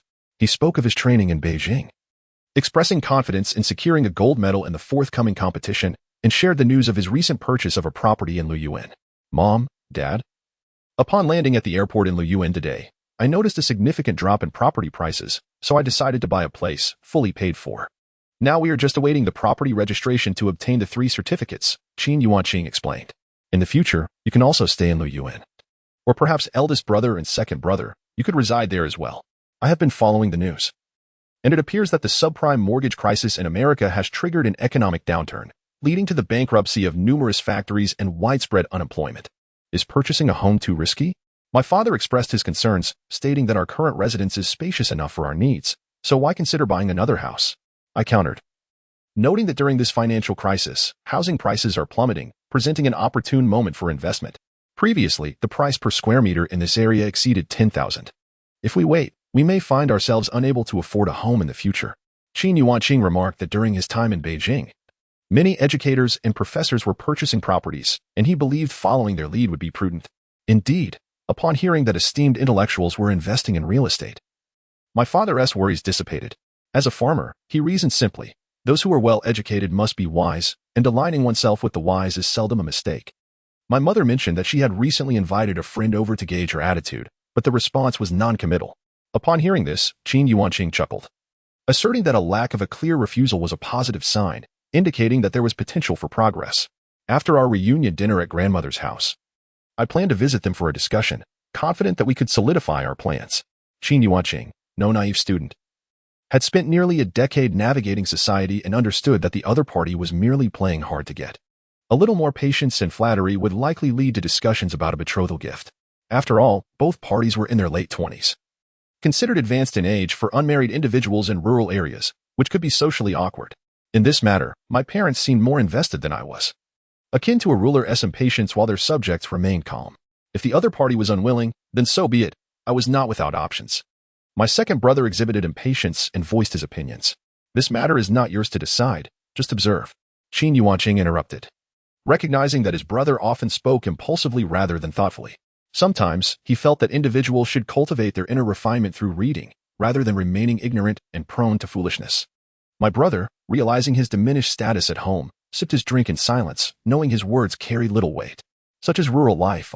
Returning home for the new year without a girlfriend necessitates a humble demeanor and restraint in conversation. Qin Yuanqing discussed renovation timelines with our parents, suggesting that we could begin bricklaying in May. Following the completion of the brickwork, the renovations could commence 2 months later. He presented his meticulously printed design plans, showcasing exterior perspectives and detailed interior layouts. According to his budget, the entire renovation would cost approximately 300,000 yuan, with an additional 40,000 for the courtyard. Waiting an additional 7 or 8 years could easily double these expenses. Thus, it is not only imperative to seize the opportunity to buy a house, but also to undertake renovations promptly. The longer we delay, the greater the cost will become, unless government regulations become stringent. Qin Yuanqing felt no anxiety regarding financial constraints. Our family's funds were sufficient for the brickwork, and he was confident that he could earn enough for the renovations when the time came. The family is quite satisfied with the renovation plans, and Qin Yuanqing has prominently displayed the renovation drawings at home, as all relevant design materials are conveniently stored on his laptop. During his recent trip to Beijing, he invested 7,000 yuan in a laptop that boasts adequate performance, sufficient for his needs since he does not engage in gaming and thus requires no high-end specifications. His elder brother, second brother, and sister-in-law enthusiastically participated in the discussions, considering that this will be the future residence for the entire family. The reunion dinner lasted for 2 hours before it was officially concluded. After enjoying some tea in the living room, everyone proceeded to their uncle's house. As in previous years, the uncle had set up 4 tables, and each of Qin Yuanqing's brothers took a red envelope from their pockets to present to their grandmother. Among their peers, apart from a few cousins, anyone who arrived would also offer a red envelope to their grandmother. Once everyone had gathered, the grandmother invited everyone to the table. The elders dined at one table while the younger generation occupied 3 tables. Although it was referred to as eating and drinking, most of the gathering involved conversation, as everyone was already quite full from the reunion dinner enjoyed at home.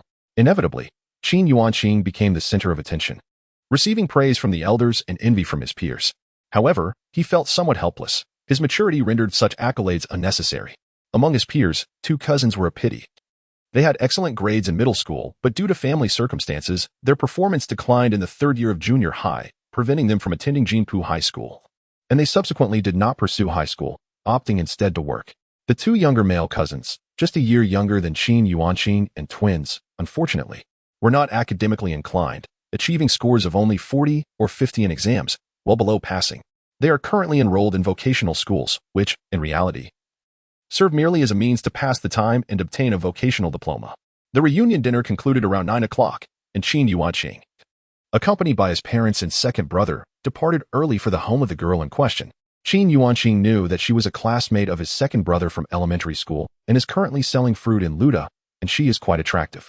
Although she is the same age as his second brother, she sat quietly to the side, while both families seemed to have forgotten their previous displeasure, engaging in cheerful conversation.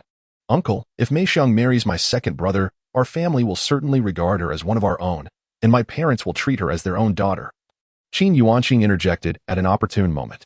"I have purchased an apartment in Luda. Should they marry, they can reside there, allowing the two of them to strive together in Luda, and you can rest assured."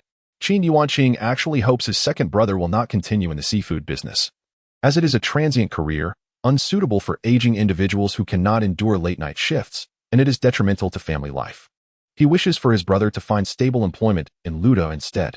After all, they would live in his apartment, eliminating the need for rent and providing sufficient means for living. Indeed, sometimes it is best to be straightforward with those who are somewhat opportunistic.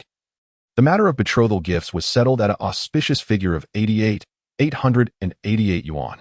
Without hesitation, his father agreed, and the parents arranged a time to exchange birth dates and begin selecting a wedding date. The second brother engaged in casual conversation, while the girl remained silent, neither agreeing nor disagreeing. To refrain from opposition signifies consent.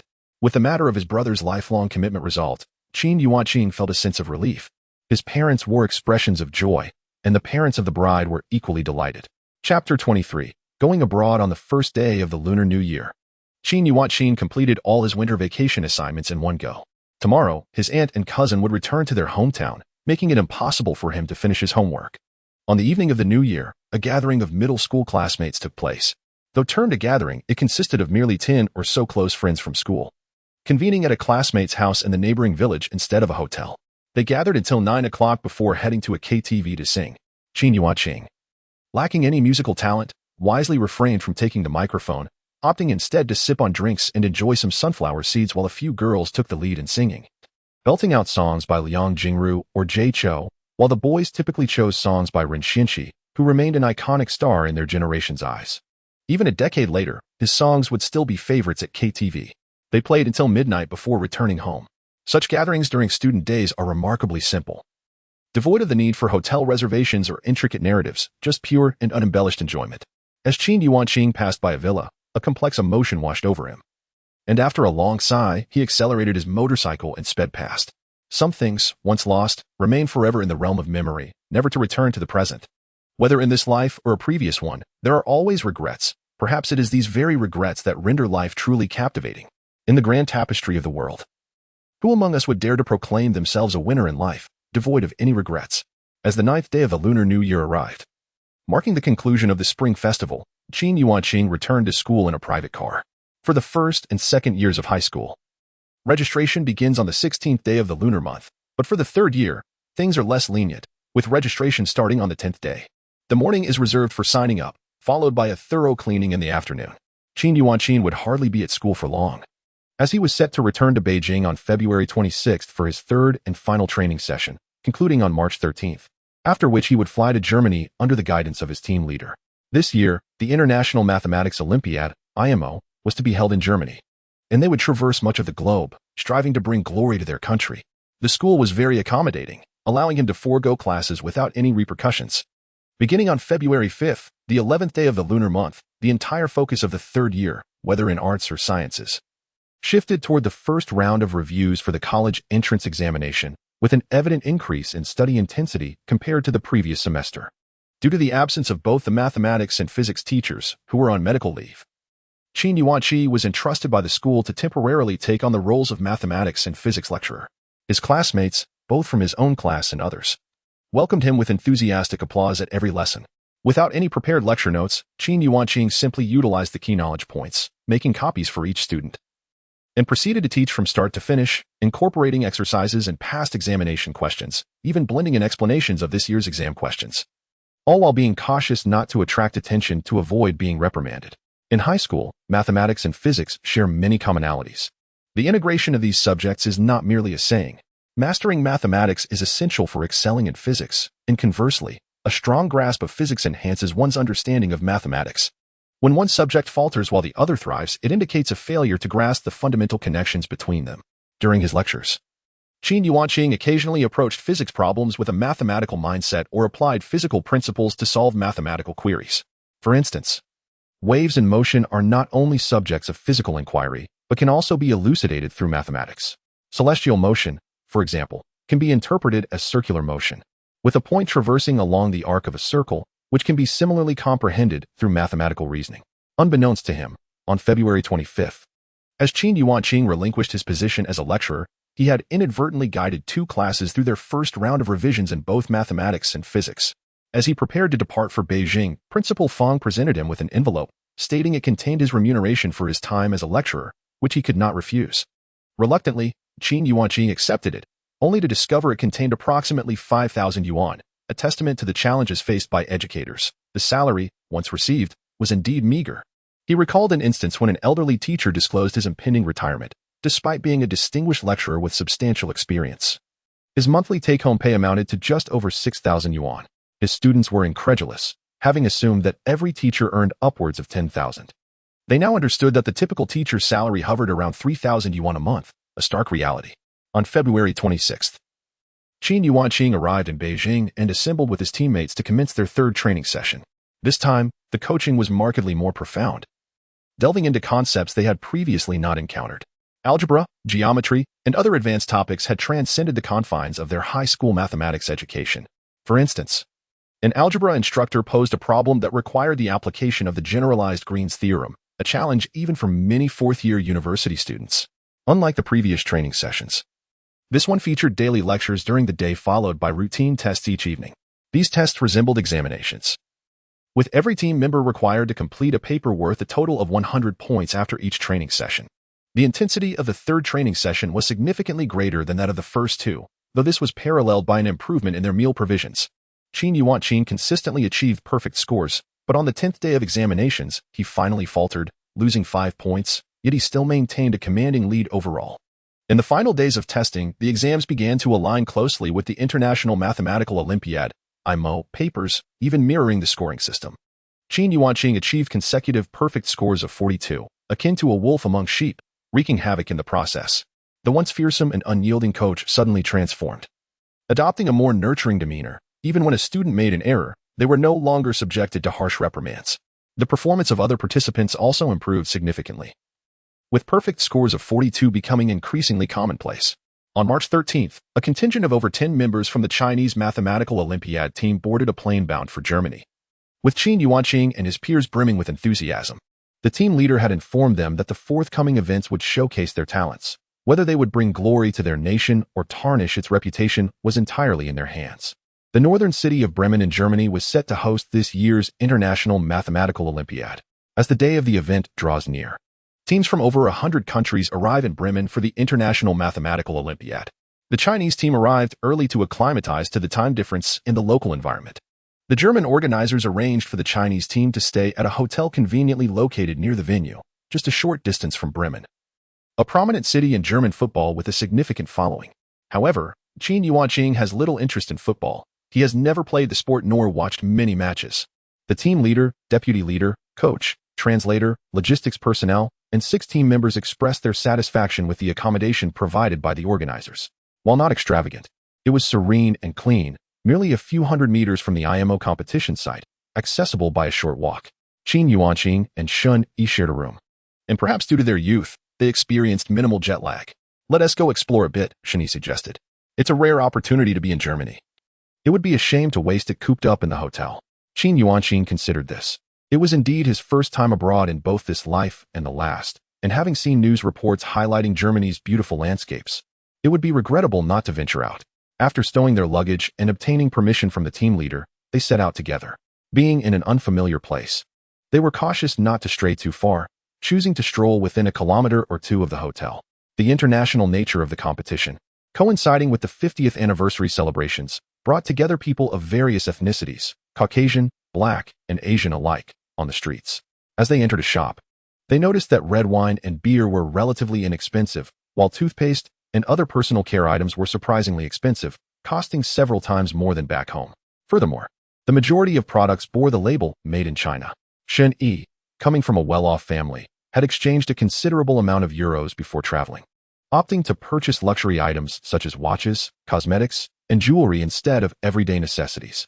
Within an hour, he spent 30,000 euros, leaving Qin Yuanqing in awe of his wealth, a lifestyle of the ultra-rich that most could only dream of. Qin Yuanqing, on the other hand, spent 50 euros on a fountain pen, a model that would typically cost over 1,000 in China, with some retailers even charging 2,000 if they were particularly unscrupulous. Wow, Qin Yuanqing, I didn't realize your English was so fluent. You speak better than I do. Shen Yi exclaimed, surprised. Initially, he assumed Qin Yuanqing's English skills were lacking, but the latter's fluency when purchasing the pin left him astonished. Just average, really. I only scored 150 on the exam. Qin Yuanqing humbly replied.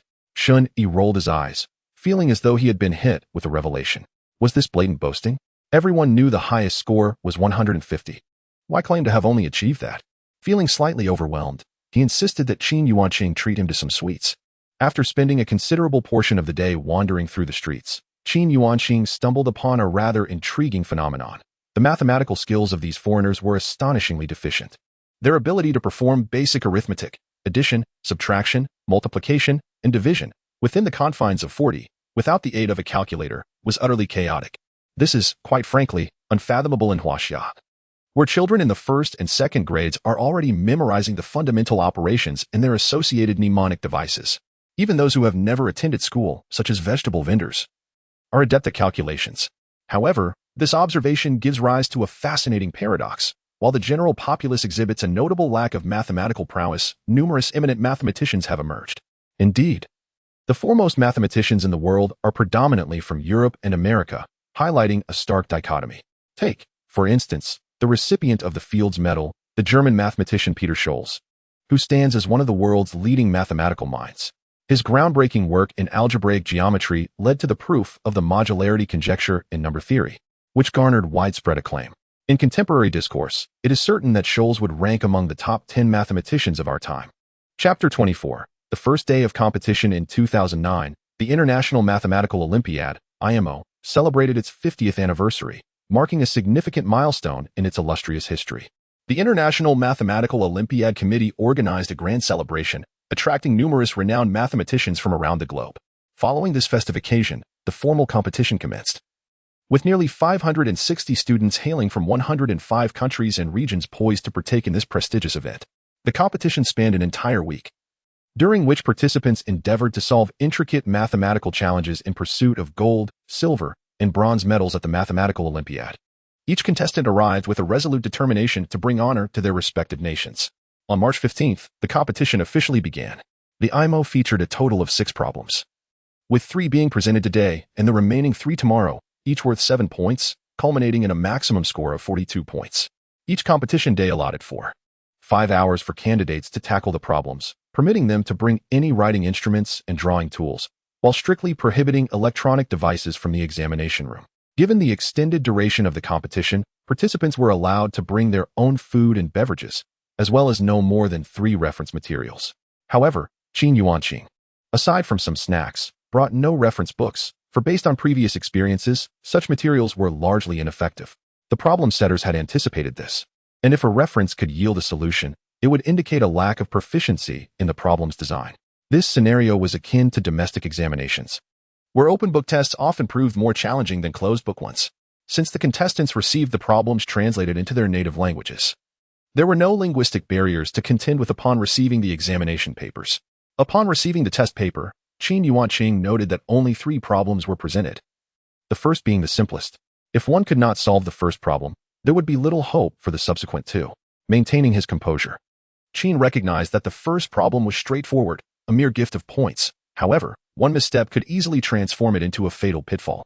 Given a positive integer, n, and distinct integers, a 1, a 2, dots, ak, where K Jack 2 from the set 1, 2. In. It is stated that in mid, A, I, 1, for all, I 1, 2, dots, K, 1. The task is to prove that AK, a 1-to-1, cannot be divisible by N. After reviewing the problem thrice, Qin internally cursed the individual responsible for this question, deeming them unfit for parenthood, as they had cleverly devised a trap that could ensnare the unwary. Commencing his solution, Qin first employed mathematical induction to demonstrate that for any integer, I, where 2 lek k, divisibility holds.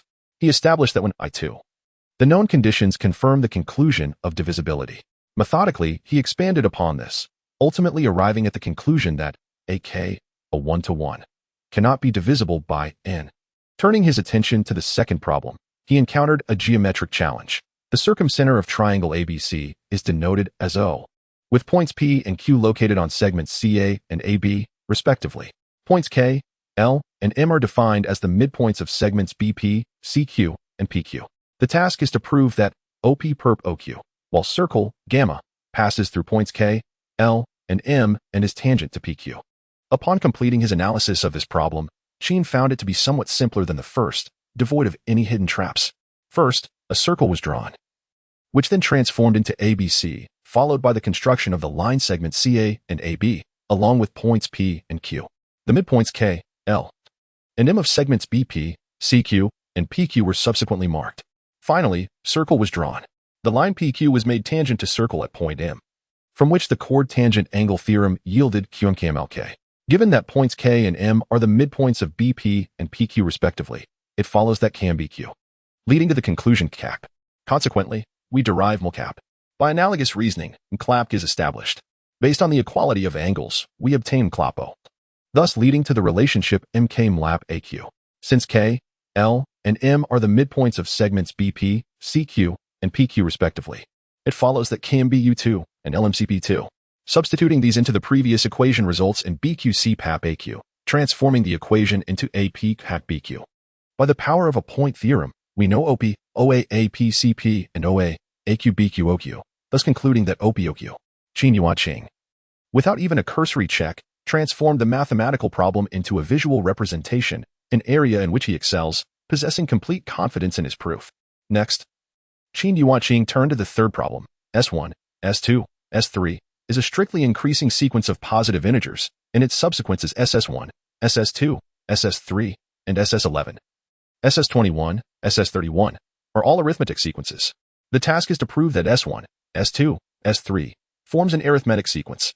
Observing this problem, Qin furrowed his brow. It was evidently more challenging than the preceding two.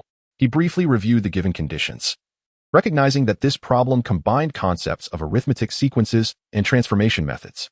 Step by step, Qin proceeded, acknowledging that both the sequence and its subsequences are strictly increasing sequences of positive integers. Let's calc K, 1, D1, SSK 1B K, 1, D2, K1, 2, A, B, D1, D2N. Transforming the problem into a function with SK, SK1, SK1, and the monotonicity of Sn, it follows that for any positive integer K, SSK, SK1, SSK1, that is, A, K, 1, D1B, K, 1, D2 act 1. Hence, A, B, K, 1, D2, D1, add 1B. By the arbitrariness of K, we conclude that D2, D1, 0, leading to D2, D1. As Qin pinned the proof's conclusion, he wiped his forehead, realizing he had broken into a sweat, and exhaled softly. He then stood up and gestured to submit his paper. The proctor approached, sealing his exam paper in an envelope. Qin left the examination room with ease. Feeling no pressure, having answered, he was confident there were no errors. Upon exiting, he realized he was the first to submit, while his teammates from the Chinese Olympiad team had yet to finish, as did the teams from other countries. How did the first day of competition feel? The deputy leader inquired upon seeing Qin. Just average, quite relaxed. Qin replied nonchalantly, waving his hand. It's not as difficult as the training exams. So don't worry, I'll score at least 42 points. Upon hearing this, the deputy leader immediately breathed a sigh of relief.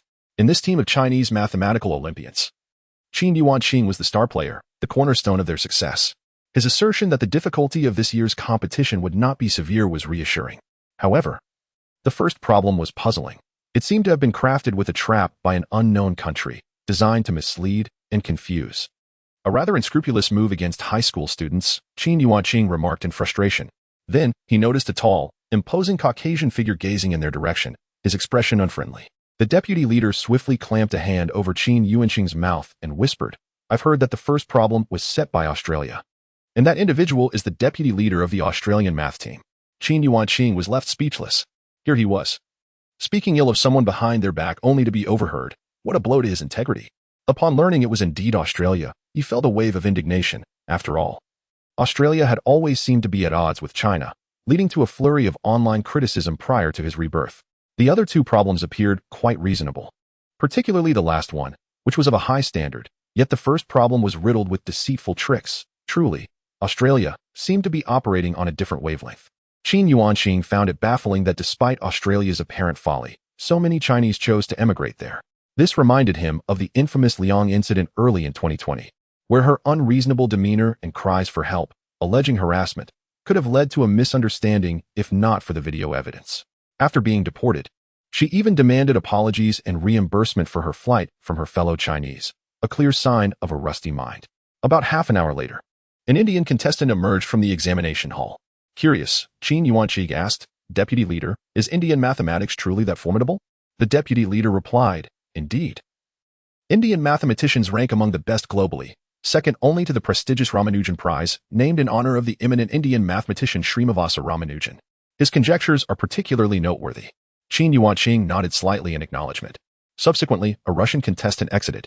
During the Soviet era, Russia was renowned for its mathematical prowess, producing many great mathematicians like Sergei and Drinfeld, who had received the Fields Medal.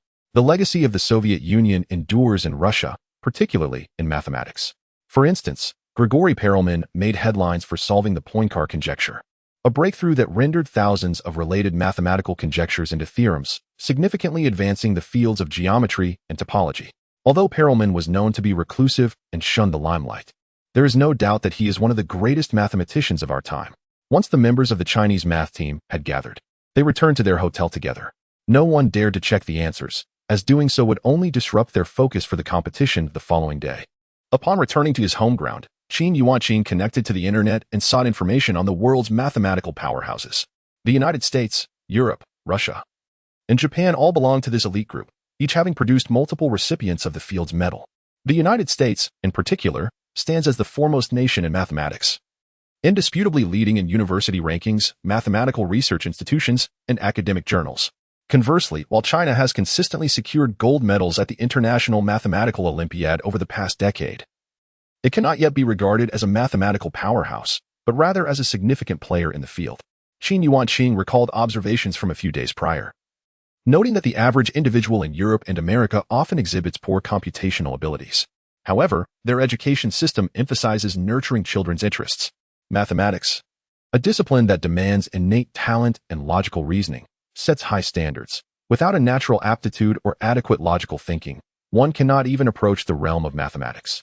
Those who possess genuine interest tend to exhibit strong self-learning capabilities, often achieving significant results with less effort when pursuing their passions. Similarly, the cultivation of mathematical thinking is of paramount importance. China, being a populous nation, has implemented 9 years of compulsory education with a focus on equity and fairness. This necessitates a vast teaching workforce, leading to an emphasis on quantity over quality. Consequently, the educational approach often resembles rote memorization, resulting in students who perform similarly on exams but face challenges in critical thinking. As they transition to university, Chinese students' mathematical abilities starkly contrast with those of their international counterparts, who benefit from early and robust development of mathematical thinking, culminating in exceptional capabilities during their university years. The disparity between elite education abroad and the more egalitarian approach domestically results in divergent outcomes. Furthermore, the domestic education system has produced millions of engineers, creating a workforce that is both high quality and cost-effective. By around 2018, the term engineer dividend emerged as a new buzzword. Chapter 25, Harvest. However, educational reform is a significant undertaking. China is not a Western nation. The Chinese party and government do not serve capital, but rather the people. Otherwise, they would not invest immense resources in poverty alleviation. Under the poverty alleviation policies, tens of millions of farmers have emerged from destitution. And the cost has not merely been in the hundreds of billions or trillions of funds. but also in the countless efforts and even precious lives of many poverty alleviation officials. At the Summary and Commendation Conference, over 1,800 poverty alleviation officials sacrificed their lives, including many talented individuals and those who had recently become fathers. Numerous experts clamored for the adoption of Western practices, advocating for elite education in their eyes. Ordinary people are hardly considered human, merely a source of cheap labor. Consequently, while many criticize the education system, it has yet to transition towards elite education. If it were to do so, the pathways for upward mobility would close, and social strata would rapidly solidify. Qin Yuanqing shut down his computer and sighed, uncertain if there was a new path to reconcile strengths and weaknesses. He merely understood that his abilities were far from sufficient. These were matters beyond his contemplation. Insufficient quality can be compensated for by quantity.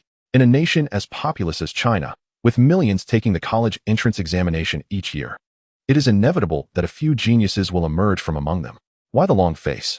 Shen Yi said, tossing a piece of fruit to Qin Yuanqing after washing one for himself. The girls in this competition are exceptionally beautiful. That Russian girl is stunning. His eyes sparkled with enthusiasm, resembling a lovesick fool.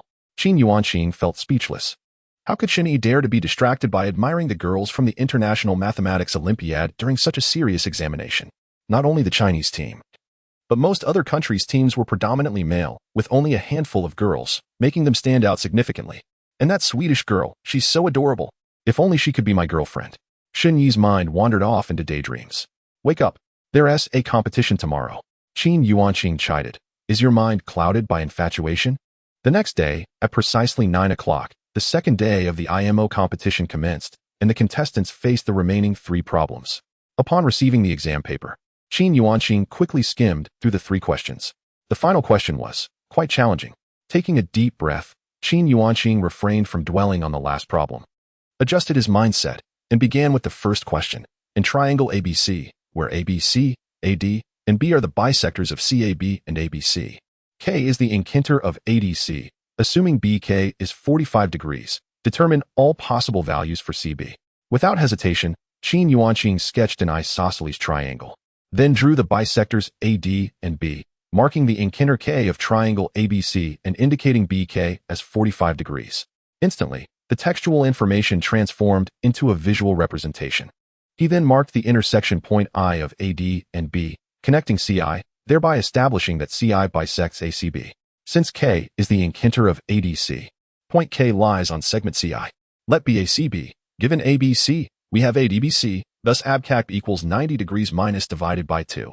As BI and CI bisect angles ABC and ACB respectively, it follows that A by abcasic equals 45 minus 2. Consequently, I sub SIC amounts to 90 minus 2, and YEK baby equals 453.4. Thus, I take seek a seek C. Qin Yuanqing methodically worked through the problem, swiftly arriving at a conclusion. Although the steps were numerous, the process was distinctly lucid.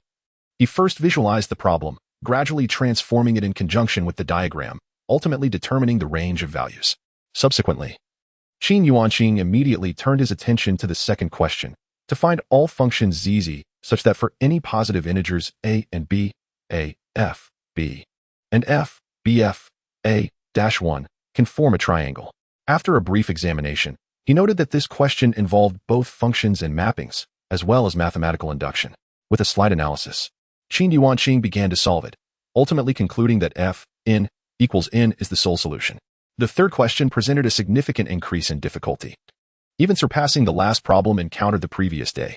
Let A1, A2, and B distinct positive integers, and M be a set composed of N1 positive integers, excluding SA1, A2, and a grasshopper jumps along the integer points of the real number line, starting at point O and then jumping N times, with each jump corresponding to a permutation of lengths A1, A2, and the task is to prove that it is possible to suitably rearrange A1, A2, and such that the grasshopper does not land on any integer point contained in M during its jumps. Rubbing his temples, Qin Yuanqing recognized this to be the most challenging problem he had faced thus far. He gently closed his eyes, allowing himself a moment of calm. Approximately half an hour later, a flash of insight illuminated his mind, revealing that his mathematical prowess had finally reached level 10, which brought clarity to the problem.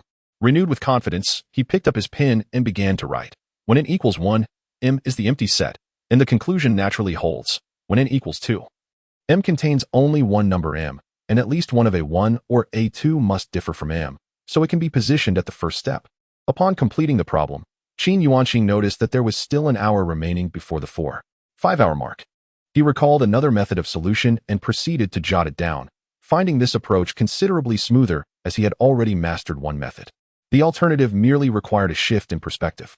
As the end approached with merely 5 minutes left, Qin Yuanqing stood up and raised his hand to submit his paper. Only when the supervising teacher sealed the exam paper in an envelope did he depart.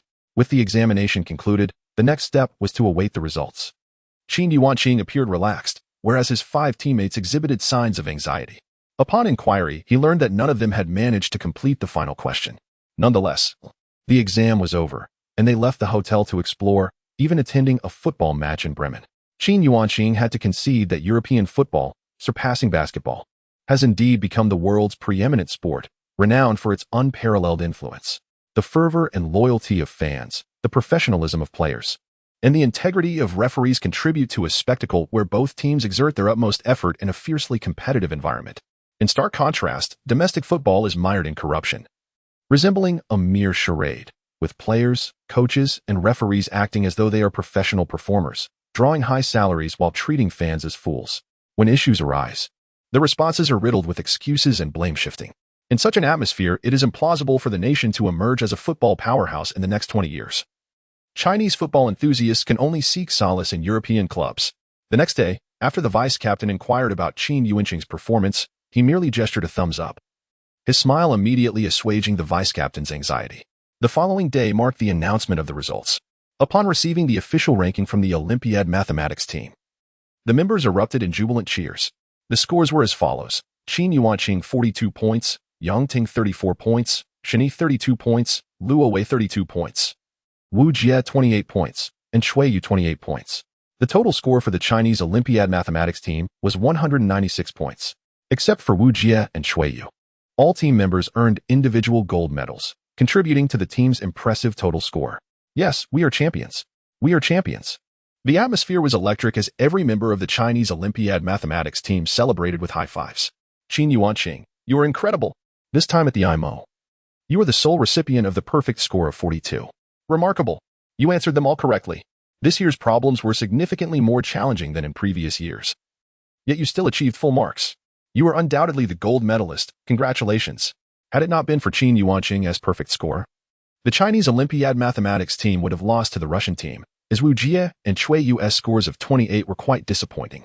Although no member of the Russian team achieved a perfect score, 2 of them scored 40 points, leaving them just 1 point shy of the Chinese team's total. As a result, all the team members expressed their profound admiration for Qin Yuanqing, considering him nothing short of extraordinary. While there are often a few who achieve perfect scores, it is noteworthy that among so many competitors, only Qin Yuanqing accomplished this feat, a testament to his exceptional talent. Qin Yuanqing was elated as the results were released, and he received corresponding rewards, leading him to the system space. Host, Qin Yuanqing, age, 19 IQ, 165 EQ, 100 subjects. Chinese, level 6, 80,010,000,000. Mathematics, level 10 English. Level 10 Physics, level 7, 3,100,000,000. Chemistry, level 6, 70,010,000,000. Biology, level 6, 90,010,000,000. Physical fitness, level 10 simultaneously. Completing the task earned him a reward of 6,000 learning coins, bringing his total accumulation to 9,000 learning coins. Congratulations, host. On obtaining the individual gold medal at the IMO and the team gold medal, the system's congratulatory chime resonated. We hope the host will strive for further achievements and create even more brilliance. Subsequently, Qin Yuanqing observed that his honor column had been adorned with 2 accolades, the IMO individual gold medal and the team gold medal. The task list had now transformed to Task 1. Achieve the highest score in the city for the college entrance examination. Reward, 500 study coins. Task 2. Attain the title of the top science student in Fujian province. Reward, 500 study coins. Upon seeing these newly added tasks, Qin Yuanqing was at a loss for words. The system seemed rather complacent.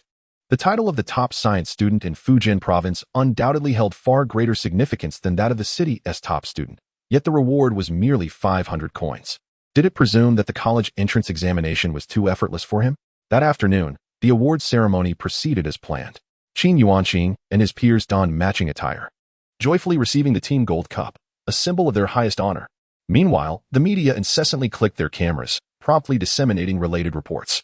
The Huaxia Olympiad team triumphed with a score of 196, securing the International Olympiad Team Championship. The Huaxia Olympiad team successfully defended its title. This news was swiftly reported in the Chinese version.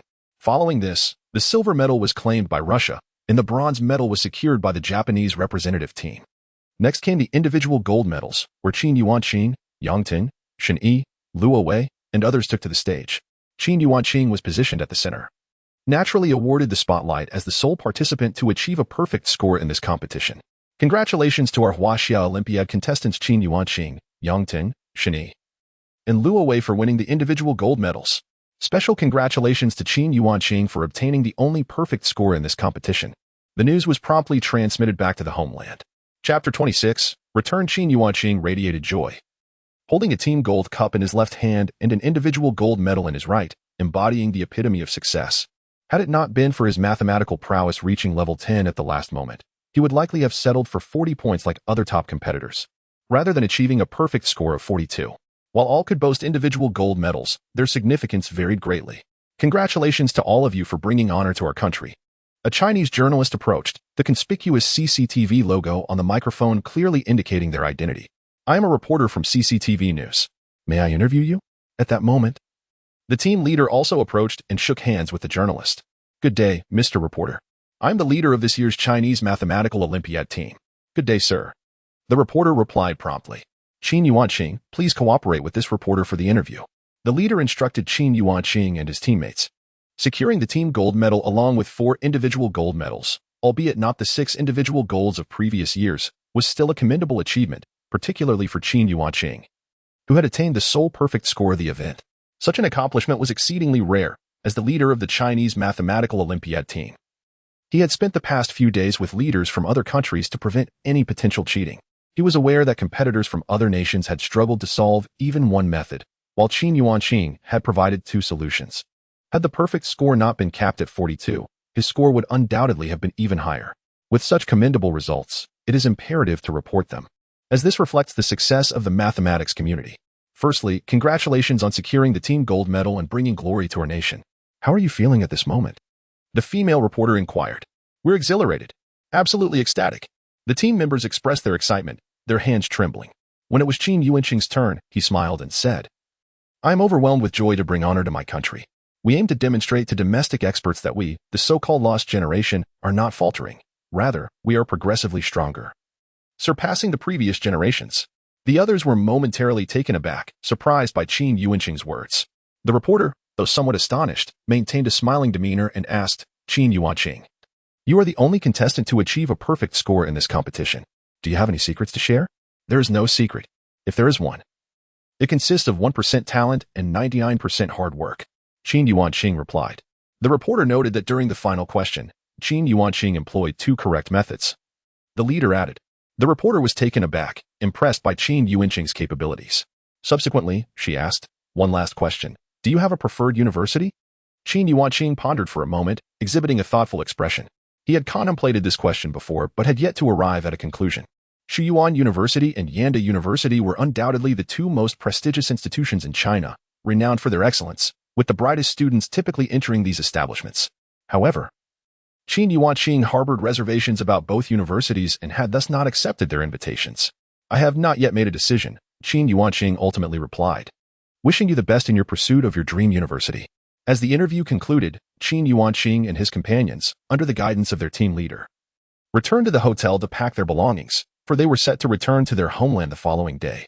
Subsequently, the team gathered for a group photograph as a memento of their unique experience. This mathematics Olympiad team was particularly special, as every member was a senior in high school, marking this as their last opportunity to participate. Soon, they would all embark on their separate paths. The next day at noon, the Huaxia mathematics team boarded their flight, departing from Germany and heading back to Huaxia. On board, Qin Yuanqing felt a surge of emotion. This journey had indeed been worthwhile, not only broadening his horizons but also allowing him to witness the mathematical brilliance of students from various countries. He was particularly impressed by a few individuals who scored 38 and 40 points, remarkably equivalent to the proficiency of first-year high school students. Such talent at such a young age was truly commendable. Moreover, achieving both team and individual accolades brought honor to their nation. The flight progressed rapidly, and before long, they had arrived in Beijing, Huaxia. Gazing out of the airplane window, he beheld a sprawling modern metropolis. A testament to what could be accomplished in just over 20 years, a veritable marvel in the annals of human industrial history. Beijing, as the political and cultural nucleus of Huaxia, could be likened to the heart of the nation, endowed with significant advantages. Among the four major first-tier cities of Huaxia, Beijing, Shanghai, Guangzhou, and Shenzhen, each boasts a population in the tens of millions. Qin Yuanqing did not return directly to Fujian province due to their remarkable achievements. They were required to remain in Beijing for 3 additional days to meet with leaders from the Mathematics Association and the Ministry of Education. After all, this was akin to competing in the Olympics, a moment of national pride. They spent an entire week in Beijing, exploring the city under the guidance of local team members. In his previous life, he had never set foot in Beijing, the capital of the Republic, and this visit fulfilled a long-held desire.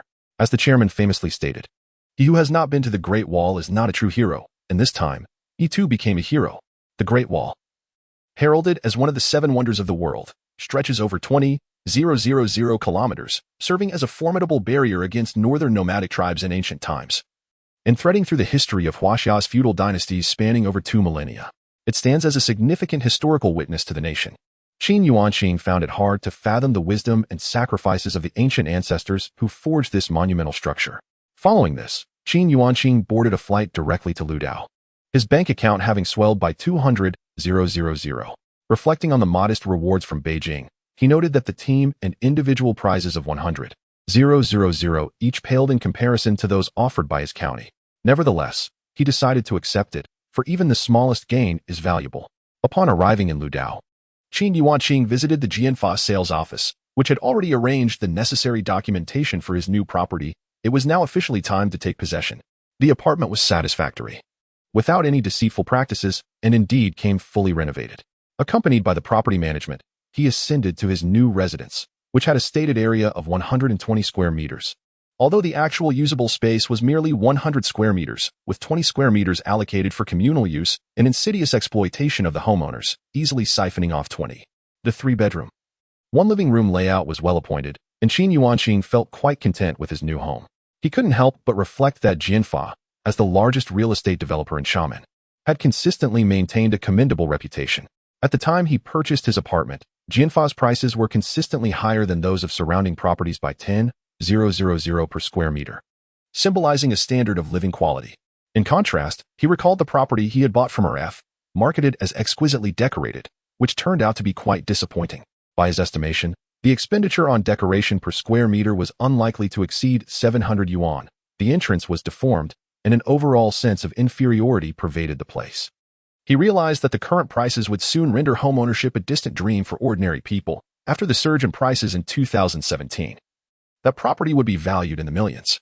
Upon inspecting the apartment, Qin Yuanqing noted the need for air conditioning, a bed, and kitchen utensils. Once these essentials were procured, the place would be ready for occupancy.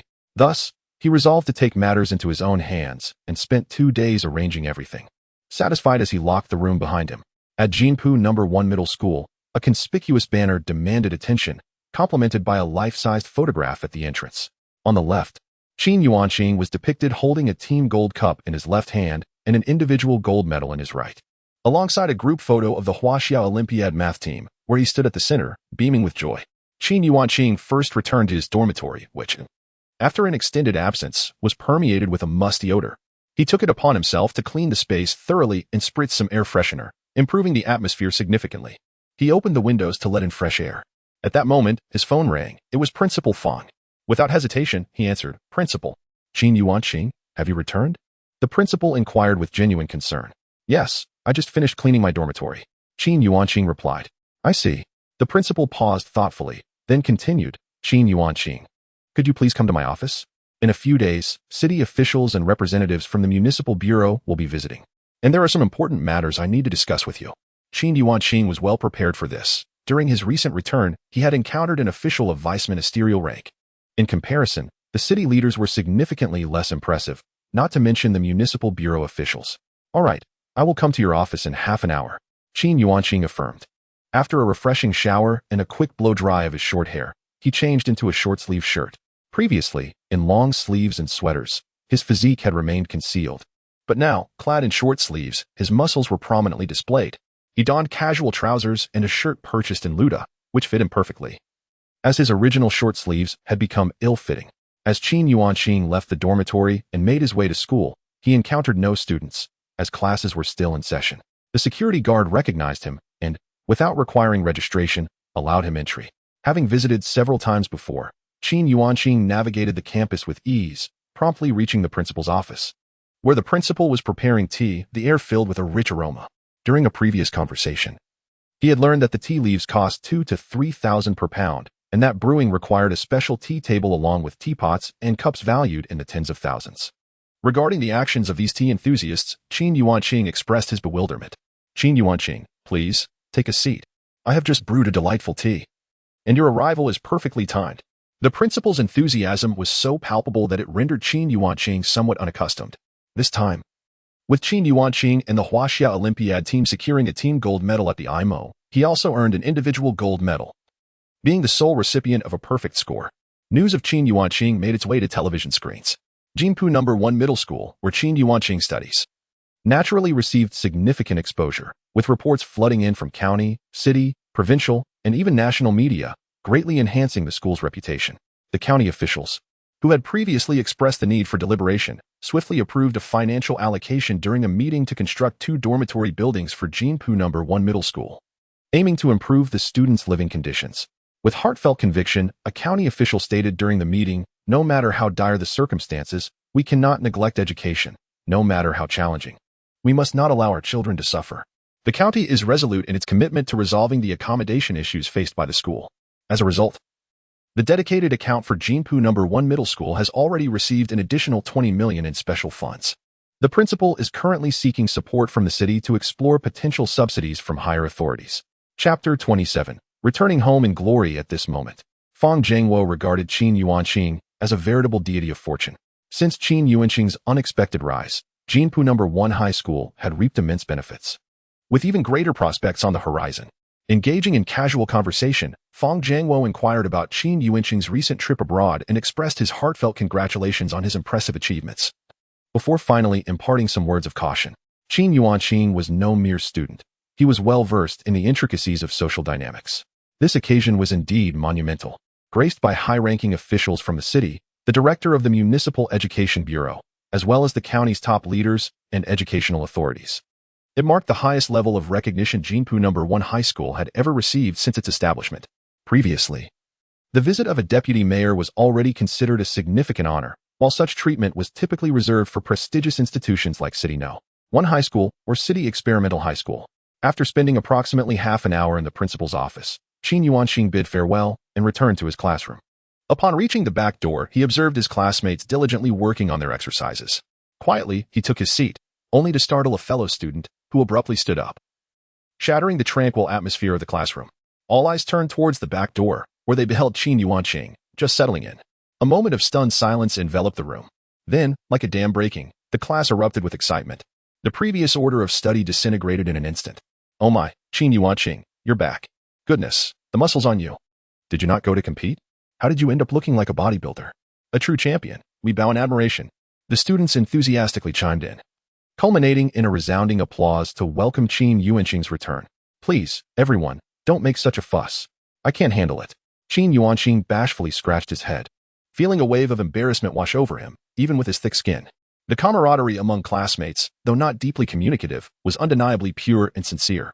Various congratulatory remarks flowed freely.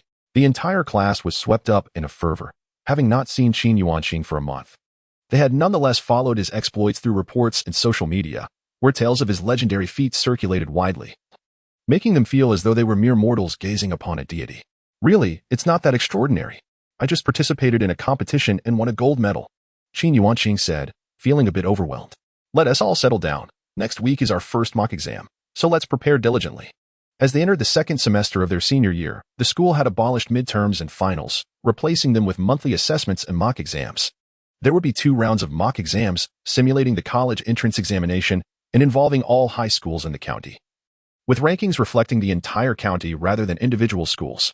Qin Yuanqing had missed 2 monthly tests, but he was fortunate to catch this upcoming mock exam. Observing his classmates poring over the monthly test papers, he offered, "If anyone has questions, feel free to ask me." He then quickly gestured for everyone to return to their seats and maintain silence.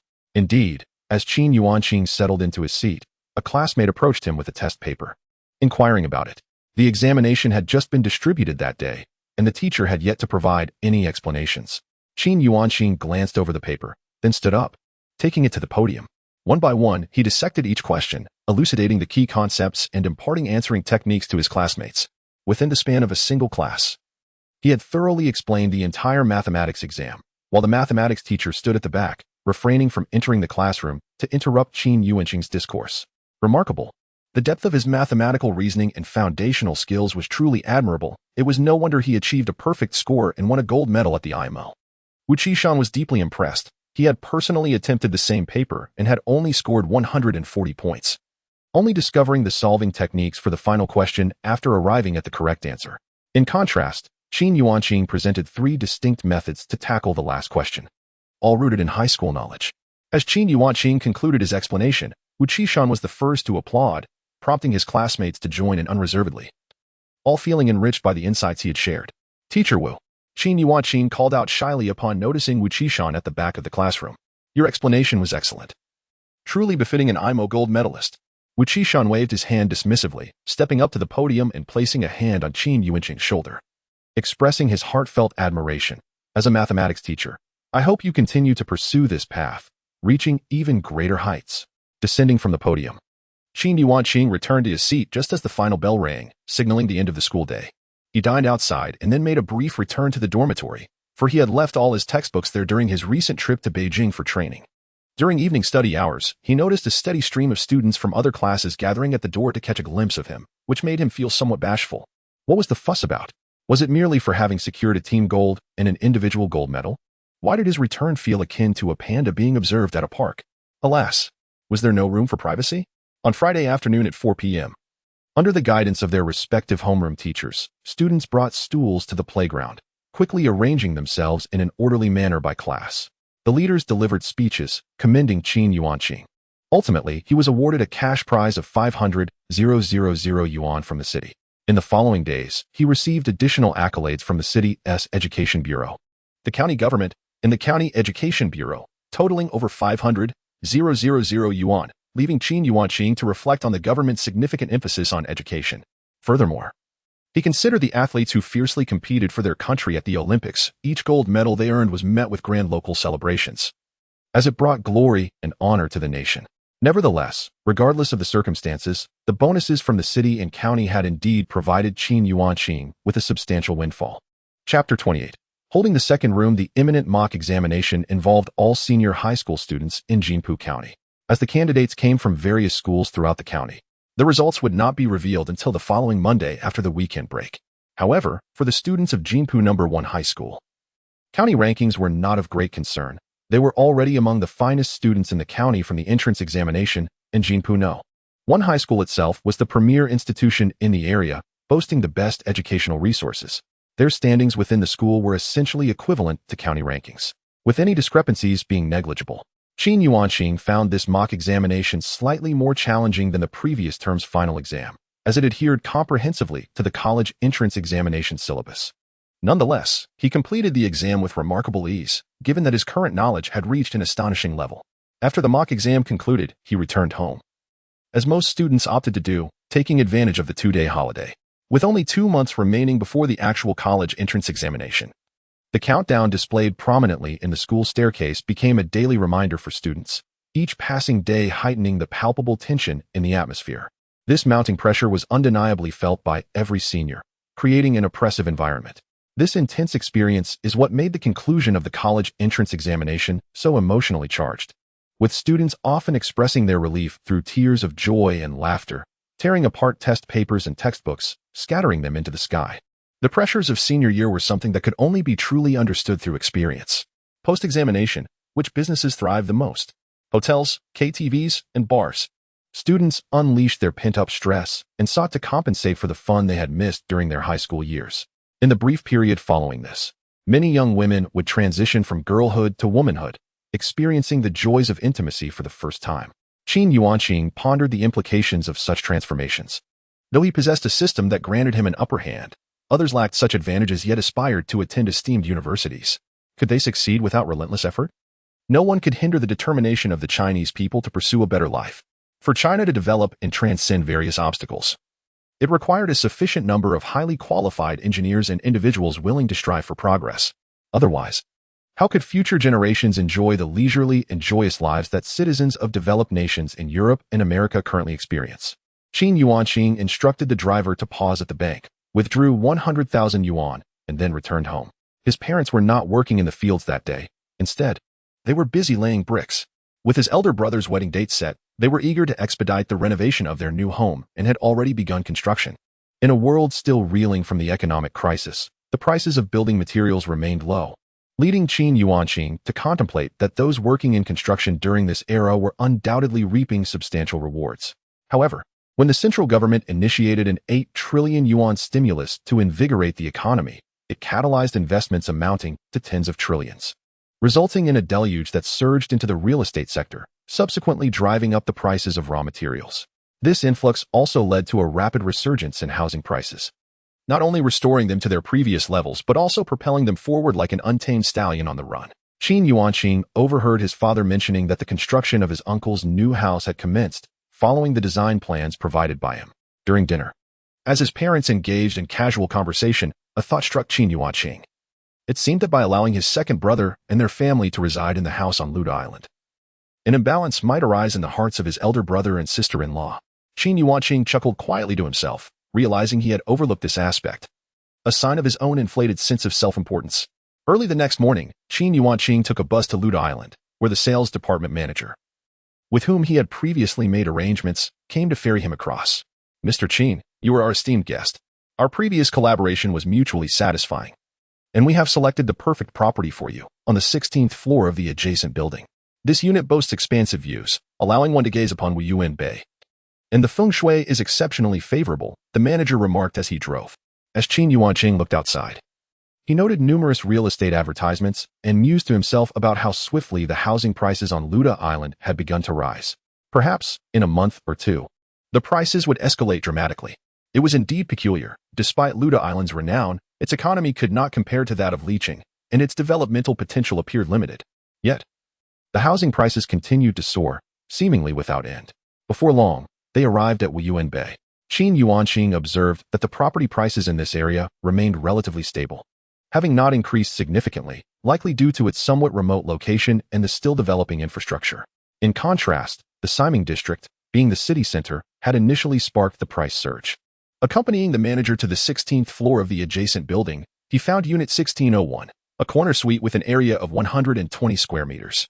Its layout mirrored that of his previous selection, yet the living room offered a more favorable view, which pleased Qin Yuanqing immensely. He promptly signed the purchase agreement at the sales office, opting for a full cash payment. Following this, he contacted an appliance store and a furniture shop, and within a few hours, everything was arranged, pending only the completion of the necessary property documents. Declining the manager's offer to accompany him, Qin Yuanqing took a stroll outside. He had visited Wuyuan Bay previously, at a time when, aside from the Zhong residence, the area had already been fully developed, featuring schools, hospitals, supermarkets, shopping centers, and wetland parks, all contributing to Wuyuan Bay's status as a major attraction on Luda Island, ranking first in housing prices within the Huli district and second island-wide. He recalled a friend who lived in Wuyuan Bay, residing in a spacious 180 square meter suite. They joked that without diligent effort, one could not afford a home, not due to mortgage payments, but because the property management fees alone exceeded 2,000 yuan monthly. Qin Yuanqing remembered that this friend had purchased their property in early 2010 at a price of 10,000 yuan per square meter, indicating that within the following 6 months, the housing prices here would likely skyrocket, potentially doubling. At times, Qin Yuanqing pondered that, more often than not, the timing of one's choices is far more significant than the effort exerted. For instance, had he mustered the resolve to purchase a property at this juncture, he could have merely sat back and relaxed as property prices soared, eventually leading to a life of ease. Conversely, opting not to invest in real estate at this moment would result in one's earnings perpetually lagging behind the rapid appreciation of property values. The adage "buy property early" has proven to be undeniably accurate over the past decade, marked by a relentless surge in prices that is indeed daunting to contemplate. After meandering through Wuyuan Bay, Qin Yuanqing hailed a taxi to SM, the largest shopping mall in Xiamen.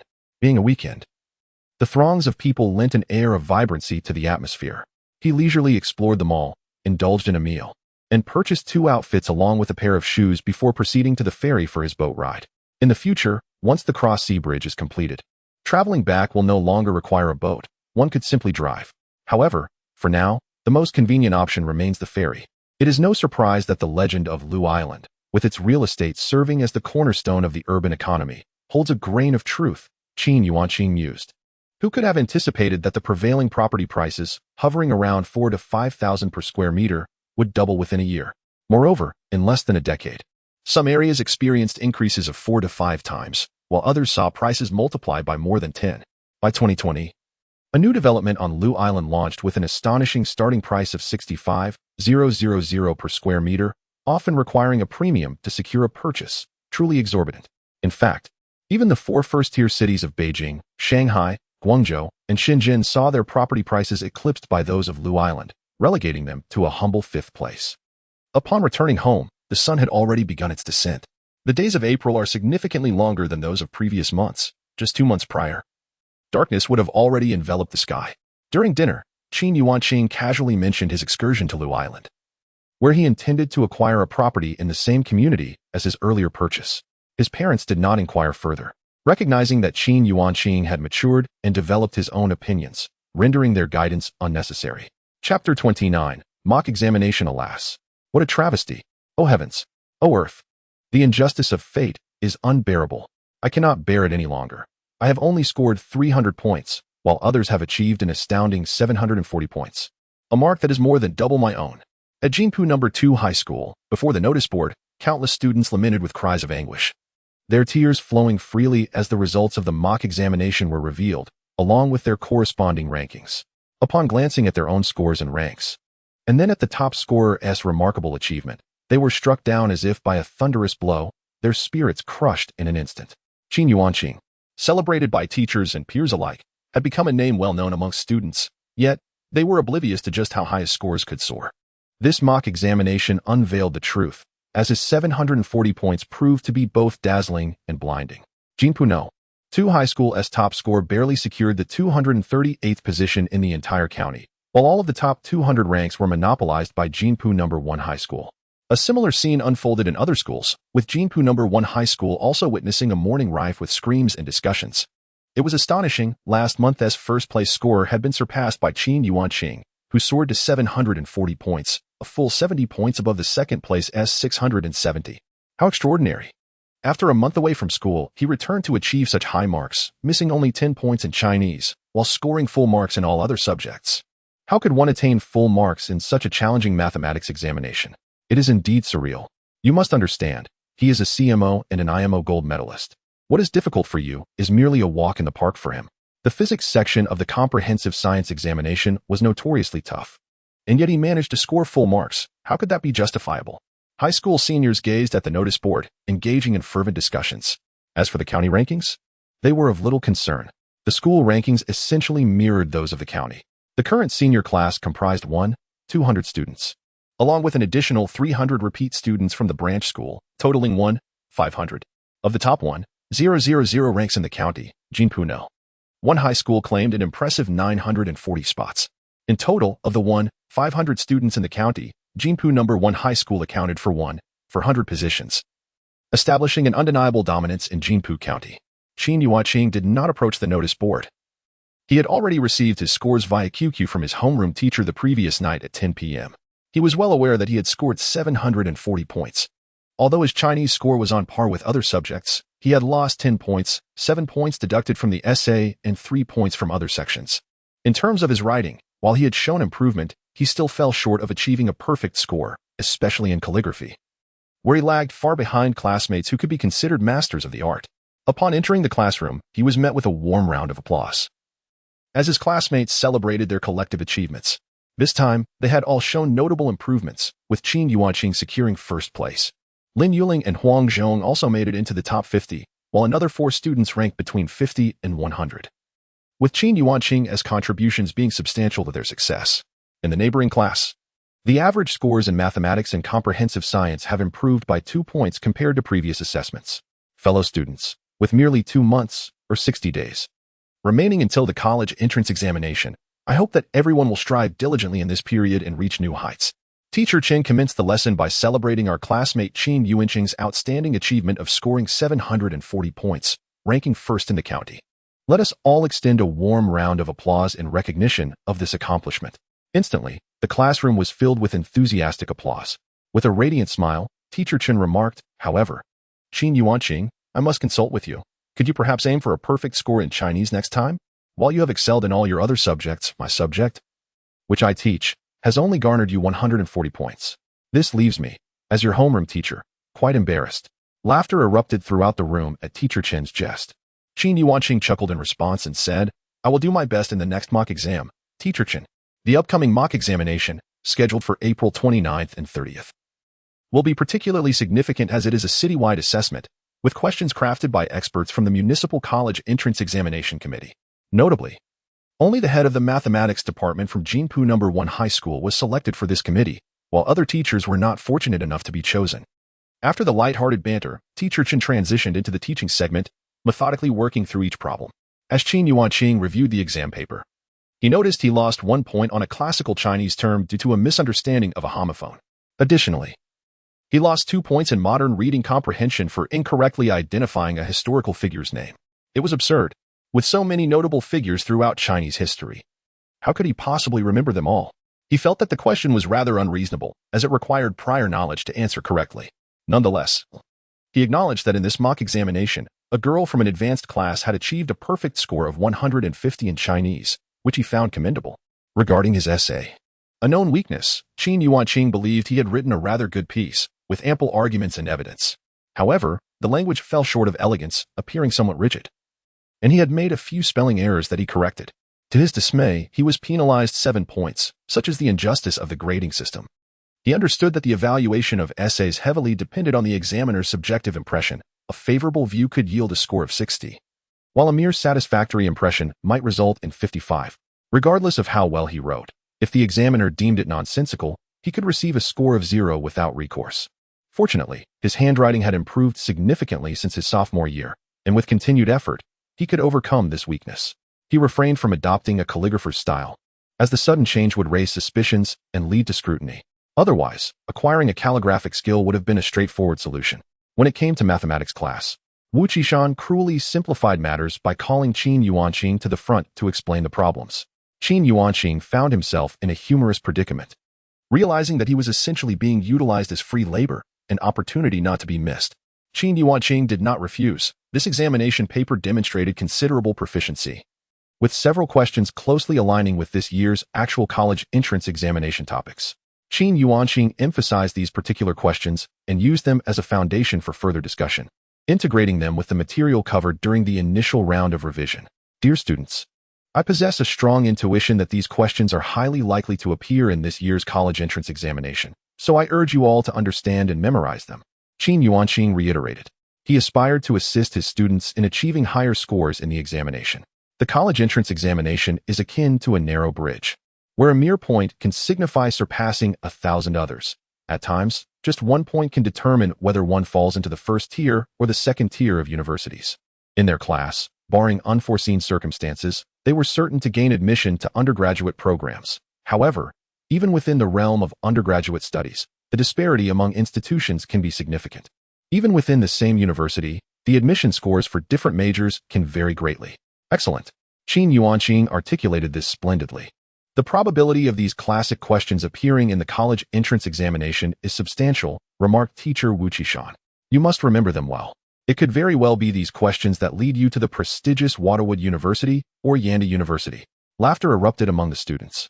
Waterwood University and Yanda University are esteemed institutions in China. Gaining admission to either would indeed be miraculous. Qin Yuanqing also chuckled, observing that, based on current assessments, Lin Yuling and Huang Zhong were almost guaranteed spots at Xiamen University.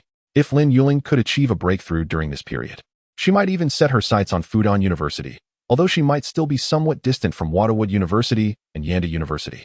As for the top 20 students in the class, their admission to a first-tier university was assured.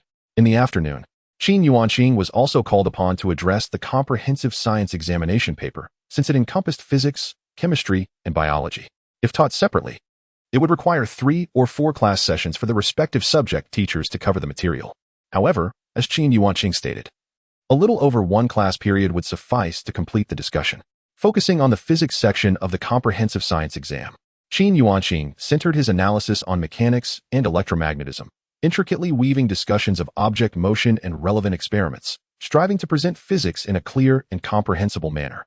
In chemistry, he elucidated the principles of major chemical reactions, which were linked to the characteristics of elements, electron distribution, and electronic bonds. Once these concepts were understood, achieving low scores in chemistry would be exceedingly difficult. High school biology primarily concentrated on DNA, cells, and hybridization, without delving into overly complex theoretical knowledge. Once the fundamentals were grasped, students would have a solid understanding. The plethora of high school textbooks in physics, chemistry, and biology, comprising both compulsory and elective materials, could form a substantial stack. However, the total score is merely 300 points, making it impossible to cover everything. Some topics are essential, while others are relatively obscure. For the vast majority, obscure knowledge points need not be studied, as the investment of time and effort would not yield proportional returns. Conversely, the essential question types must be mastered, as long as students ensure they do not lose points. Achieving a score of 250 in the comprehensive science exam is entirely feasible.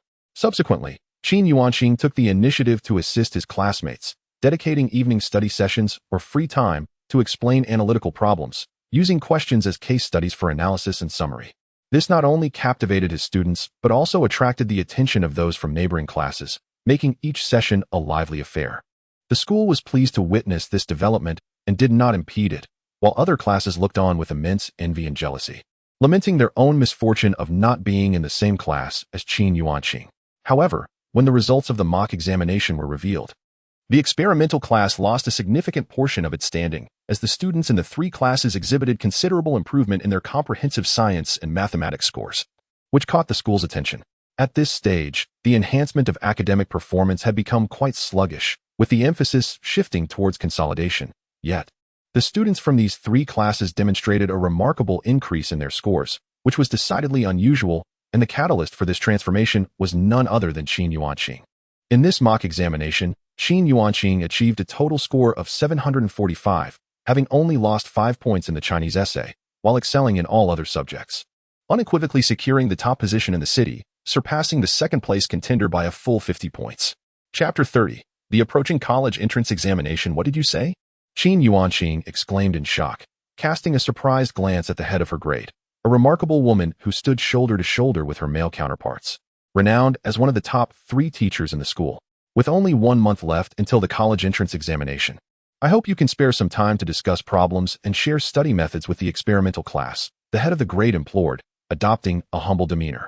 After all, when one seeks assistance, one must lower their stance. This year, the experimental class had suffered a significant decline, losing half of its top 50 rankings, and 3 seats from the top 20.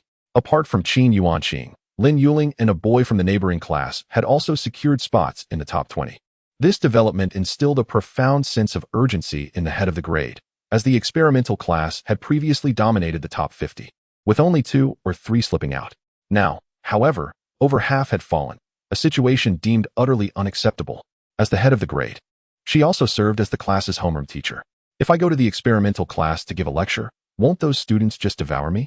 Qin Yuanqing chuckled helplessly, aware that those students were exceptionally talented and proud. If those rascals dare to show you disrespect, I shall strip them of their skin. The head of the grade declared with authority. Qin Yuanqing, you are the pride of our school. I trust you wish for everyone to achieve commendable results this year. After contemplating for a moment, Qin Yuanqing nodded. All right, I can give it a try, but if the students do not welcome me, I shall withdraw. Upon hearing her agreement, the head of the grade beamed with delight. On that day, with a heart full of trepidation, Qin Yuanqing entered the experimental class. While other classes boasted 60 to 70 students, the experimental class had only 50, rendering the classroom less crowded. Classmates, let us extend a warm round of applause to welcome Qin Yuanqing. The head of the grade announced from the back of the classroom as Qin Yuanqing took to the podium. Applause erupted throughout the room, and Qin Yuanqing felt a wave of relief wash over her. An awkward atmosphere would have been quite uncomfortable. She nodded slightly to a few familiar classmates before addressing the entire class. Hello, Everyone, I am delighted to be here with our experimental class. With only 30 days remaining until the college entrance examination, let us reflect on how far we are from our dream universities. I suspect that apart from Hong, none of us can claim absolute certainty, correct? She smiled, her gaze momentarily resting on a petite girl in the front row. This girl had received an acceptance letter from the University of California, Berkeley, prior to the monthly exam, creating quite a stir in the school. Though the excitement was soon overshadowed by Qin Yuanqing's IMO gold medal, the University of California, Berkeley, located in the San Francisco Bay Area, is a world-renowned public research university celebrated for its academic prestige. It ranks among the top public universities globally, excelling in fields such as physics, chemistry, computer science, engineering, and economics, often listed within the top 10 worldwide, alongside Stanford University, forming an academic hub in the western United States. At the University of California, Berkeley, a Nobel laureate ranks third in the world, a Fields medalist ranks fourth, and a Turing Award winner also ranks third. Qin Yuanqing directly inscribed a complex problem on the blackboard, comprising 5 sub-questions that spanned knowledge in geometry, algebra, and functions. He allotted them half an hour to solve the problems, after which he began to discuss the solutions. As they were all students, the exchange of knowledge was paramount. Qin Yuanqing intended to establish a sense of challenge. This particular problem was notably difficult, with each subsequent question, save for the first, increasing in complexity. Indeed, after 30 minutes had elapsed, when Qin Yuanqing inquired if anyone had managed to solve all 5 sub-questions, not a single hand was raised. Upon asking if anyone had answered the 4th question, only 2 hands were lifted. When he inquired about the 3rd, barely half of the students responded.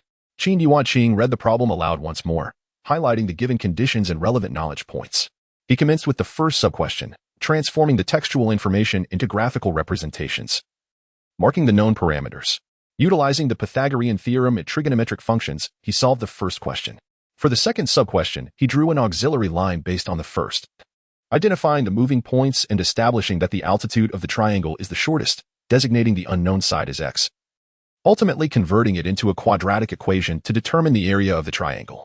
Throughout the problem-solving process, he seamlessly integrated other pertinent knowledge, occasionally presenting alternative methods of resolution. The final question, however, demanded a robust inductive reasoning ability, otherwise, proving it would be impossible. It was evident that no one in the experimental class could solve it. Using this problem as a medium for discussion, Qin Yuanqing quickly established his footing, gradually dispelling any sense of alienation. This routine continued until June 1st, just a week shy of the college entrance examination. On this day, the homeroom teacher entered the classroom, beaming with joy, and addressed the students. Dear classmates, I bring you delightful news today. I have received the admission letter for Qin Yuanqing. Admission letter. The students were taken aback. Having heard that Qin Yuanqing had previously participated in the CMO and IMO, repeatedly declining offers from prestigious universities like Shuyuan University and Yanda University. Thus, the anticipated special admissions or guaranteed placements seemed unlikely, raising questions about the sudden appearance of an admission letter. Teacher Chen, did I hear correctly? Qin Yuanqing questioned. Digging into his ears, thinking it a jest, he had not signed with any university, hence, he should not possess an admission letter. The homeroom teacher retrieved a stack of documents from his briefcase and laid them out on the blackboard, revealing a staggering 20 admission letters. A student seated in the front row gasped, "This is an admission letter from Shuyuan University, this one is from Yanda University, and this is from Fudan University."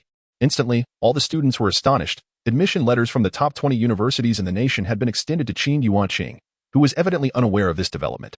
A wave of envy and admiration swept through the room as they gazed at him. Look, this is the disparity. They are currently grappling with immense pressure from the college entrance examination. However, Qin Yuanqing astonishingly received acceptance letters from all the top 20 universities nationwide before the exams even commenced. The remarkable aspect is that Qin Yuanqing was entirely unaware of this beforehand. It is truly infuriating. Qin Yuanqing, unfazed, shook his head. Aside from his Chinese language proficiency, where he still requires some improvement, he has already attained a remarkable level in all other subjects, rendering him an invincible presence in high school. He sees no necessity for these early acceptance letters. He merely needs to perform adequately in the exams, after which he can select from these universities at his leisure. Nevertheless, Qin Yuanqing decided to keep the acceptance letters as a memento, even if he does not require them. Meanwhile, the class monitor, although filled with envy and jealousy, did not forget about today's matters. As the exams draw near, everyone began preparing a contact list and establishing a QQ group for convenient communication after graduation. In reality, however, after graduation, the contact list is seldom utilized, and the QQ group primarily remains dormant, with only a few messages exchanged throughout the year. Yet, at this moment, everyone is taking it very seriously, even writing messages they wish to convey to their classmates. Some male students, blushing, secretly inscribe their unspoken thoughts within. With less than a week remaining until the college entrance examination, the school's management has slightly relaxed its stringent regulations. In just a couple of days, a thorough cleaning will take place across the campus, followed by a lockdown, with classes ceasing altogether. Consequently, during these 2 days, everyone is engaged in these preparations. And the teachers are less concerned, focusing instead on repeatedly reminding students to safeguard their identification cards and exam admission tickets. They emphasize the importance of maintaining a nutritious diet and paying attention to their health during this period. Should one fall ill at such a critical moment, it would be disastrous. Qin Yuanqing is fortunate. His examination venue is at the nearby Daozhou Middle School, easily accessible by foot. Unlike some classmates who must rely on motorcycles to reach their destinations, being in the same county is relatively convenient. Many students have to travel from towns to the county for their exams. The college entrance examination period also marks the peak business season for hotels, inns, and restaurants in the county, as parents accompany their children to ensure they perform well, often opting to stay in hotels nearby. The love of parents for their children is profound. They genuinely invest all their efforts for their offspring. Qin Yuanqing is aware that numerous parents even forego work, residing beside the school to prepare meals for their children, all in hopes of ensuring their nourishment is adequate. They remain uncertain about the effectiveness of this approach. They simply strive to assist their children in what they believe to be the best way possible. Chapter 31. The College Entrance Examination, Part 1. The college entrance examination commenced on June 7th and concluded on the afternoon of June 8th, spanning a total of 2 days. These 2 days would be the most pivotal in the lives of many, their performances destined to shape their futures irrevocably. On the morning of June 7th from 9 to 11:30, the Chinese language examination took place, followed by the mathematics examination in the afternoon from 15 to 1700 hours. The following day, June 8th, saw the comprehensive examinations for the arts and sciences in the morning from 9 to 11:30, and concluded with the foreign language examination from 15 to 1700 hours. During these days, Qin Yuanqing maintained a light diet, steering clear of greasy foods that could induce discomfort. He took leisurely morning walks and strolled around Westlake in the evenings, all while striving to cultivate a positive mindset. In the lead-up to the examination, the most crucial aspect was one's mental state, rather than frantically attempting to absorb every morsel of knowledge. Last-minute cramming held little value. True learning stemmed from consistent, incremental efforts over time. At long last, June 7th arrived, the day of the examination. This momentous occasion, drawing nationwide attention, was imbued with the hopes and concerns of countless families, and the entire society was fixated on the examination, with news coverage entirely centered around it. Unlike any other day, June 7th dawned with a refreshing rain that cleared by 7:30, revealing a bright sun without oppressive heat, only a gentle coolness. Near the school, traffic police had implemented control measures, and construction sites had ceased operations to prevent any disturbances from honking vehicles or construction noise that might disrupt the candidate's focus. As Qin Yuanqing departed his dormitory and made his way to Daozhou Middle School, he could sense the palpable atmosphere of seriousness and solemnity in the air. Parents accompanied their children to the examination hall, offering anxious reminders, their faces reflecting the tension and anticipation as they watched their offspring enter the venue. Although his father intended to accompany him on this significant day, Qin Yuanqing had politely declined his presence, considering it unnecessary. Just a week prior, he had achieved a level 10 proficiency in Chinese, which instilled him with immense confidence. Regardless of his health, even with a fever of 40 degrees, Qin Yuanqing felt assured that he could secure a perfect score. Upon entering the examination room, Qin Yuanqing proceeded to the classroom designated on his admission ticket. The previous day, they had familiarized themselves with the venue, received instruction on examination regulations, and participated in an English listening practice, ensuring that there would be no confusion in locating the classroom. 2 invigilators verified his identification and admission ticket, allowing him to sign his name beneath his photograph on the attendance sheet before granting him entry. He settled into the last row of the middle column, where his seat was clearly marked with the examination number, seat number, and candidate name, an arrangement meticulously orchestrated by the invigilators to prevent any opportunity for cheating. At 8:50, the announcement system echoed with reminders of examination protocols and important notices for candidates. By 8:55, after the invigilators had instructed students to check the integrity of their exam materials and sign accordingly, they unsealed the envelope, distributing the examination papers. The Chinese language examination was set for a duration of 2.5 hours, with a total score of 150 points. At precisely 9 o'clock, as the announcement echoed, the examination officially commences. The language arts test began. The first section comprised ancient poetry and prose reading, requiring the recitation of well-known verses and passages. Consisting of 3 questions with a total of 6 blanks, amounting to 6 points, 1 point for each blank. With an almost supernatural inspiration, Qin Yuanqing diligently answered the questions. Following the recitation of common phrases, the next task involved classical Chinese reading, valued at 15 points. This year's classical text was the biography of Zhang Zixing. Although Qin Yuanqing had not perused the article, such classical texts primarily assess fundamental skills, allowing him to respond directly, as long as one grasps the essence of classical Chinese. These 15 points could be effortlessly secured. After the classical reading, the focus shifted to ancient poetry appreciation, which was worth 6 points.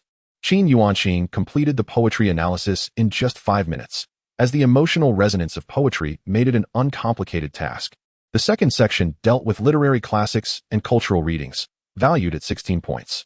The literary classics primarily encompassed the 4 great classical novels and select articles from elective courses. With a considerable breadth of reading, Qin Yuanqing took 10 minutes to secure all 16 points. However, he slowed his pace for the cultural readings, as a moment's inattention could lead to mistakes or incomplete answers. After 10 minutes, he meticulously reviewed his responses before proceeding to the third section. The third section involved modern literature reading, featuring an article titled Scale. Qin Yuanqing skimmed through the piece thoroughly, then reviewed the questions, ensuring he grasped the content fully before commencing his responses, confident in attaining a perfect score. Next came the fourth section, which encompassed literary and practical text readings, divided into 2 categories, from which only 1 question needed to be answered. Without hesitation, Qin Yuanqing chose to respond to Feng Zikai's A Qing. The fifth section focused on language and character application, worth 10 points, essentially a gift of easy marks. For instance, summarizing the significance of psychological counseling from the provided materials was akin to receiving points effortlessly. Additionally, answering questions about the reading materials required succinctly summarizing 2 texts, testing one's ability to synthesize information, where a single sentence must filter, extract, and encapsulate the essence. As for opinions on certain phenomena, this was an open-ended response. Affirmation or negation was acceptable, provided the reasoning was sound, ensuring that examiners would likely not deduct points. Upon encountering the essay prompt, Qin Yuanqing sighed. Indeed, the essay topic aligned with his recollections. He had prepared extensively for this composition. He titled his essay, "This is also a form of happiness." Rather than crafting a formal argumentative essay, he opted for a piece resonating with prose or lyrical expression, his pen flowing with grace and clarity, devoid of any typographical errors. Though unaware of how the high school entrance examination evaluators would grade his essay, Qin Yuanqing chose this piece because it represented his ideal composition, the sole work where he could infuse his emotions. In previous examinations, he might have written argumentative essays with clear points and ample evidence, securing a score of 55 with relative ease. However, he had grown weary of such compositions. Thus, following his true inclinations, Qin Yuanqing selected This Is Also a Form of Happiness, an essay brimming with emotion, where maternal love intertwined throughout. After finishing his essay, Qin Yuanqing glanced at the clock, noting that only an hour had passed, with another hour and a half remaining until the exam's conclusion. "Teacher, I would like to submit my paper." Qin Yuanqing raised his hand to indicate his intent to turn in his exam. "Qin Yuanqing, once you submit your paper, you must leave the examination room, and no further modifications are permitted. Are you certain about your decision?" The invigilator spoke sternly, recognizing Qin Yuanqing, who had become a favorite student over the past year, serving as a model for others. "I have completed my answers and feel confident," Qin Yuanqing replied with a smile. The invigilator briefly glanced at his answer sheet, noticing that he had addressed every question neatly and that his essay was nearly 1,000 words long. She nodded slightly, accepted his paper, and permitted him to exit the classroom. The other students, observing Qin Yuanqing's departure, felt a pang of bitterness, realizing that while they were still grappling with modern text comprehension, he had already finished and turned in his exam. It was a stark reminder of the disparity in their academic prowess. No wonder he was a top student while they struggled. Qin Yuanqing had already received acceptance letters from the top 20 universities nationwide. News that had spread from the first high school, and everyone was aware of it. Outside the examination hall, parents crowded anxiously, their anticipation palpable. Although only an hour had elapsed, they were drenched in sweat, feeling as if they themselves were the ones taking the exam. "Ah, Qin Yuanqing, you're out so early?" A woman with light makeup approached briskly, her face alight with a smile. "May I interview you?" Recognizing her as a reporter from the county television station, who also freelanced for Tencent News and had previously interviewed him at school. Qin Yuanqing nodded in agreement. The reporter inquired, Qin Yuanqing, having exited the exam just over an hour in, does that imply this year's Chinese language exam is not particularly challenging? It's manageable, Qin Yuanqing replied. If he hadn't prepared his essay in advance, he wouldn't have been able to complete the paper in just an hour. And what score do you anticipate for yourself in the Chinese language exam? The reporter asked. Nearby parents and students focused their attention on Qin Yuanqing, recognizing him as the student who had been instrumental in educating their children over the past 6 months. Well, let me think. Qin Yuanqing pondered, while the reporter, visibly anxious, felt a level of tension that surpassed her own during her examinations. Finally, Qin Yuanqing smiled and said, 150 points. How much? 150? The reporter's head was filled with question marks. Wait, what's the total score for the Chinese exam? 200? 300? No, isn't the full score for the Chinese language exam 150? Qin Yuanqing's implication was clear. He believed he could achieve a perfect score. As he walked away, the reporter exclaimed with joy, yes. Today's news highlight was secured. Indeed, shortly after the interview was published, within 10 minutes, Qin Yuanqing's story surged to the forefront of national news, as the entire nation was fixated on the college entrance examination, making any related news a potential hot topic. Was it arrogance or confidence? Suddenly, it became a topic of fervent discussion among netizens. Many expressed their vehement disapproval of Qin Yuanqing's actions, asserting that the college entrance examination is a pivotal moment in one's life that necessitates utmost caution and should not be approached with any semblance of negligence. Thus, they deemed Qin Yuanqing's behavior as irresponsible. Conversely, some, after conducting an online investigation into Qin Yuanqing, revealed that he is a dual recipient of the CMO and IMO gold medals, a veritable academic prodigy, with his mock examination scores also being showcased, suggesting that this reflects his confidence regarding the impending examination. It is imperative for those of lesser academic standing not to impose their standards upon the academically gifted. The realm of the scholar is one that remains elusive to them. Some netizens directly ridicule the multitude of critics. In regard to the online discourse and media commentary, Qin Yuanqing remained oblivious. Upon returning to his dormitory, he first took a shower, then walked for 10 minutes, still perspiring profusely. Subsequently, he went downstairs to procure a meal and a soup to take back to his dormitory, as it would not be long before the students exited the examination hall, leading to an overcrowded restaurant that would be bustling with activity. Chapter 32, The College Entrance Examination, Part 2. In the afternoon, the sun blazed fiercely, even past 2 o'clock. Its intensity remained relentless. Qin Yuanqing had no choice but to procure a sunshade. Otherwise, he would arrive at the examination venue drenched in sweat. At 2:30 p.m., the bell signaling entry rang, and the candidates began to file in. After undergoing rigorous checks, Qin Yuanqing settled into his designated seat. The afternoon was reserved for the mathematics examination. Besides his identification card, admission ticket, and writing tools, only calculators sanctioned for the college entrance examination were permitted. All mobile phones and electronic devices were strictly prohibited within the examination hall. For Qin Yuanqing, mathematics posed no challenge whatsoever. The format of the college entrance exam mathematics questions was fixed, comprising merely 3 types: multiple-choice questions, fill-in-the-blank questions, and problem-solving questions. There were 10 multiple-choice questions worth 5 points each, totaling 50 points, all of which were single-choice. The fill-in-the-blank section consisted of 5 questions, each worth 4 points, amounting to 20 points. The problem-solving section included 6 questions worth 80 points in total, with varying levels of difficulty and scoring. Upon receiving the examination paper, Qin Yuanqing first filled in his name, admission ticket number, identification card, and school information before browsing through the questions, which mirrored his recollections of previous mathematics papers, unchanged and identical. When the announcement declared, "The examination officially begins," Qin Yuanqing effortlessly filled in the answers for all multiple-choice and fill-in-the-blank questions without the need for any calculations, completing the answer sheet in no time. He then progressed to the problem-solving section, finding it devoid of difficulty, as easy as it could possibly be. Mathematics truly lacked intrigue. After writing the final answer, he noted the time was only 9:20, having spent a mere 20 minutes on the examination, prompting a sense of exasperation. He had anticipated that his arrival, akin to a butterfly fluttering its wings, would trigger a cascade of events, but to his dismay, there was no discernible change. It was far too easy, lacking in challenge. "Teacher," Qin Yuanqing raised his hand. The invigilating teacher looked over and inquired, "Qin Yuanqing, what seems to be the problem?" "Teacher, I have completed the paper and wish to submit it." Qin Yuanqing replied with an innocent smile, indicating his intention to hand in the exam. What? You finished already? The invigilator was taken aback. It had only been a short while since the exam commenced. Approaching Qin Yuanqing's desk, the teacher observed the paper filled with answers, rendering him speechless.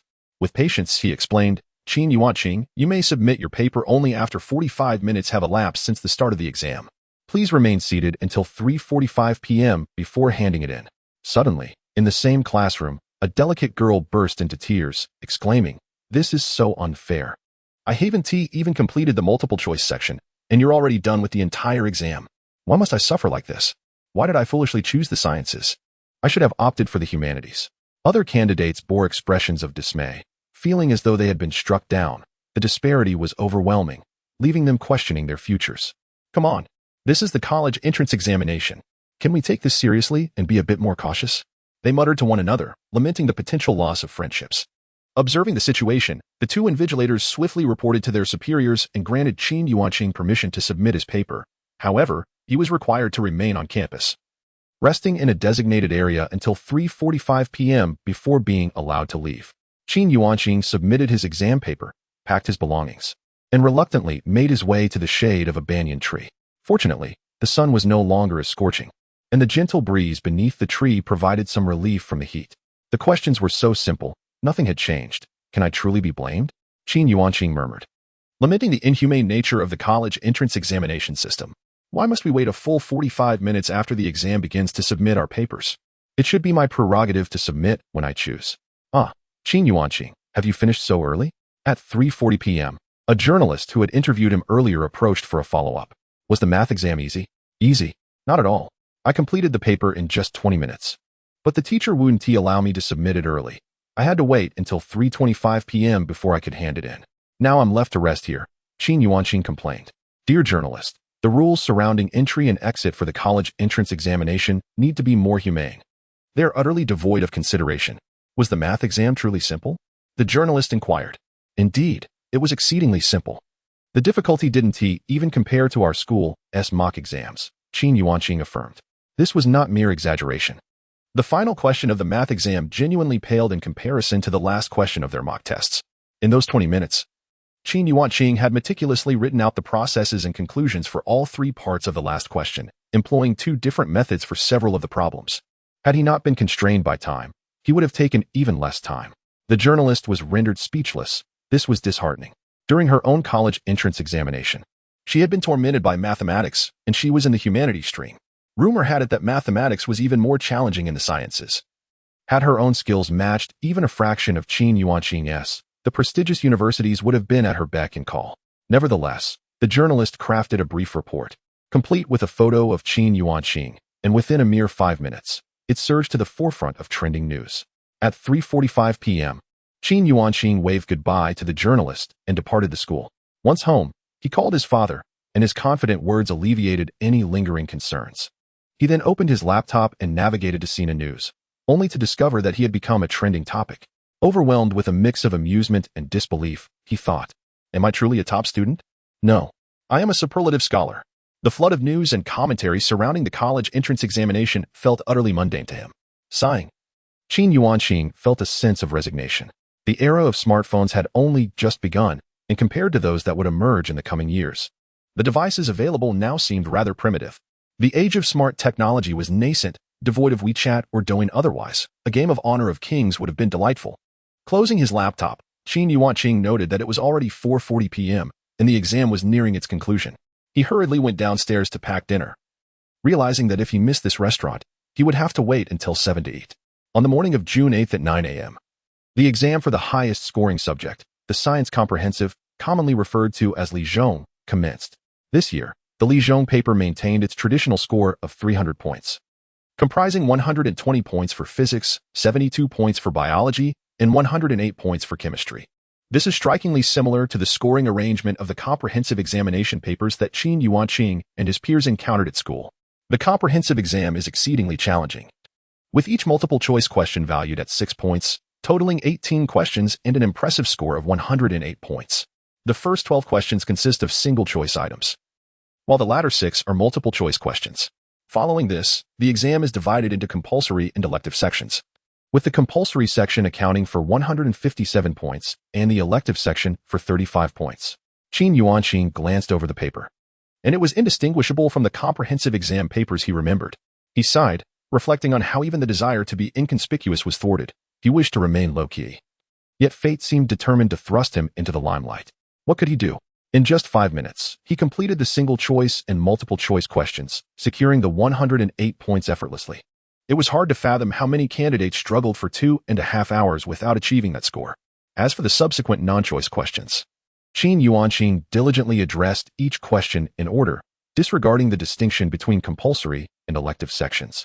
The first 4 questions, numbered 1922, pertained to physics, focusing on experiments, electricity, classical mechanics, motion, and electromagnetism. His thought process was exceptionally clear, and his pen moved as if guided by divine inspiration. The next 3 questions, numbered 2325, revolved around chemistry, examining experimental procedures, elemental properties, and chemical reaction equations, topics he was thoroughly familiar with, able to answer even with his eyes closed. Questions 26-27 focused on biology, exploring the respiratory processes of yeast under varying conditions categorized as experimental tasks. Following that were inquiries concerning gene recombination and mutation, fundamental points that frequently appear in the annual college entrance examinations, ever-changing yet remaining true to their essence.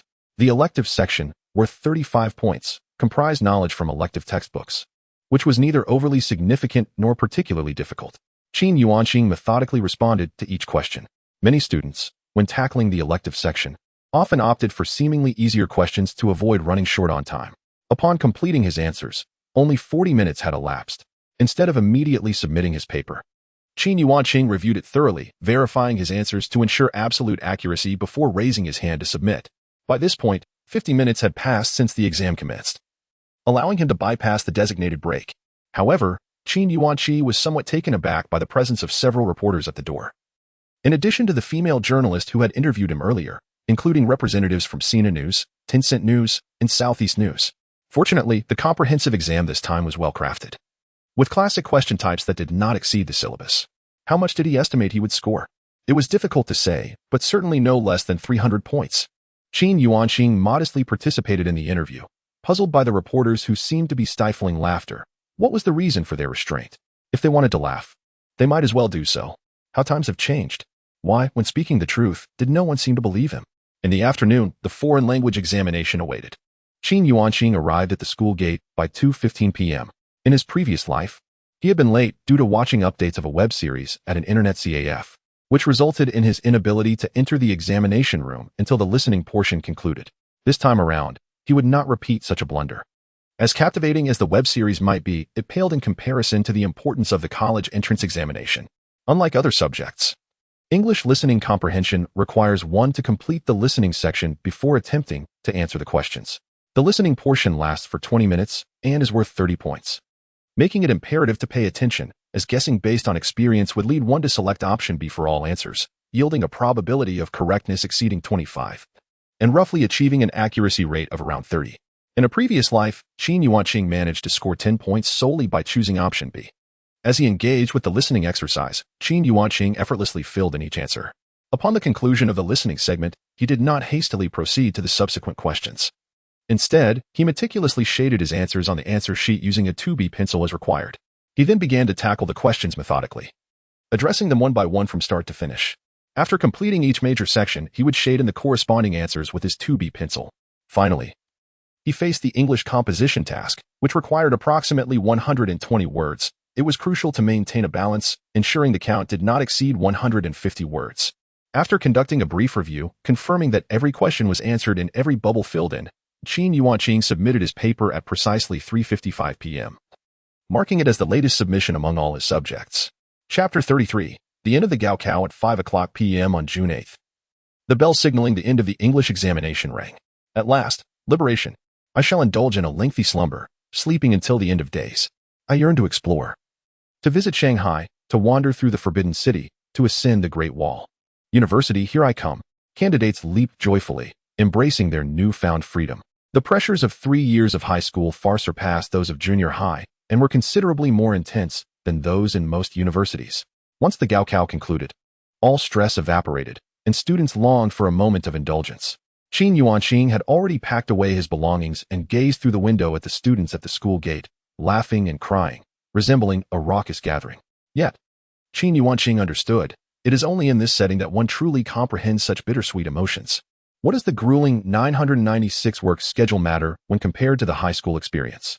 Without the high school journey, who would dare to suggest that the 996 lifestyle is a blessing? With the Gaokao finished, students dispersed to their respective homes. The grading of the Gaokao in Fujian province commenced on June 9th, and one would have to wait 2 to 3 weeks until the end of June to check their scores. Qin Yuanqing recalled that the results would be available on the afternoon of June 25th, with options to check scores via telephone or the internet. This is the convenience brought by technology, had it been a few years ago, with the internet still in its infancy. Telephone inquiries would have been the only means of obtaining results.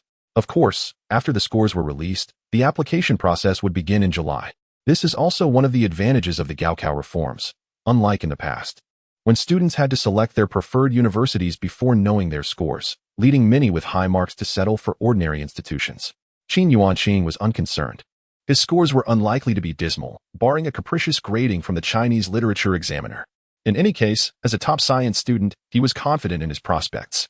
Moreover, with numerous acceptance letters in hand, he need not worry about choosing a school. Should he attend Shuimu University, Yin University, or perhaps Fudan or Zhejiang University? How vexing. As night descended, the tense and solemn atmosphere of the Gaokao dissipated, and upon entering the campus of No. 1 High School, one could see students adorned with radiant smiles. Qin Yuanqing strolled towards the basketball court when suddenly a chorus of shrieks erupted from the direction of the dormitory buildings. Glancing over, he beheld a flurry of white, as paper confetti danced through the air like snowflakes. In the sweltering heat of June, during the peak of summer, it was certainly not snowing, unless one were to claim a grievance akin to that of Dou-yi, resulting in snow in June. The beautiful snowflakes swirling in the air were composed of torn pages. This is madness, utterly insane. Qin Yuanqing stood in stunned silence as seniors on the 5th and 6th floors shredded textbooks, exercise books, and examination papers, scattering fragments from above in a jubilant cascade. Both male and female students engaged in this wildly exuberant act, making for an extraordinary scene. Qin Yuanqing sighed, while he recognized the importance of textbooks, which contained invaluable knowledge. The sheer exuberance of the moment was undeniable.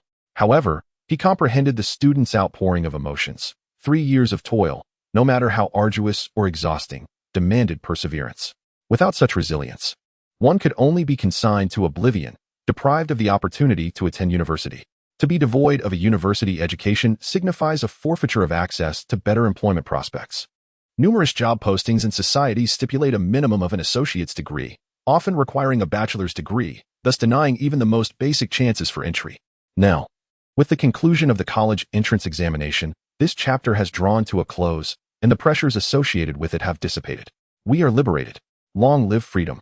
The students in their final year bid farewell to the constraints of exam-oriented education in their own way. No longer must they confront a barrage of test papers for each subject daily, nor endure an endless cycle of textbooks and practice papers. They are emancipated from the necessity of rising at dawn and retiring late into the night. No longer will they toil under the dim light of a desk lamp after lights out in the dormitory, striving to solve just a few more problems and earn a couple more points. To hell with the college entrance examination. Henceforth, I shall never again face this ordeal.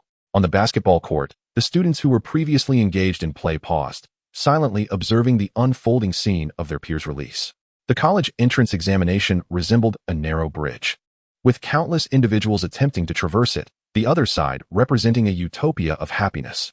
By what merit could one traverse this bridge faster than others? Without diligent study in the past, how could one expect to cross it and reach the promised land? A single additional point could mean the difference for thousands. The dormitory supervisors did not intervene, nor did the teachers. They allowed the students to vent their frustrations, permitting the clouds of resentment to dissipate. Qin Yuanqing began to grasp why high school graduates often feel distant from their teachers. It is not a lack of gratitude, but rather the indelible memories of those years, unforgettable yet devoid of joy, that leave little room for nostalgia. Why are youth dramas predominantly centered around university students? Because only they possess the luxury of time to engage in romantic pursuits freely. How many high school students truly have the opportunity to date? Even arranging a simple outing requires secrecy and caution. How could such a reality be depicted? The classrooms lay shrouded in darkness, with no students attending evening study sessions or completing assignments. The entire campus, save for the dormitory buildings and the illuminating streetlights, was enveloped in shadow. Eventually, I learned how to love, yet you had long vanished into the sea of people. In the end, amidst my tears, I understood that some individuals, once missed, are gone forever. The white blossoms of the gardenia fell upon my blue pleated skirt as you softly declared your love. I lowered my head and inhaled a wave of fragrance, recalling that eternal night of midsummer at 17, the night you kissed me, which forever etched itself into my memories. Each time I reflect on the passing years, I am reminded of the starlight from that day. Why was love so uncomplicated back then? And why must the young inflict pain upon those they cherish? In this familiar late hour, do you quietly lament as well? If we had not been so obstinate then, perhaps we would harbor fewer regrets now. How do you recall me smiling or silent? Over these years, has anyone alleviated your solitude? Ultimately, I learned the art of love. Yet you had already slipped away into the crowd. I came to realize, through my tears, that some people, once missed, will never return. A boy loved a girl. Though I cannot recall who they were, as he sang the first line, it sparked a chorus that resonated throughout the campus. No accompaniment, only genuine emotion, stirring the hearts of all. The song later has become the voice of countless souls, bringing tears to my eyes each time I hear it. Despite its profound beauty and the awareness that some missed connections are irrevocable, how many possess the courage to confess their feelings? Many choose to conceal their affections and navi love within, allowing them to ferment over time, transforming into mere memories and symbols of their lives. Though we comprehend, we can only let them drift away like the wind. As Qin Yuanqing arrived at the garden, only a few classmates lingered, one boy and one girl, either hand in hand or nestled in each other's embrace. These were the brave souls of high school, savoring the joys of life and experiencing the intricacies of love. They possessed emotional intelligence, yet perhaps they were unaware that graduation also heralds a season of farewells. Despite vows of eternal love, when separated by universities, many ultimately choose to part ways and find solace in the arms of others. They may experience joy earlier than their peers, but they also encounter the pain of separation sooner. Perhaps this is the way of the universe, taking from the abundant to compensate for the lacking. Qin Yuanqing noticed the principal's office lights still aglow, provoking curiosity within him. Why was that old man still at school so late? Had he quarreled with his wife? Or was some passionate affair unfolding in the office? Driven by curiosity, he silently ascended the stairs, his footsteps barely making a sound. The door was ajar, a sliver of light seeping through. Qin Yuanqing closed one eye while peering through the crack with the other, straining his ears to catch any enchanting sounds. Alas, there were no unusual noises to be heard. A wave of guilt washed over him. How could he entertain such thoughts about a principal so dedicated to the school? Over the past year, the school's beautiful and splendid synthetic track has been constructed, and the gymnasium has also been built. However, it will not open until September 1st, meaning this cohort will not have the opportunity to enjoy its facilities. The two dormitory buildings have begun land leveling, and it is said that construction will commence during the summer vacation, with completion expected in time for the new students' registration on September 1st to move into the new accommodations. Among the students, the principal is highly regarded. Though diminutive in stature, he embodies the essence of excellence and is an exceptional educator. Qin Yuanqing quietly descended the stairs, patted his chest at the bottom, and melted into the night, disappearing from sight. Unbeknownst to Qin Yuanqing in the office, Fang Jiangwo was tenderly polishing the photographs on his desk, tears glistening in his eyes. The images captured moments from their first meeting as freshmen, the commendation ceremony for exemplary students, and photographs of Qin Yuanqing's triumphs in the CMO and IMO competitions. The conclusion of the college entrance examination signifies the departure of this graduating class as they venture into the world beyond. This marks the farewell of his 17th group of students, a steadfast camp, yet ever-changing soldiers. Each time he bids farewell to his students, Fang Jiangwo is always overcome with emotion.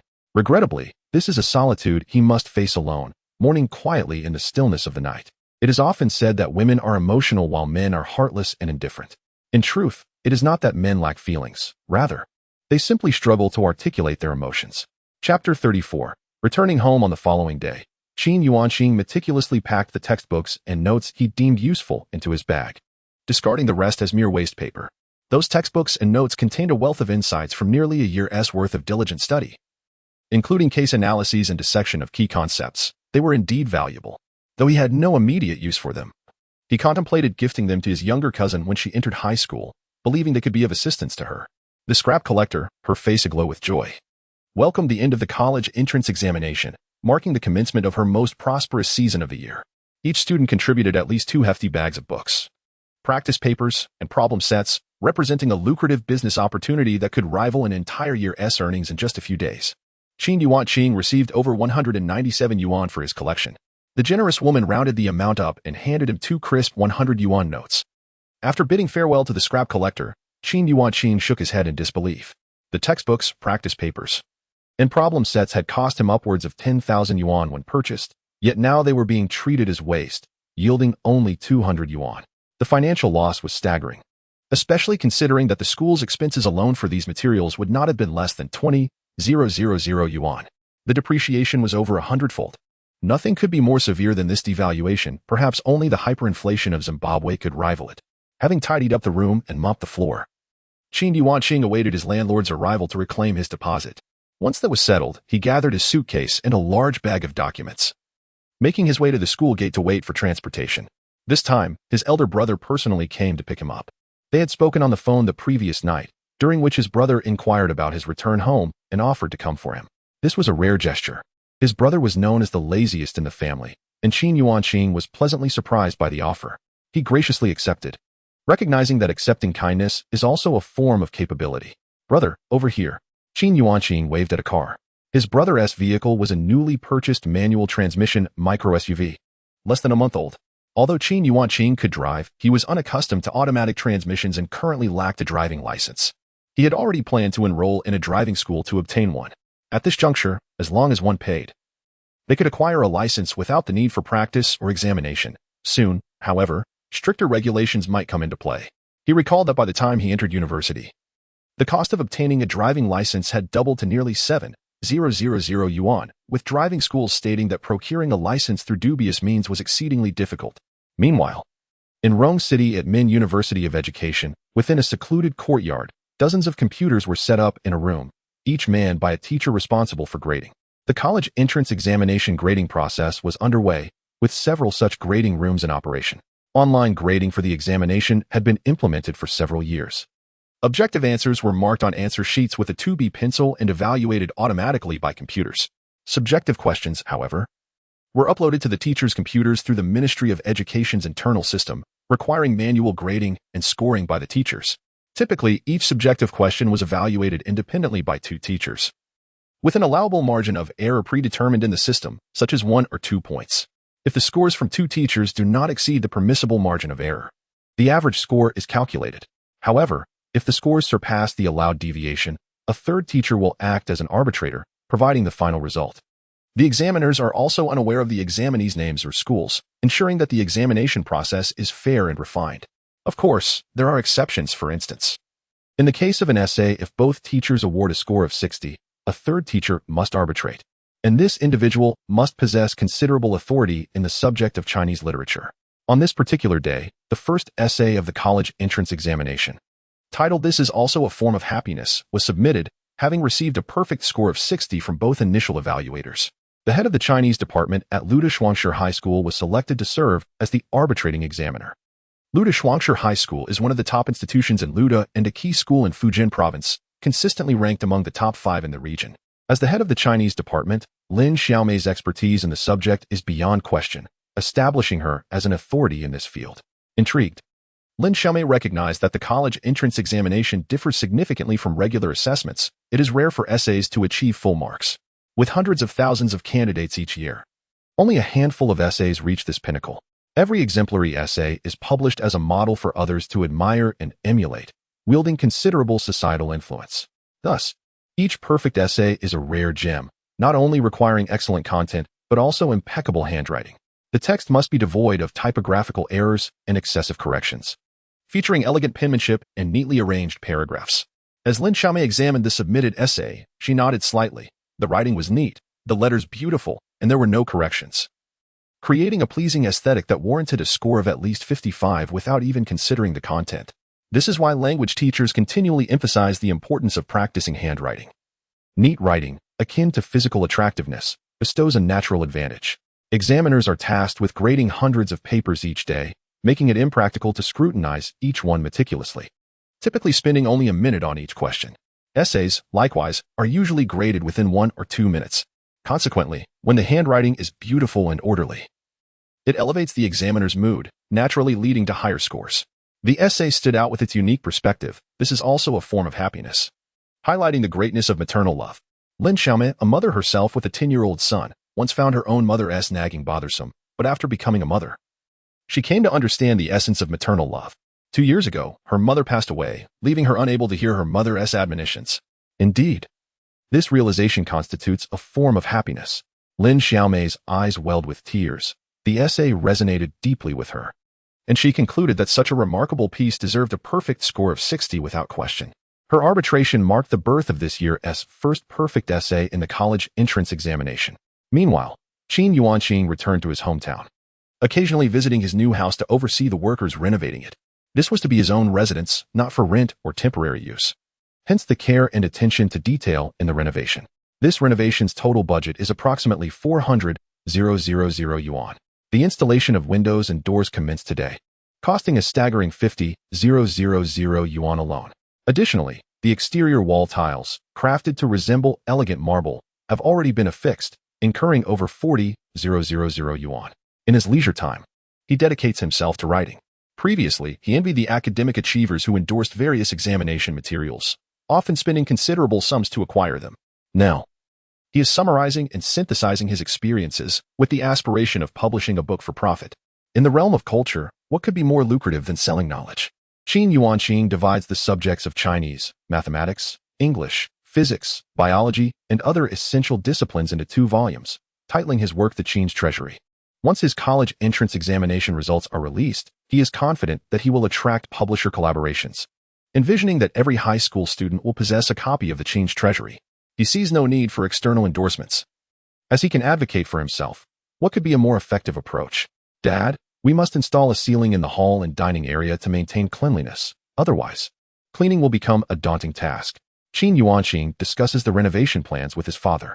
The first-floor living room, primarily designated for guests, should not feature European-style sofas. Rather, mahogany furniture would be most suitable, exuding an air of sophistication and durability, capable of withstanding decades without the need for maintenance.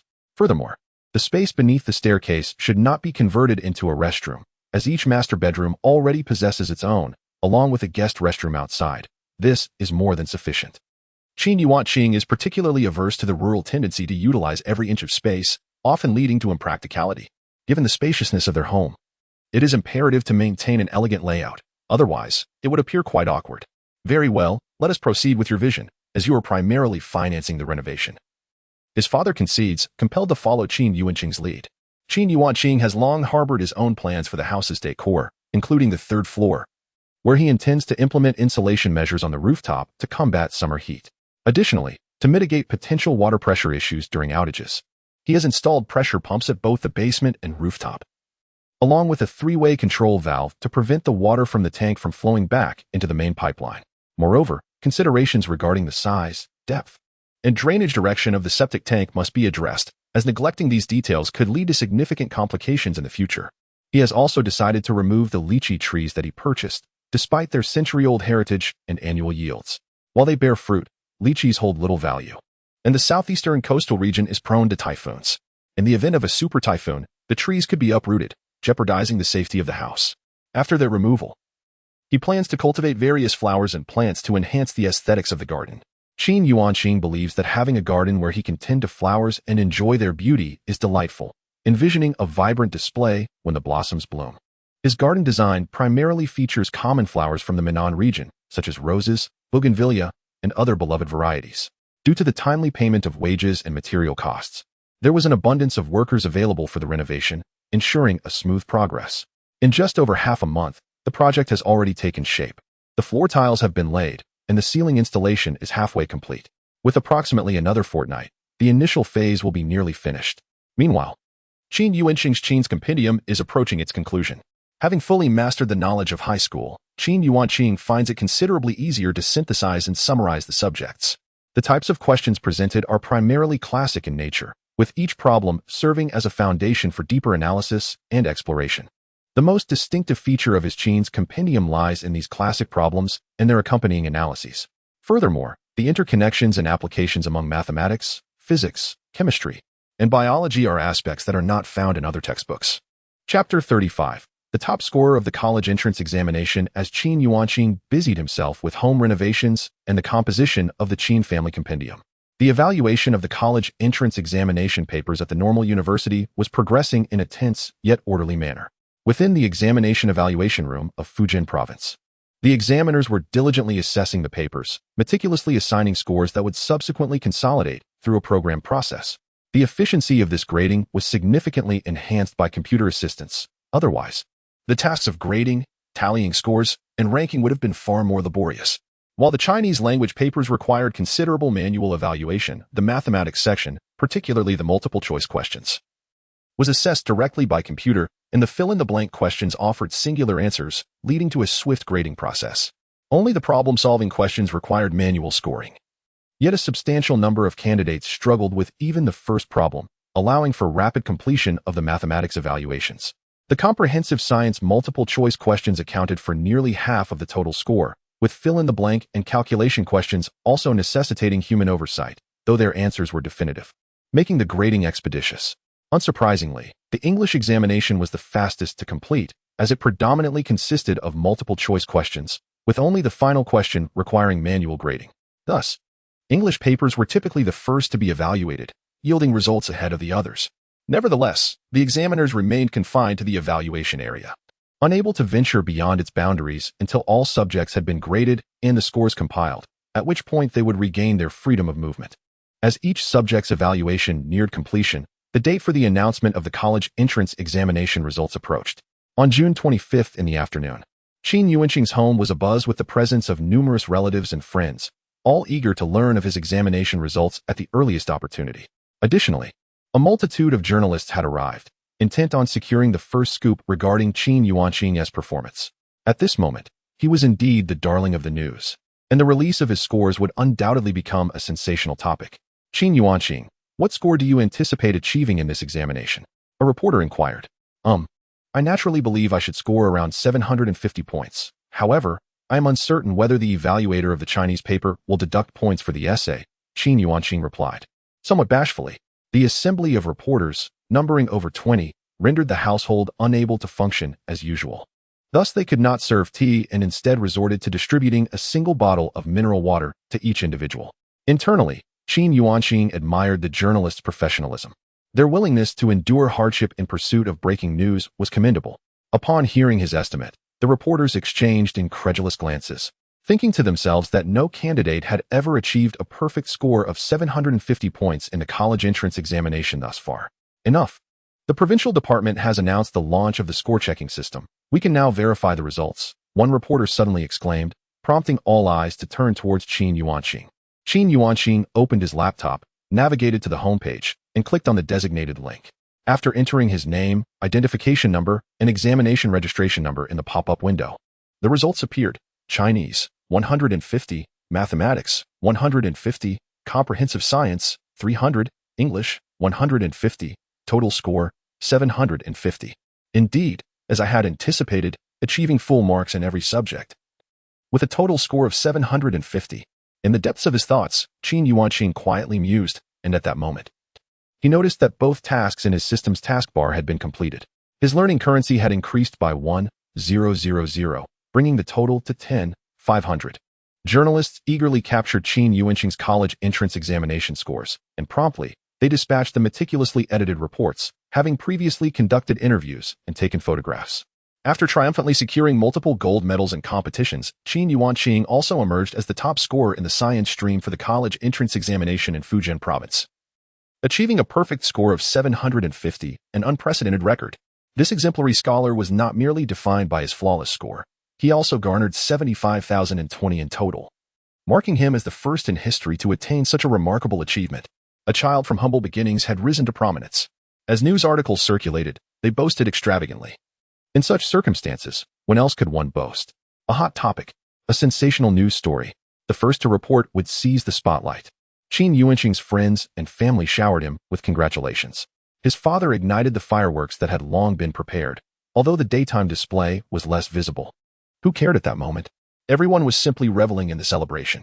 Qin Yuanqing also shared a screenshot of his results in the class QQ group, which instantly erupted with excitement and fervor, filled with various well wishes.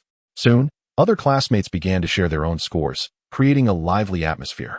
Qin Yuanqing noticed that the classmates who uploaded their scores performed admirably, particularly Lin Yuling, who achieved a remarkable 675 points. likely securing admission to prestigious institutions such as Shuyuan University or Yanda University. This was an increase of 70 points compared to his previous life, a testament to the butterfly effect initiated by Qin Yuanqing. Additionally, Huang Zheng scored 653 points, ensuring a strong position in a double first-class university, while several others surpassed 600 points.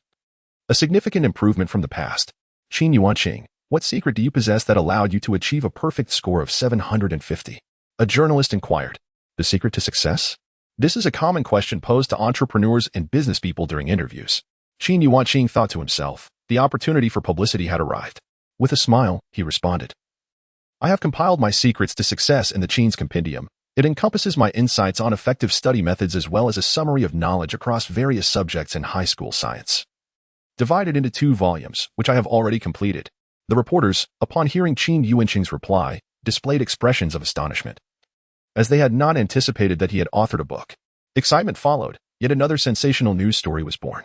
A book penned by a super scholar, sharing successful experiences and study methods with high school students nationwide. Qin Yuanqing felt immense satisfaction, recognizing this as the finest promotional strategy. With so many media reports, it surpassed any form of advertising in effectiveness. Learning does indeed have its methods, Qin Yuanqing stated. Mastering the art of learning can yield results that far exceed the mere repetition of exercises. At that moment, a procession of vehicles came to a halt at the entrance, revealing the eager representatives from various universities' admissions offices. Having received the college entrance examination results ahead of time, they disregarded all decorum and directly descended upon Qin Yuanqing's hometown. Observing this, Qin Yuanqing could not help but reflect on the efficiency of government institutions and high-ranking organizations, countering the notion that they are inefficient.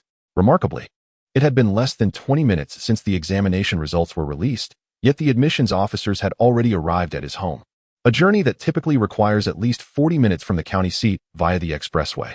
Qin Yuanqing, the admissions officers, fueled by fervor, eagerly presented their offers, each vying for Qin Yuanqing to choose their university.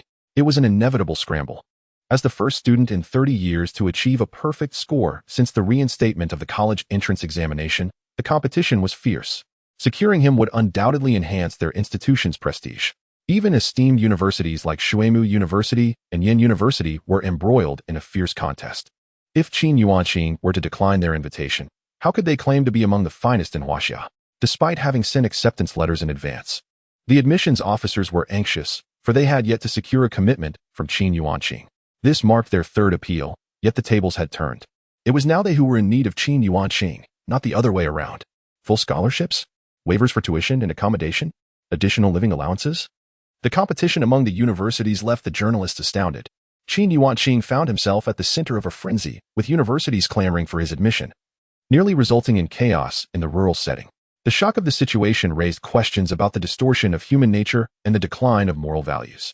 Witnessing the unfolding drama, the journalists were reminded of their own experiences during the college entrance examination, feeling a pang of sorrow. The legendary battle for students had materialized before their very eyes, prompting them to swiftly report the story, which quickly became a sensational headline. Online forums and social media buzzed with commentary and discussions, with countless individuals becoming spectators to this unfolding spectacle. Dear teachers, I am still undecided. I will consider my options over the next few days when it comes time to fill out my applications, and I hope you can wait a bit longer. Qin Yuanqing expressed his uncertainty, his brow furrowed, as he grappled with the decision of which university to attend.